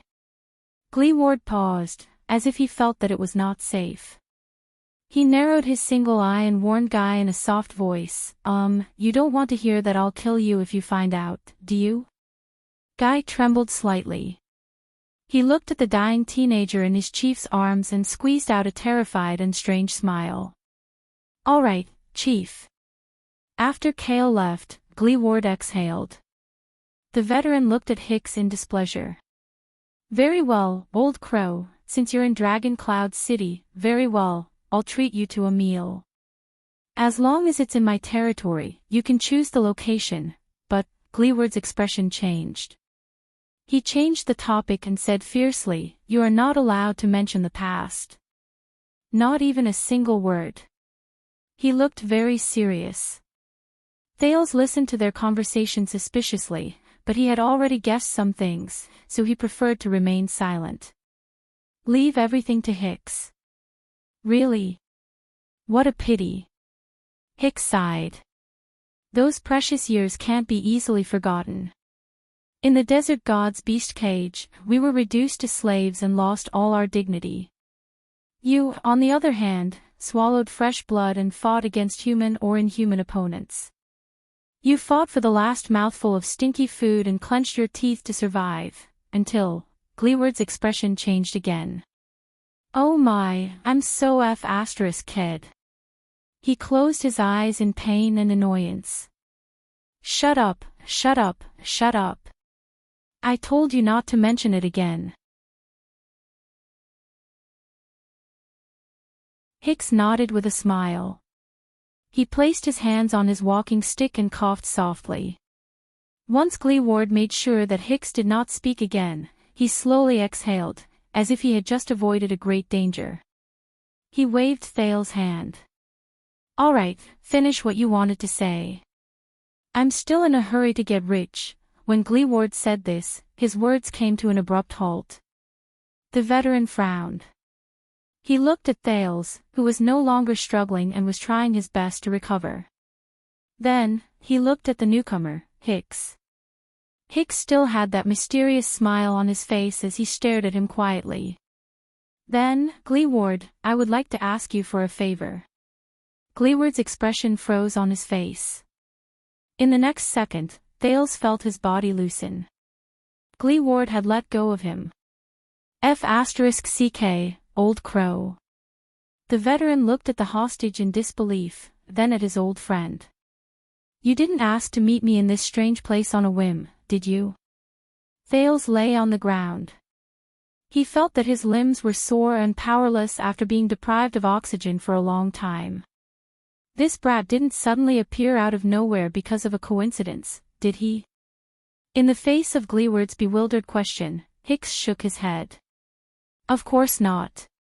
He walked forward slowly, leaning on his walking stick. That's right. I want to ask you to help him. Hicks' expression slowly became serious. Please send Prince Thales out of Dragon Cloud City in secret and safely to the designated place, despite the many layers of security. Gleeward. The three of them sank into silence. Thales propped his arms up from the ground and stood up with great effort. He flashed a smile that was rarely seen that night. As expected. The contact Putre had spoken of, it's Hicks. Him, no, their mutual, well-respected teacher. It's you, teacher. Following Putre's instructions, he flashed a friendly and grateful smile at Hicks. I'm sorry that I didn't say goodbye to you before. Hicks returned the smile and winked playfully. The eyeballs behind his monocle flickered back and forth. It's not too late now. Thales could not help but laugh and shake his head. So, the way Putre mentioned to get someone to help the Prince of Constellation leave the city in secret is, no way. Gleeward's rude voice rose again.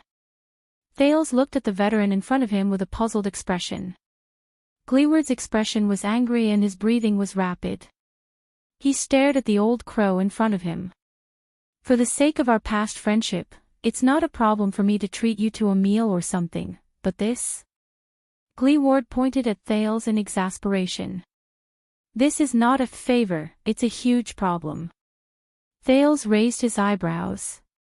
If I send this prince out of the city, once I'm discovered, but they won't be able to discover it, right? Hicks interrupted him with a smile. Just like before, we are very good at running away, whether it's the cages or the Barren Bone people's tents. Thales thought of something. Barren Bone people. And the desert god. Gleeward looked as if he was choking. He opened his mouth and twitched for a few seconds before he finally waved his hand. Don't talk about the past. Also, this is not a matter of whether they discover it or not. The veteran turned to Hicks with a displeased expression.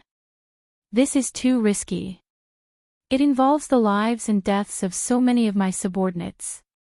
Do you know how the Star Killer will fix Shield District if he finds out? Forget about him, that Lee Span and those rotten people in the disciplinary hall are full of evil tricks. With every sentence Gleeward said, the old Hicks nodded slightly.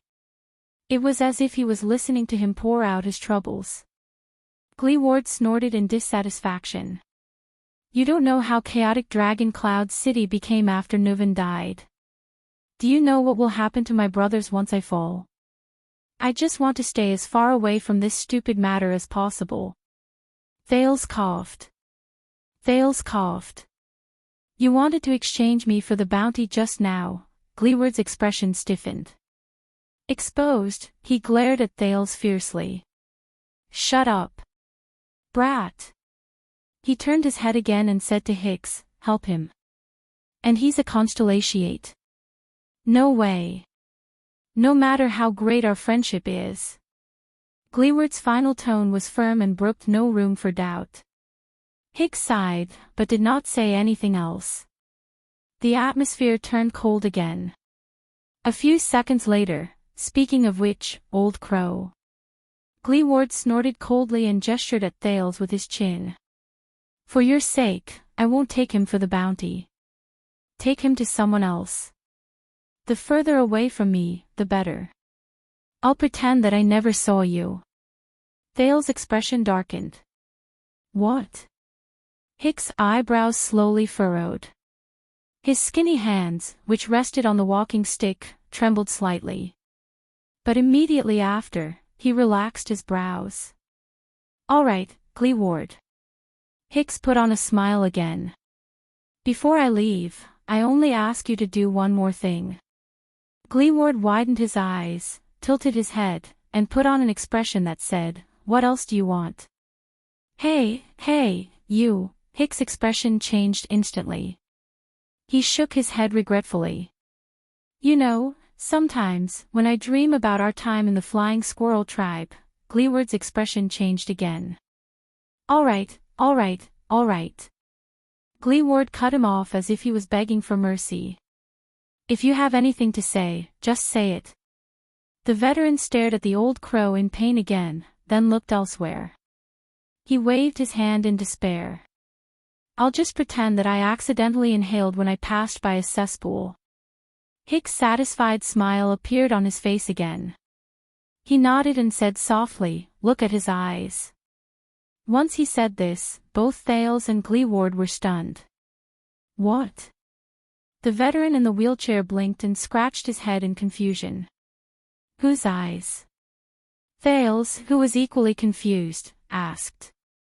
Hicks took a deep breath. He took a step forward, and the smile on his face slowly disappeared. It was replaced by a rare coldness and sternness. Drew Gleeward, on account of the countless times I treated and saved you in the desert god's cage when you were on the brink of death, Hicks said, enunciating each word clearly, look carefully at this child's eyes. When he heard this, the first person to be stunned was Thales. My eyes? Wait. Wait. More than one person in this world has told me about his eyes, all right. Perhaps Hicks' rare stern expression had an effect, but after a few seconds of puzzled gazes, Gleeward gave in. He pushed his wheelchair and approached Thales with a reluctant expression. Slap. Thales, who was still in deep thought, felt a pain in his arm. Gleeward pulled him towards him. He raised his head and saw Gleeward's ferocious single eye. It reminded him of the one-eyed dragon Duke Coaster Nanchester in Constellation. In the Hall of Stars, he was far more aggressive than the veteran in front of him. Gleeward still looked displeased, but under Hicks' stern gaze, he still approached Thales. He narrowed his single eye and scrutinized the prince's eyes under the dim moonlight. Thales felt rather uncomfortable under Gleeward's stare. He coughed softly and tried his best not to blink. The prince took a deep breath. He did not know what Hicks was up to, but he still chose to believe in his teacher. It was just like what Gilbert had told him. 1 second. 2 seconds. 3 seconds. At that moment, Thales saw something, a little surprised. Gleeward's expression changed. The displeasure and disdain on his face had already disappeared without a trace. What was left was only shock and astonishment. This made Thales think of something. The veteran turned his head abruptly. Light, but before he finished speaking, as if he knew what he wanted, Hicks picked up a burning torch from the ground and tossed it to Gleeward from afar. Gleeward frowned and glanced at the indifferent Hicks. He waved the torch to make it burn brighter. Then, he moved closer to Thales. The heat and glare of the flame made Thales involuntarily shrink back, but Gleeward held him firmly. Don't move, child. With the light from the torch, Gleeward scrutinized the corner of Thales' eyes again. This time, his expression became more solemn, and he also became more incredulous. Don't blink either. Thales could clearly see that as he observed Gleeward's face, Gleeward's expression changed subtly. His expression changed from surprise to hesitation, from hesitation to stupefaction, from stupefaction to excitement, and from excitement to dejection. Gleeward's eyebrows trembled. His single eye was filled with complicated emotions, conflict and pain, gratitude and relief, remorse and regret, sadness and indecisiveness. Thales was secretly shocked as he watched. How, a long time seemed to have passed. Finally, Gleeward slowly moved the torch away and lowered his head deeply. Impossible. In the darkness where no one could see, Gleeward propped himself up on his wheelchair, bent over, and spoke in a muffled voice. His voice seemed to be separated by a layer of fog, and it was a little indistinct. Hicks sighed softly while leaning on his walking stick. Do you understand now? Thales turned to the old crow in surprise and bewilderment, but he could only see the sorrow and desolation on his face. The prince instinctively said, "What's going on?" "My eyes, no." The veteran in the wheelchair interrupted him. "No." Gleeward's head was still lowered, but his voice began to tremble. He stuttered, and it was even more intense than when he was roaring just now. "No, no, no." He held the torch in his right hand and the arm of the wheelchair in his left. His shoulders rose and fell. Hicks shook his head. "You saw it." Gleeward raised his head swiftly. Thales stared at his face in surprise. The veteran's eyes were wide open, and he shook his head in disbelief, like a detective who had just discovered a cruel truth. The prince touched his eyelids. He looked at Hicks, then at Gleeward. A strange sense of panic spread in his heart. They know something. Only me. Only I don't know. No. Gleeward trembled and blinked his single eye. He panted violently while he gritted his teeth and said, "This is just a coincidence. There may not be many people like this, but there definitely are. You only need paint, Thales." Thales shuddered and turned to Hicks. "Teacher Hicks." The old crow, who interrupted the veteran, snorted softly. "My friend may be highly skilled, but he doesn't care much about the high-level politics of the neighboring countries." His words were flat, and there was no inflection in them. It was a stark contrast to Hicks' usual lively and interesting demeanor when he taught.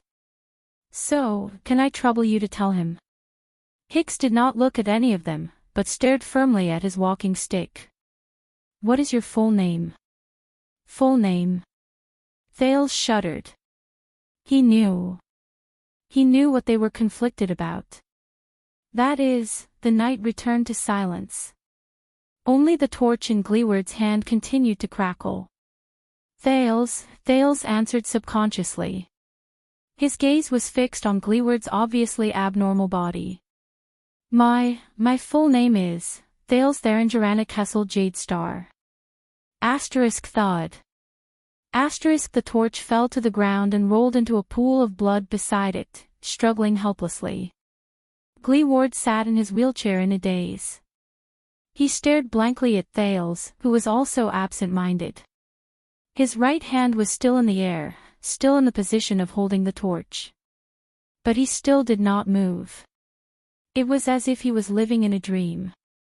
Gleeward spoke softly. "This is impossible." The voice that was once rough, hot-tempered, and extremely unpleasant to the ears sounded as if it came from a distant mountain at that moment. It was gentle and calm. It was as if he was afraid of disturbing someone's sweet dreams. Hicks slowly flashed a tired but sincere smile. "That's right, Drew." The old crow raised his head slowly. The meaning in his eyes was complicated and profound. "This is Lady Theron's son. He is her bloodline. Sizzle. Star.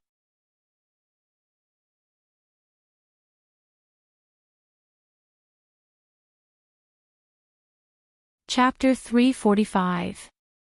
At that moment, it was as if someone had stopped time from moving forward in this dark, remote, and dilapidated corner of Shield District. The three of them faced each other in silence. The stagnant atmosphere fueled their own indescribable emotions. Until, "What's going on?" Thales asked the other two in disbelief. "Hicks, and you, what are you talking about?" "You know my mother."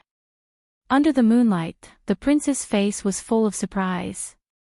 He stared at the veteran in the wheelchair, who was still trembling slightly, and the old man who held his walking stick with his head lowered in dejection. "When? How did you know her? Where is she?" But they did not answer. "How about it, Drew?" Hicks sighed slowly and said, "Is this reason enough?" Gleeward finally managed to calm his trembling breathing. As if a long time had passed, the wheelchair, which was immersed in the darkness, moved slightly and crushed a few stones on the ground. The person in the wheelchair exhaled laboriously and raised his head with all his might under the dim moonlight. "You can't." The veteran's voice was stiff. His gaze moved back and forth between Thales and Hicks. You can't do this." When he said this, Gleeward's expression froze for a moment. But Hicks continued to look at him calmly. "It's been more than 20 years. I am Gleeward. I am in Dragon Cloud City. I have my territory, my brothers, my everything. They are all counting on me. You can't." His face contorted and he grabbed his wheelchair tightly, as if he was about to rush to the battlefield in the next moment. "You can't suddenly appear like this, and then and then bring up a bunch of bullsh asterisk tea and, touching past, to ask me to do this and that. Those are all in the past, old crow. Gleeward waved his hand abruptly and seemed to be speaking more fluently. So what if you're her son? I don't care, Hicks answered him with a flat but firm old voice.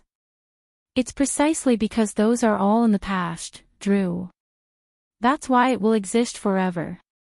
Gleeward's words came to a halt, as if he had choked on something. Hicks' gaze was still. Since we can't change it, we can't run away from it. Gleeward shuddered in the wheelchair. The veteran slowly let go of the wheelchair, clasped his hands together, and gritted his teeth. Shut up. Thales looked at Hicks, then at Gleeward. The puzzlement in his heart was difficult to quell. 20 years ago. The past. They all knew their Joanna. That mysterious mother. He pricked up his ears, wanting to hear more. No one wants to recall the nightmare of the past, whether it was before or after. The aged Hicks sighed softly and said, but at least think about it. Back then, who was the one who brought people like us, who were struggling and at the end of our lives, and a walking corpse like you out of Caligari? Out of that bottomless cage of darkness, out of that bloody arena shrouded in shadows. Caligari, the title seemed to remind Gleeward of something. He closed his eyes and his chest began to heave. Thales was puzzled. Caligari. What is that place? Yes, my dear Drew. Hicks stared at Gleeward from afar, who was immersed in his memories and had an uncertain expression. This is the debt we owe. Gleeward opened his eyes and took a deep breath laboriously. Shut up. Thales could not hold it in any more. Sorry to disturb you, but, he took a step forward, and his tone was slightly anxious. Who exactly is my mother? Gleeward suddenly raised his head. I said shut up. The veteran gritted his teeth, widened one of his eyes, and stared at the teenage prince with a contorted face, as if he was going through some kind of torture. His beard and hair stood on end, and he looked as if he was forcefully suppressing his emotions, forcing Thales to swallow his words. There are always some things, you can't deny, and you can't forget. Hicks coughed in slight pain, but he waved his hand and refused Thales' kind offer to help him up. Isn't that so? The old crow took a moment to recover before he slowly opened his mouth and called out a name that Thales was very unfamiliar with. Bloody thorn lizard. Asterisk bang. Asterisk Gleeward punched his wheelchair. Shut up, shut up. The veteran leaned forward and glared at Hicks fiercely. Go to hell, old man. You are never allowed to call me that. You know that King hate this the most.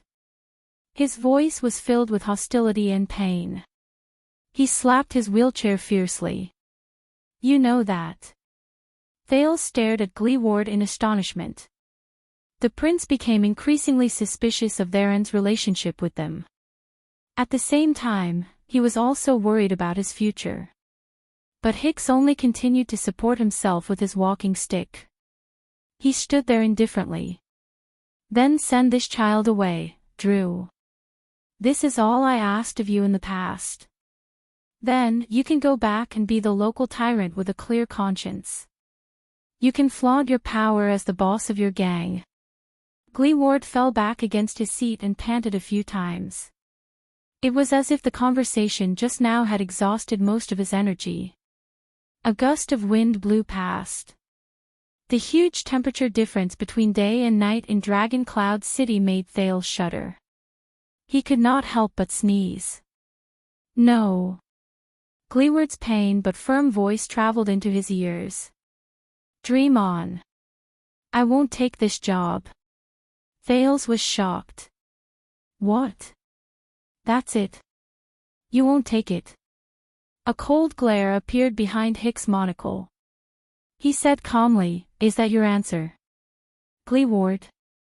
Gleeward's chest visibly swayed. That's it. The veteran in the wheelchair raised his head again, gritted his teeth, and said angrily, "You, get lost." He squeezed out a few words through gritted teeth, "Get out of my territory. Immediately, right now." His rough voice rang out in this remote corner, echoing back and forth between the ruins of the wall. But Hicks said nothing. He only stared at Gleeward in silence.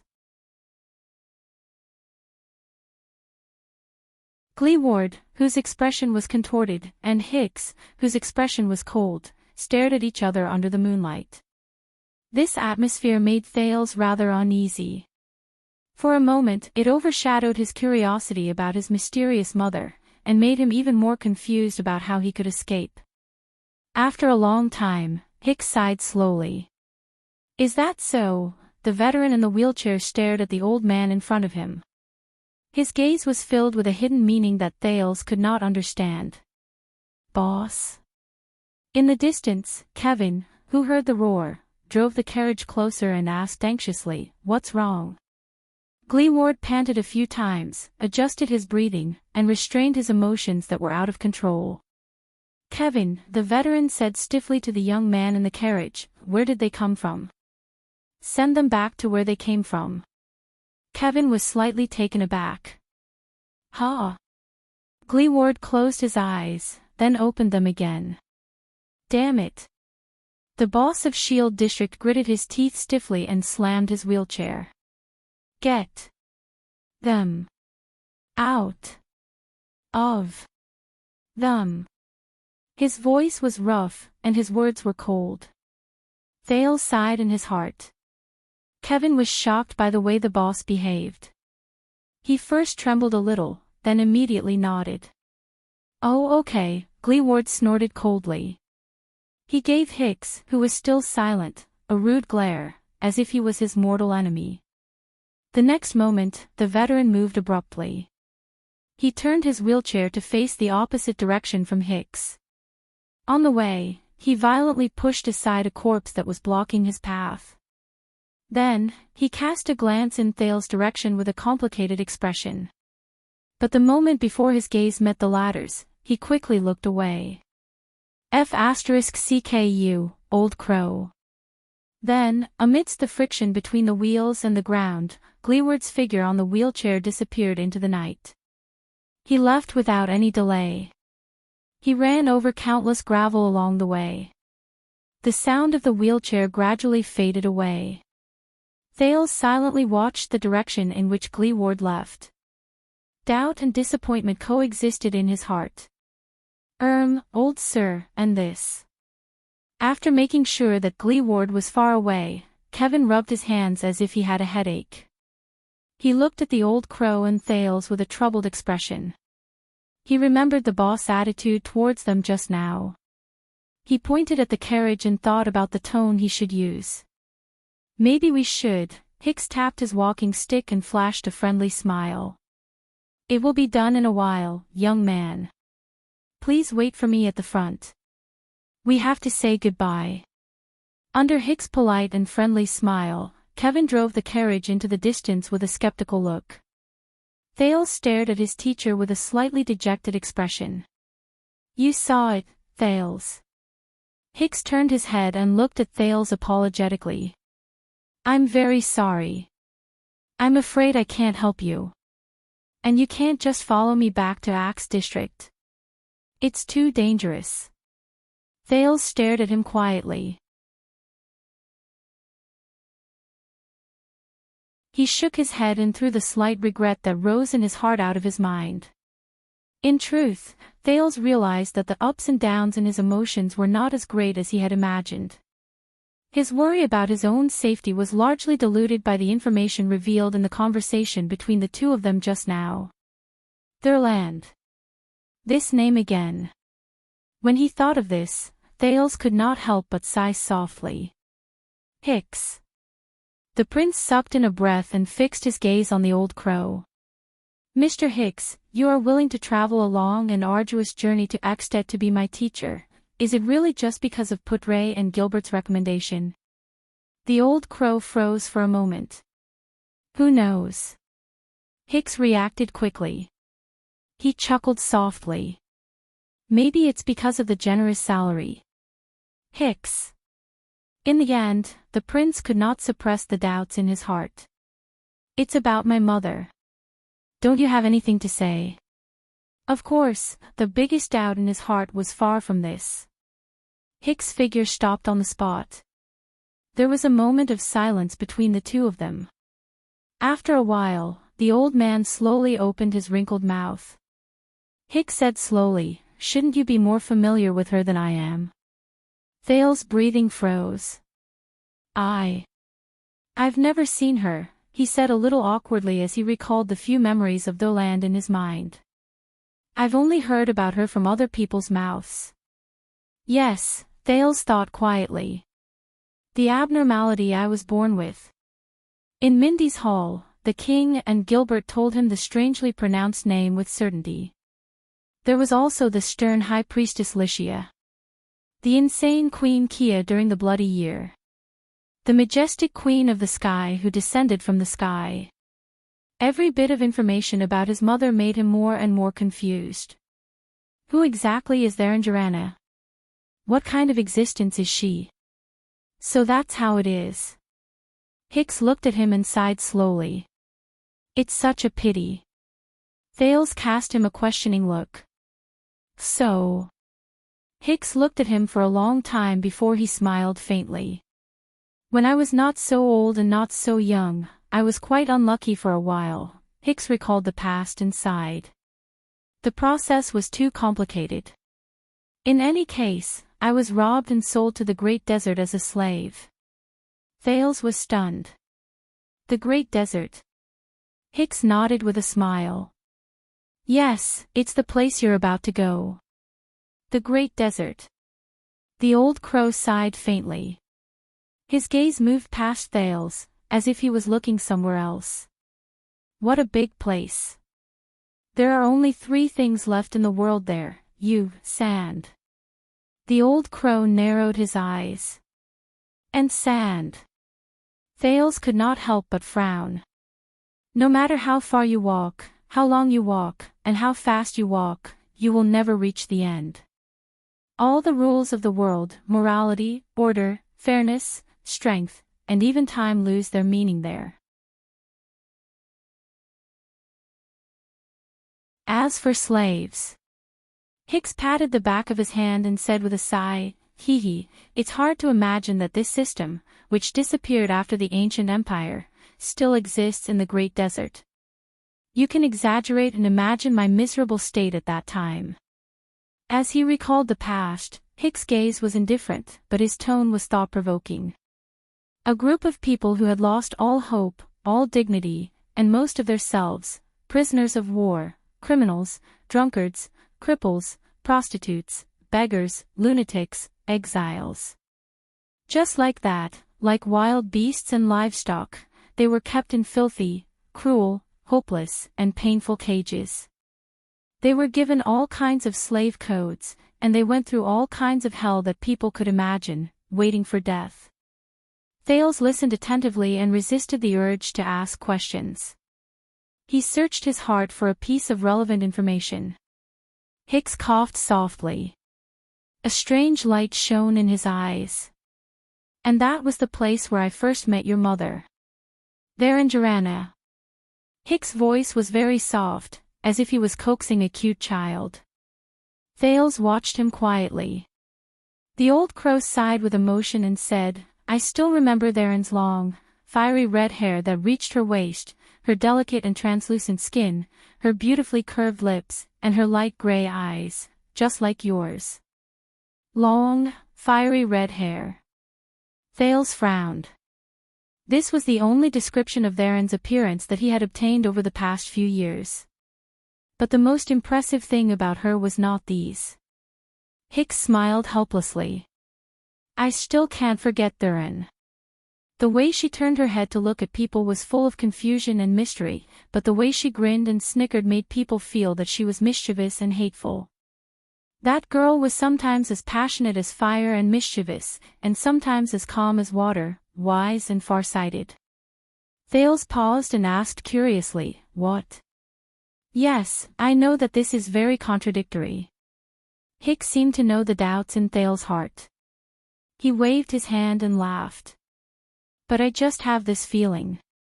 In her rare gray eyes, there is madness and rationality at the same time, but they blend perfectly. She is like a kind that is similar to us, but also like an existence that is above us. That is Thurin, the enchanting, mysterious, and unpredictable Thurin.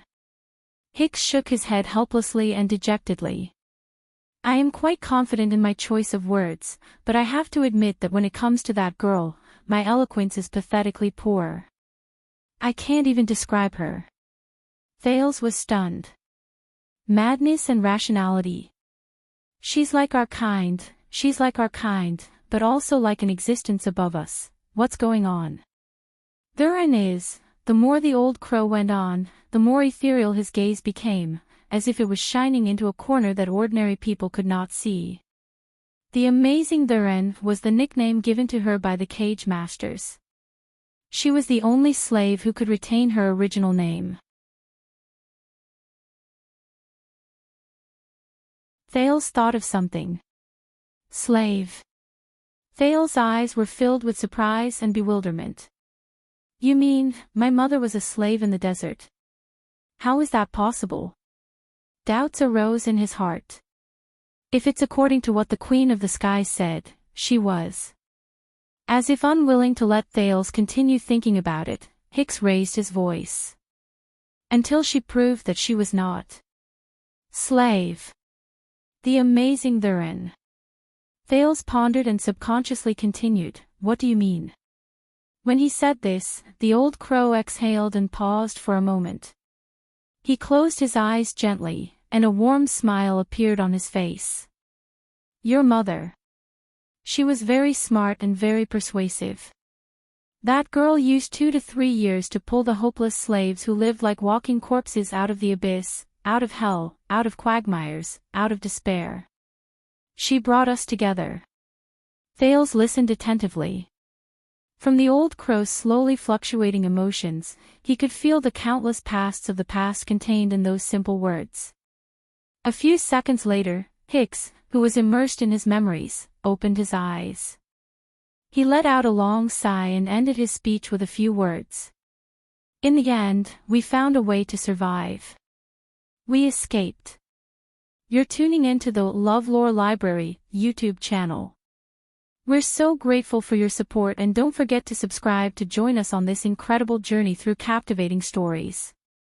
Your generosity through donations truly makes a world of difference, as it's the primary source of revenue that allows me to expand and enhance this channel for you. Thank you from the bottom of my heart for being a part of this adventure.